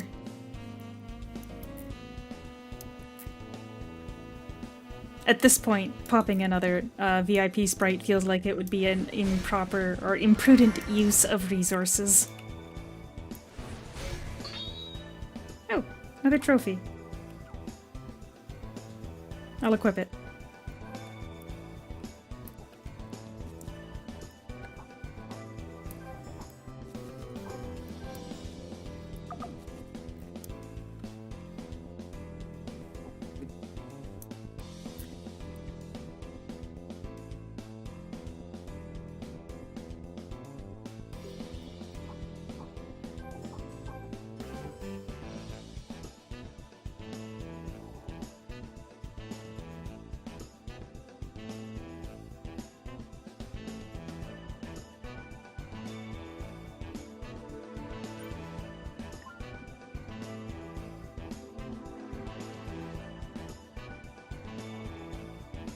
Oh, hey, there you were. Haha.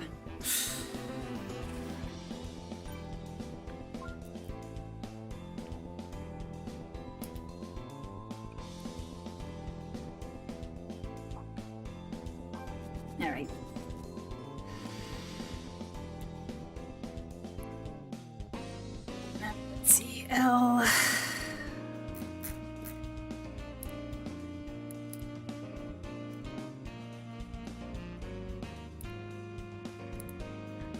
Oh, it's at the bottom, isn't it?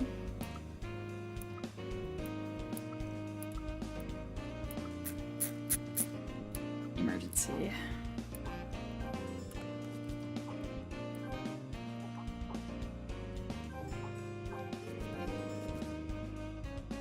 Oh, this is gonna be rough, guys. This is gonna be rough. Where there's a will, there's a way. A lot of chit-chatting in this map, though.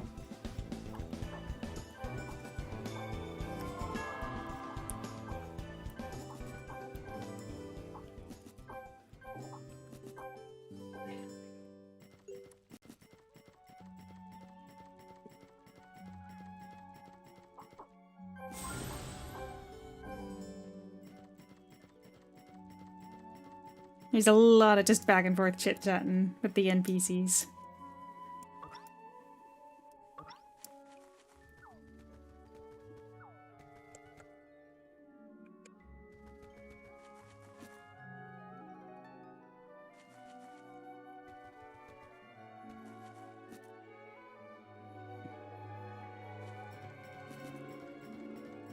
Let's see, toss that out. My inventory management is again falling to the sidelines. Don't need that. Don't need that. I can't actually get rid of that.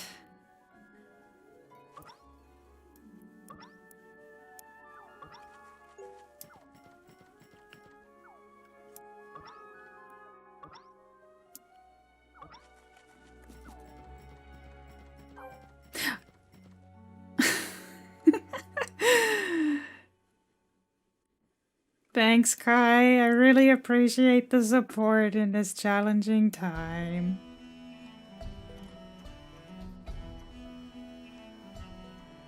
I'll just do deep blue. I don't know if my defense will be kept in there.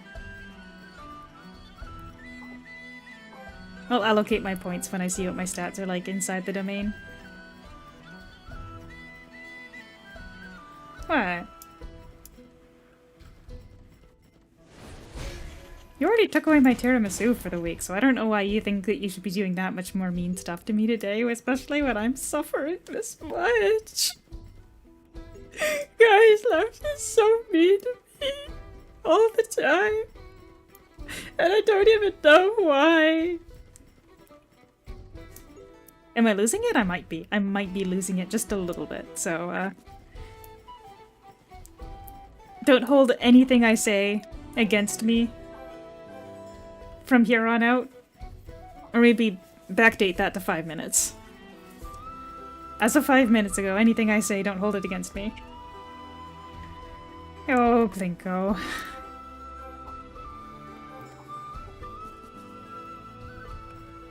If I finish by 4 o'clock, or long enough before 4 o'clock, there's a restaurant nearby that does really nice fried chicken, and it's discounted before 4 o'clock. I am not confident in being able to finish before 4 o'clock if the experience doesn't make it by the end of this map.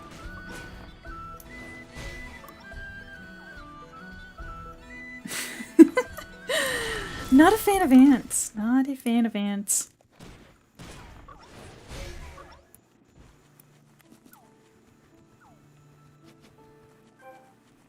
Not a fan of bugs either. Get out of my inventory.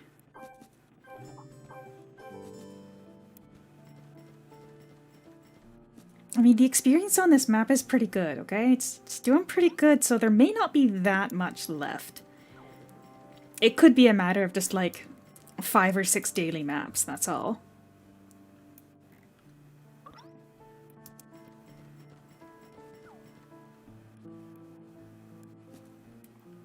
Although there really isn't that much of this map left at this point either. It's a short one.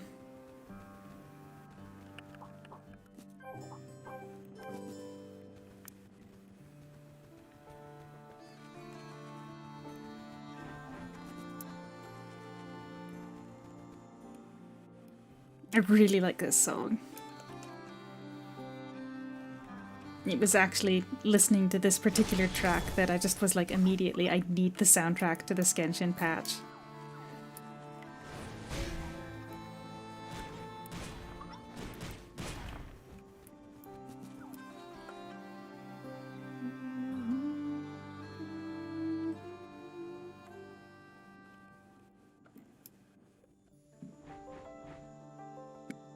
You literally actually got fried chicken and sent me a picture of it. You are ridiculous and cruel, and I feel like I'm being targeted right now.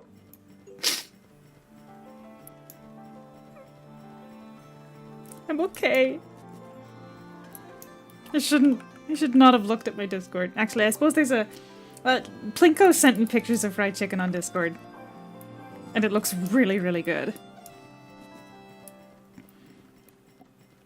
Like, really, really good.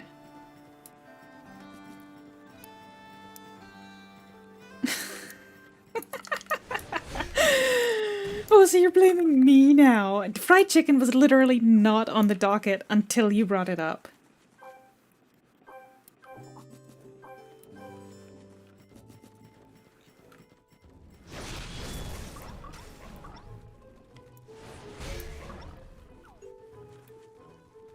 I'm not crying. I'm not really crying. It's my my attempt at voice acting. Is the crying sounding good enough to pass for real? Maybe slightly too dramatic to be real, huh?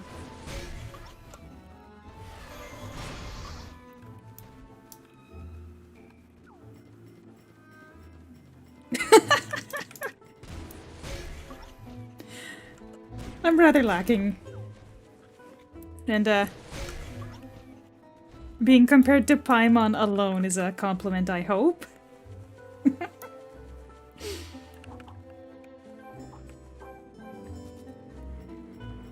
Alright, please let it be a bunch of back and forth conversations that give 5% experience each. Yarun, please, we need this. Welcome back, Ming. I am still here suffering.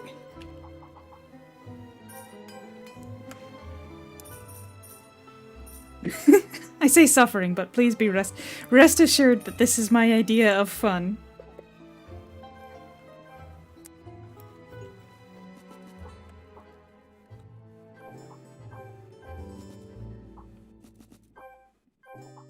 Well, not 5% each, but a bunch of just talking.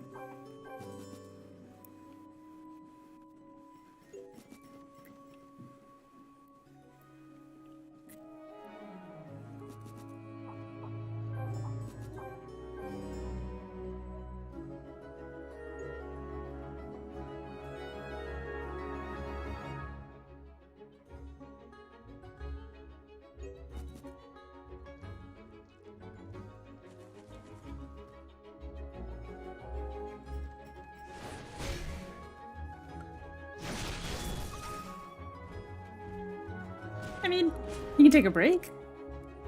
Go for a walk. I really do have to go for a walk after I finish. We're going on 8 hours here now. No.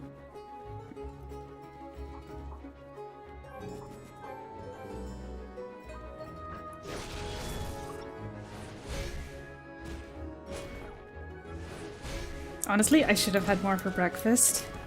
I had a little bowl of rice with some vegetables and cheese. Normally I would have also had some eggs, but I grossly misinterpreted how fast I was going to be able to go on this class. Oh geez, if it's 1:30 in the morning, maybe it's time to go to bed. Although it's not like I'm doing a great job of encouraging that by continuing for this long straight.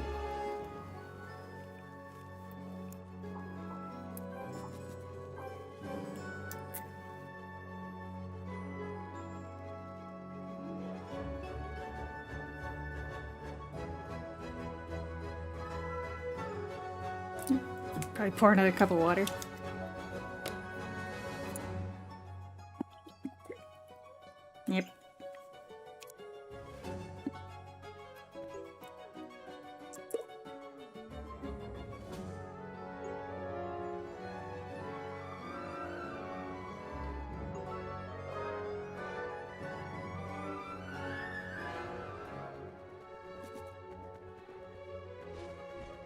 Oh, yeah, it's a sigh.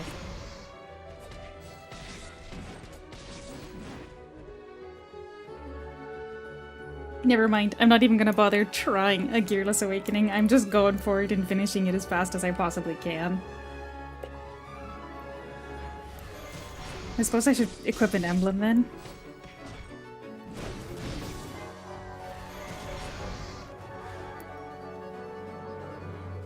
We can get an emblem. We can get an emblem. We can get a free emblem. Ice. Probably. Hurricane. Whatever. There we go. Glory Light. Holy skills damage. Let's do it.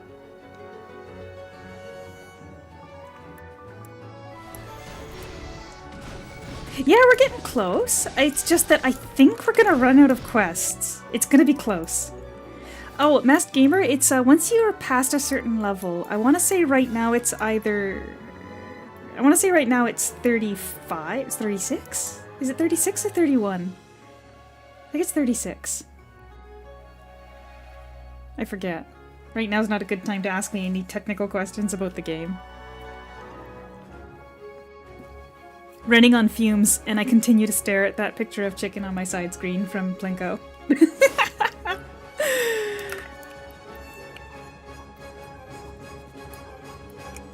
Honestly though, this map is quite good. We're doing good. No, don't apologize. This is a me problem. So I'm thinking we'll probably have about 25% or so to farm up. And I feel like I should be able to solo the party dungeons so I can do all of the daily quests on a map.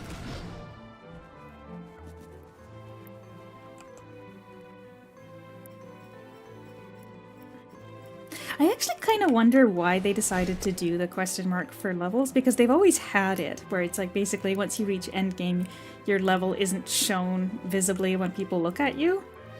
And I'm guessing the purpose behind, like originally, rather, my theory for what the purpose was to, like once you're past the point of there's no gear above that level anyway, it doesn't really matter. And it added like a sort of mystique to it that's kind of fun. I don't know, I thought it was fun.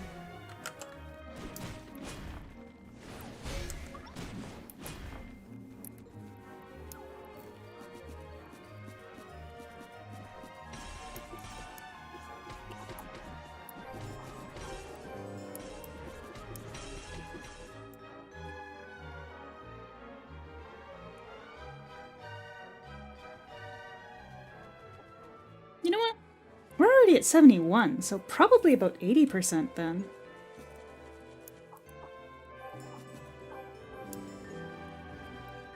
Maybe 80's a bit high of an estimate. It'll be what it'll be at this point.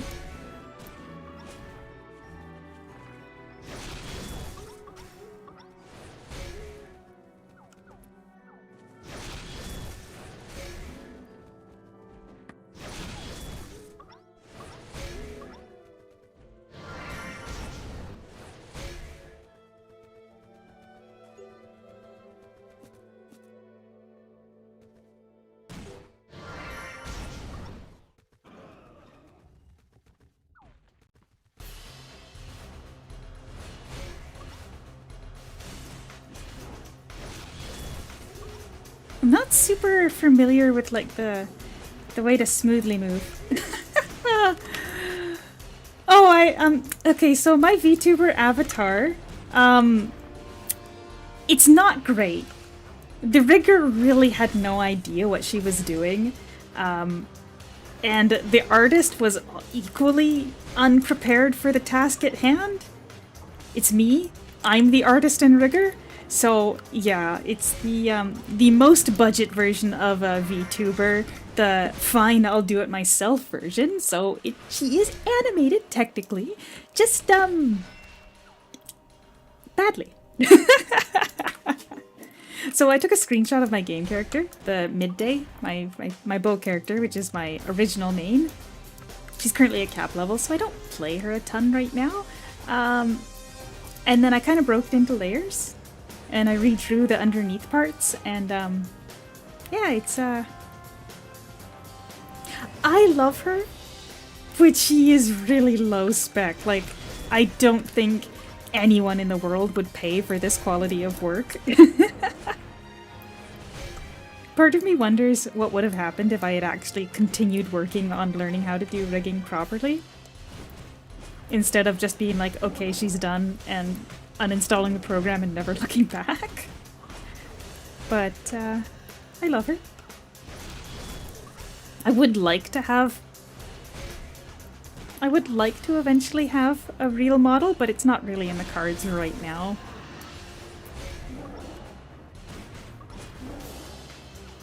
I got big dreams. VTuber models. Learning to rig VTuber models. Look, I put a lot of effort into it. The results aren't perfect, but I love her and I'm happy. So I can insult her, you can't. Silly older sister vibes. Well, you know, it is a character that I like in the outfit that I like the most from Aura Kingdom, so. Seriously? Wow. It's probably doing like... Sorry for mentioning food. You know what? We're getting close. I'm probably going to be at like 90% when I turn in this quest.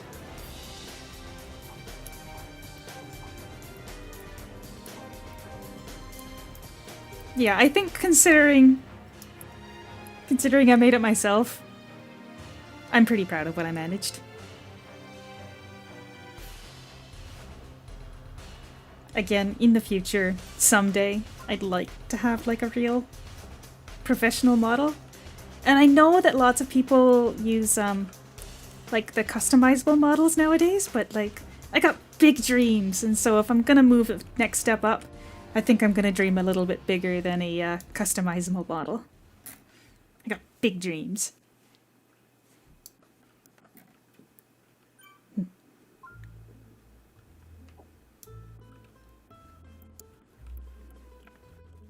It's just, as you can see, sometimes my dreams somewhat exceed my ability to deliver, given how confident I was that I would make it, and I did not. So, here's what I'm gonna do first. 8% to go. I think, I'm not gonna bet, I'm just gonna think I have an option here.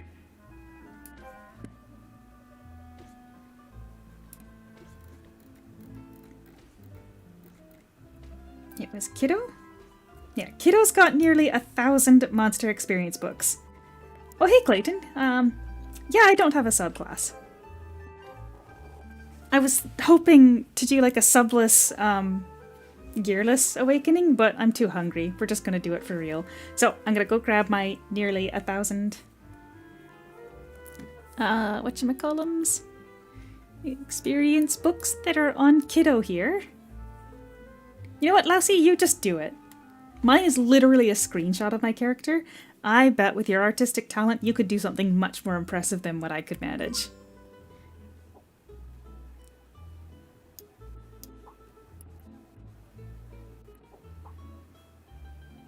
I thought I legitimately had 1,000, but apparently I don't. Hold on a moment. There's gotta be another character that's got full stacks of them. Monster XP book. Item search.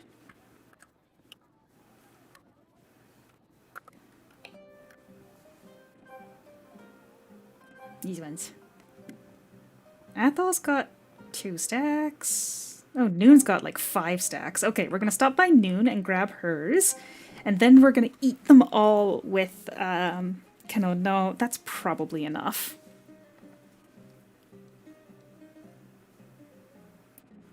Stop by Noon. Of course, in Crescent Hill where there's no, warehouse. Now, if you want to call this cheating, this I can fairly say is cheating because of how many books I'm about to eat. Do I have a warehouse card? No. Loyalty, consumables, other warehouse card. Not even enough space in my inventory here? That's fine. We're gonna take out... I can probably take those out. I could probably take these out. Not going to be using them anytime soon. Throw in all my Monster XP books. That's 1,000, 1,100, 1,200, 1,300. Yeah, 1,300 seems like a solid number of experience books to force feed my character to get 8% experience. I hope.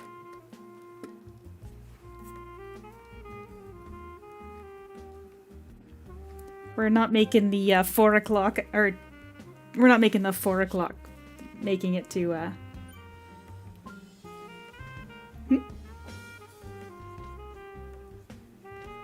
Wait, the avatar can move? What do you mean? No, can't move much. I didn't do a very good job rigging her. In fact, even I kind of gave up when I got to the mouth too, because I didn't have long left on the free trial for the program.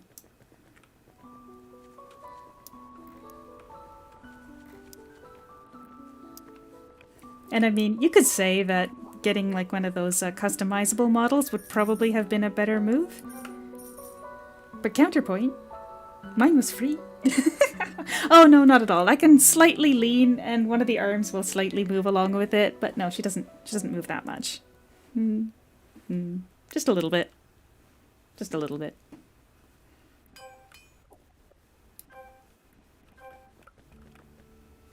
Alright, let's go eat those experience books.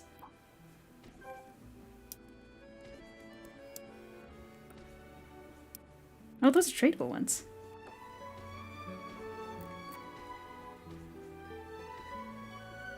Oh, no, I wouldn't. I'd walk there. It would probably take me about 20 or 10 minutes to walk there, so even if I were to, like, immediately leave right now, and I should probably, like, at least brush my hair. Before I get up. My hair gets gradually more frazzled as the stream goes by, or goes on.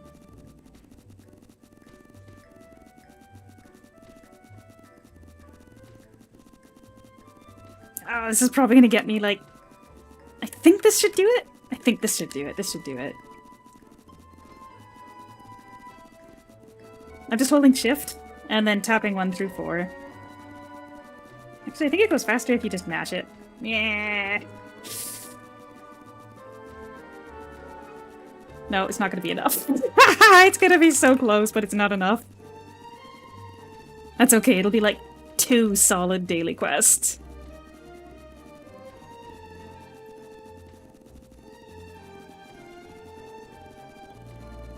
$96. Yeah, my arm is tired. Switch arms. Yep, not quite enough, but that is fine. This is just a couple daily quests. Absolutely nothing.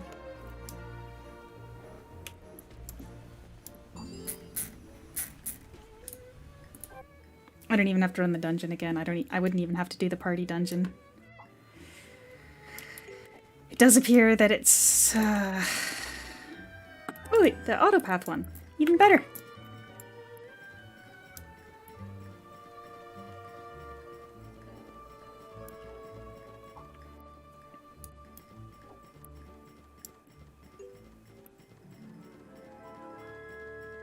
See, I'd have been a little more flustered if I was at the point where I needed like 20% more, but like, this is easy. This is nothing. In fact, you could call it efficient use of resources.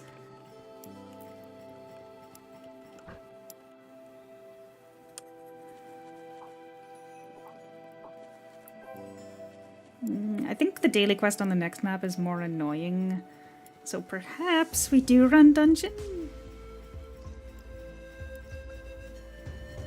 Nah, I'll just do daily quests, it's probably faster.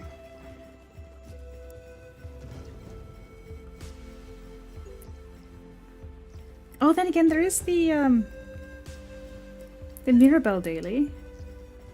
The solo dungeon daily. Chill Awakening turned into speedrun. You know, it's, I am shocked by how much faster Gren was. I think it's the fact that it's a ranged class that makes the difference, right? Oh, I'm gonna do more of these anyway, whatever, it was 540. I think it's the fact that it's a ranged class, and it also had bounce. So like going through each quest was faster because you basically not have to move to the mobs. Oh, come on, we're 1% off. Yeah, we'll find the Mirabelle in my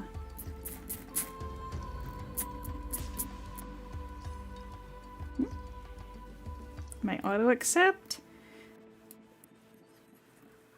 Oh, is it out there? There should be one for there we go.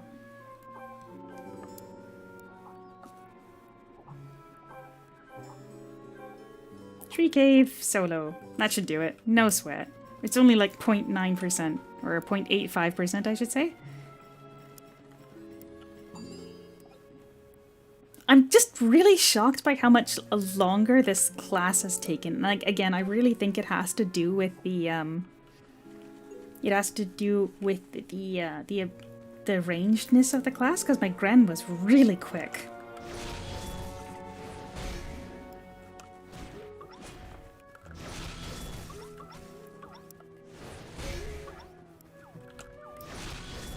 I guess I really like using this skill, but you're guaranteed to be rooted for a moment after you use it, huh? Because you land in the ground and you can't jump cast that.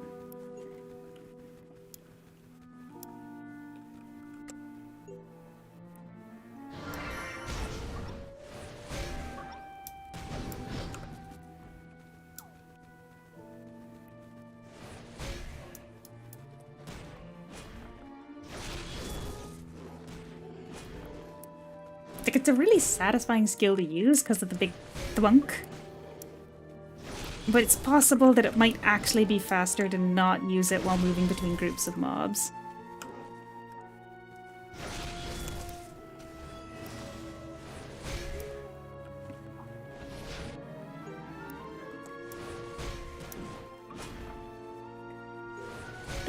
It's really fun to use, though.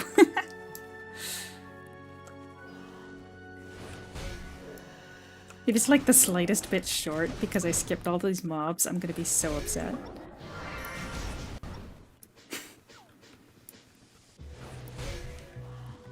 Yeah, it's I'm not super familiar with this class. I have not played it as much as I have some of the other ones. I'm gonna say I don't usually get decent at a class until I've actually spent some solid time with it after Awakening and not just doing dimensional hauls. Again, I like, I haven't been using this because it feels like it's not super well suited to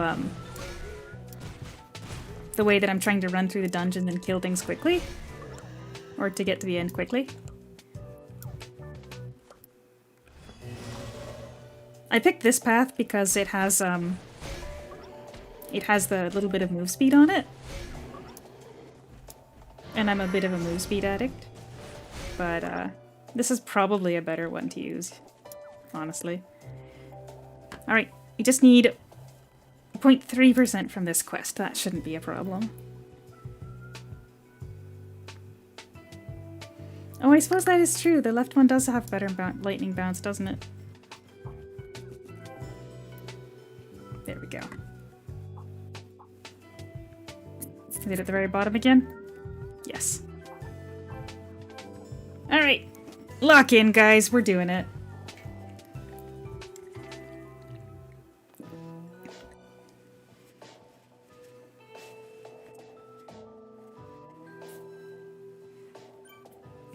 Nope, that's it. We're done.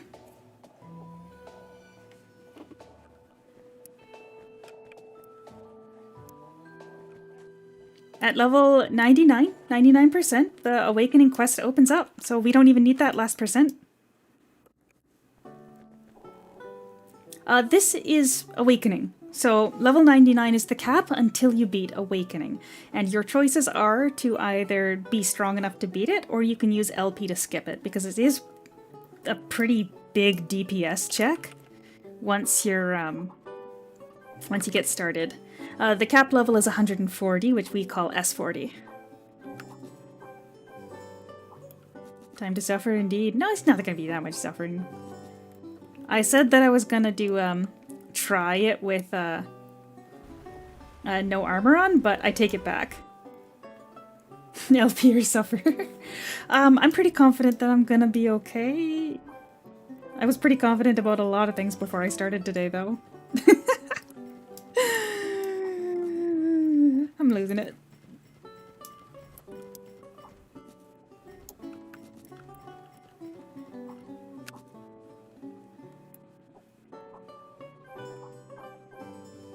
But you're gonna get to see Kanono's name in gold. Oh, I shouldn't be using experience books. There's no reason for that.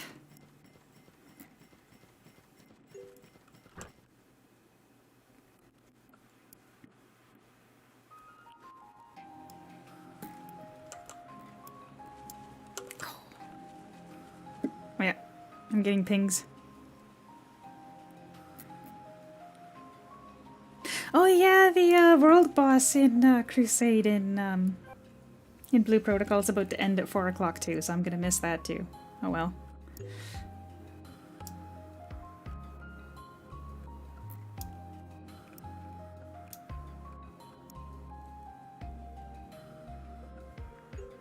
Well, I don't have DPS food.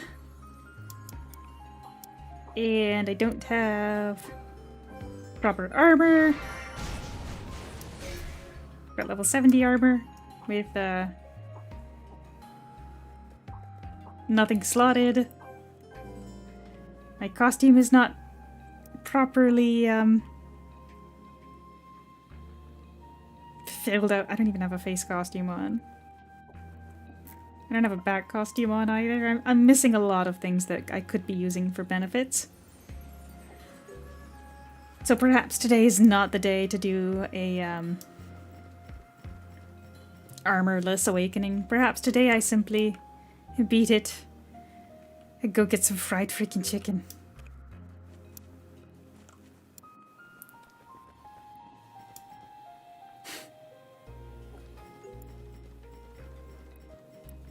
I think what's funny is that even if you play as one of the classes that starts on a different map, you still come back to this random lady that you've never met in your life to tell her your life story. And it acts like you've known her forever. 2 weeks, eh? Well,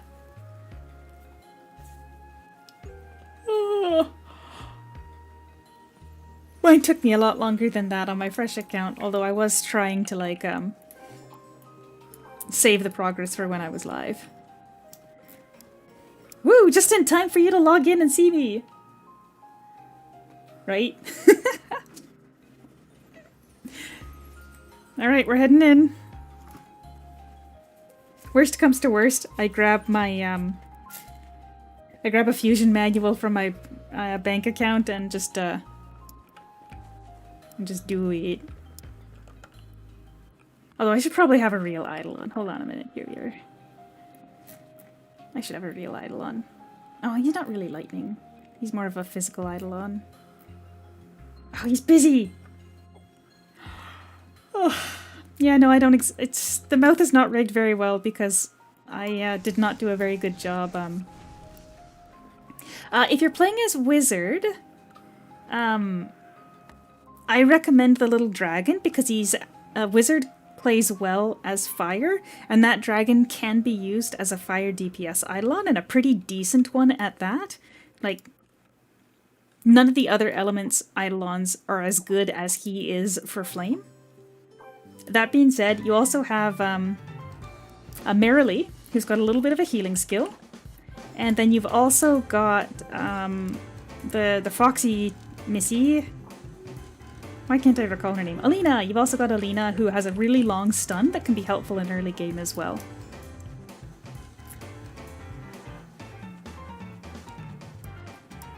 What? What's wrong with my... If you disagree with what I'm saying, that's fine. That's my personal opinion, though. I used, Well, the heals aren't super helpful in late game, but in early game the heals are fine, and in late game Merrily has the move speed stars, which are nice. Anyway, more importantly... I don't think there's anything else I need to use. I just go in. Use a Sage Stone. And a heart bonding. And a buff.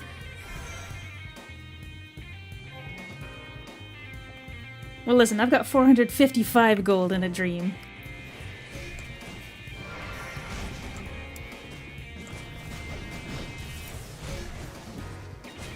And, no proper healing? I should probably at least have a potion on my, bar, eh?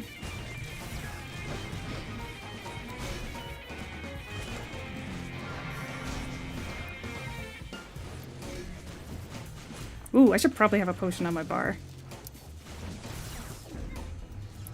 Yeah! Actually, you know what?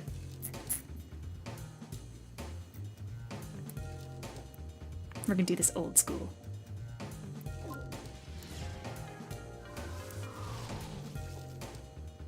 Yeah!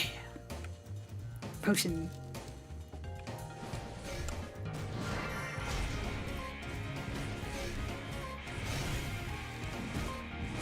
Oh, I'm missing a lot.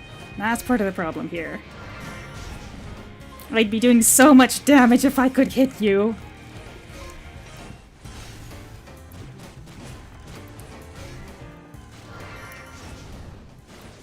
Yeah, I think the major issue is my accuracy, and that's fine. Because we have 5% accuracy food. And you're right, Eligos is probably a good choice then. So we're gonna cancel our cheesy tomato ciabatta. We're gonna pop on sweet plum jelly. You can hear me losing it. I'm falling apart, man. I'm not super comfortable with this class, but if I could hit him, he'd be taking so much damage right now.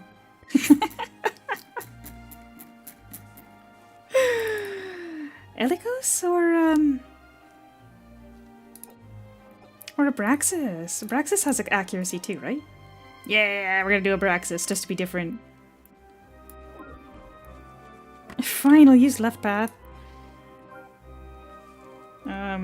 Accuracy and crit damage, I don't care.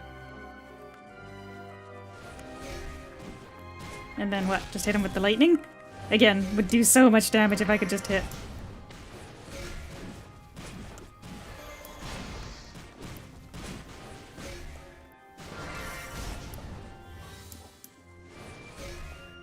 It's not too much. What do you call it? Like, or sorry, it's not too much for me. No, I'd have to manually trigger the Abraxas buff. Again, I think the issue here is because I don't have any healing, and I'm so used to having healing. Ugh. After all this. Oh boy, what do I do now? Exactly what I said I was gonna do. Oh, but it's the accuracy that's the issue? Gigas, use him. No, I'm not gonna use Gigas. Hold on a second here. The accuracy is the actual only issue here. It's too low. So, we're gonna do this. Well, maybe that's overkill, but that's super overkill.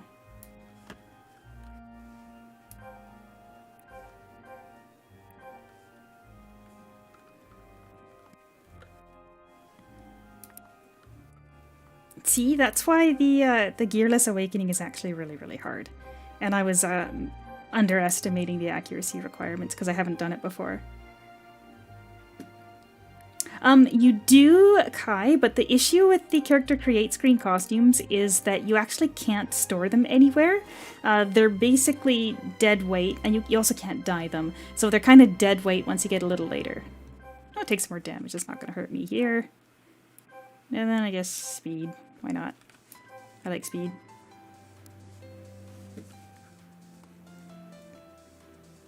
You know what? I'm gonna get a better weapon too. Holy sword.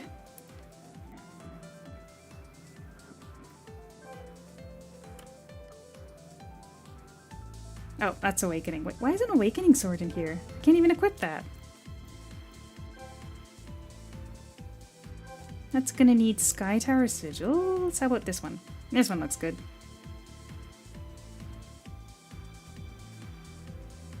Sure. me absolutely losing my mind at Awakening.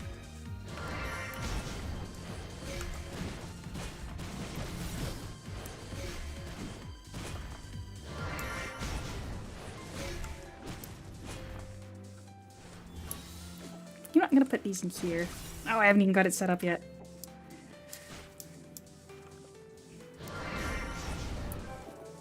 I'm sorry, Masked Gamer, but that's the unfairness of the archive.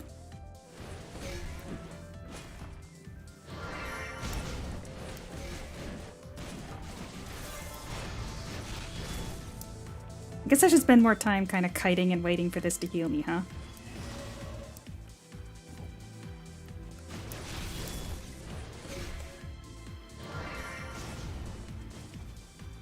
Run away!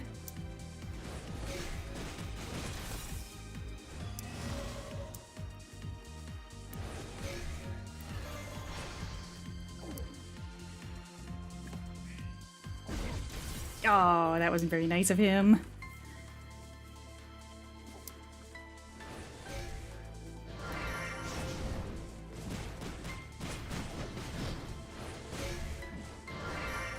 Me when I go into Awakening unprepared and I'm not able to beat it. At the very least, it's not like a victory lap here. I'm gonna have to earn my fried chicken. Which I have now decided I'm definitely getting. Oh boy, that's a little bit too close for comfort there. There we are.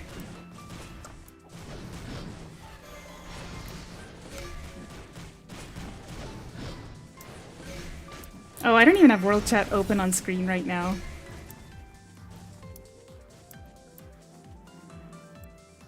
Honestly, Kotonaha is so clutch.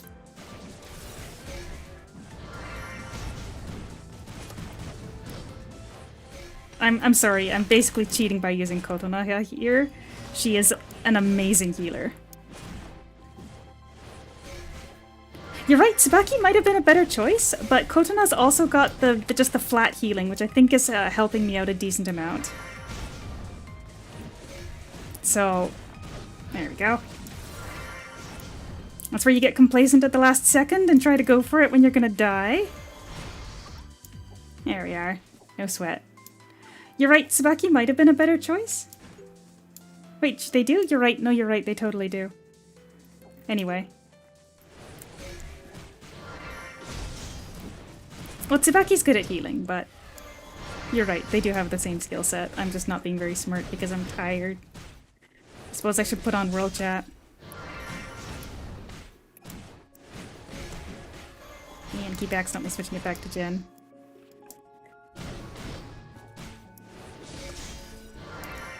You're right, I like Kotona's design a little better than Tsubaki at base level, but I'm surprised I have her in the I'm surprised I have her in the bathing suit. That seems like it's not very me. I probably switched it to the bathing suit when I got it to see what it was and literally never used her again after that or something.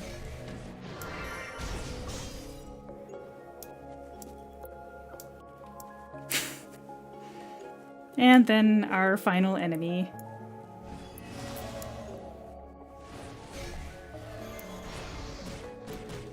And I keep forgetting to even use that lightning scale after you made me change paths.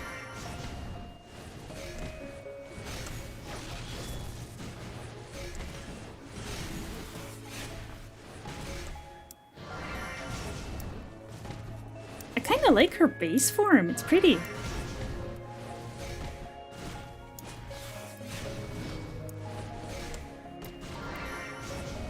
Guy's surprisingly tanky compared to the, again, I was gonna say compared to those other guys, but then I remembered that I literally have 0 accuracy right now.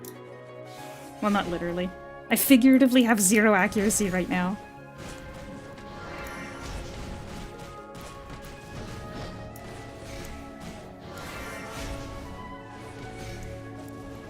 Yeah, so this class is not ideal, especially with no healing. I think the no healing, subless, awakening no gear is a ways away from me yet.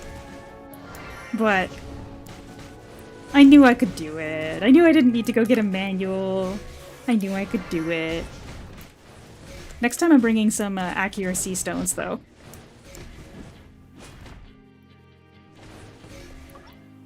There. I'm free. I'm free. Yeah. You're gonna be slow for a while, I'm sorry. I'm sorry to set your expectations too high with my archive. I'm not gonna skip it. We get to watch this.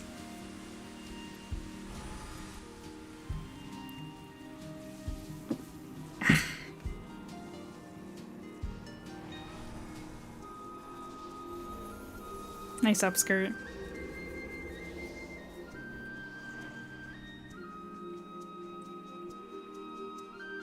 Apparently I'm terrible at naming videos. If I name it as a rush, if I name it as a rush, I chill. And if I name it chill, I rush. I did it, though. I beat it.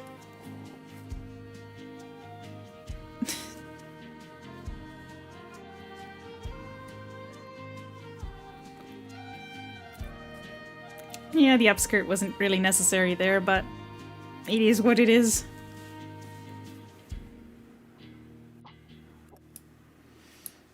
Subless Awakening complete. Oh, now we gotta go back inside and talk to her. But yeah, that's gonna be where we call it for the day because, phew, I was not expecting to do a full shift of Aura Kingdom today. I was expecting to just do 3/4 of a shift. Oh wow, you didn't even harass me. Oh, I didn't have World Chat open. Oi. I can't even respond because I don't have a World Chat. I don't have a megaphone.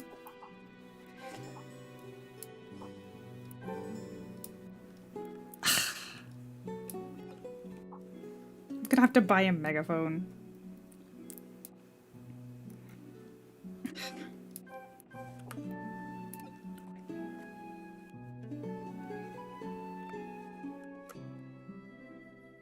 You can literally look at the VOD. Anytime. I won't hide it. That was all natural. Girl fail power. That got me through. And with that, my dear friends, thank you so much for joining me on this, because without the company, I feel like I might have gone a little bit more insane than I already did. Sincerely appreciate it, so we will catch you guys next time. Possibly in a different game, because I feel like I might be a little bit Aura Kingdom streamed out after that slight bit of a miscalculation in the experience. And accuracy. Anyway, that is it for today then, so I'm gonna go get some chicken, and the factory can wait till after chicken. Thank you, and good night.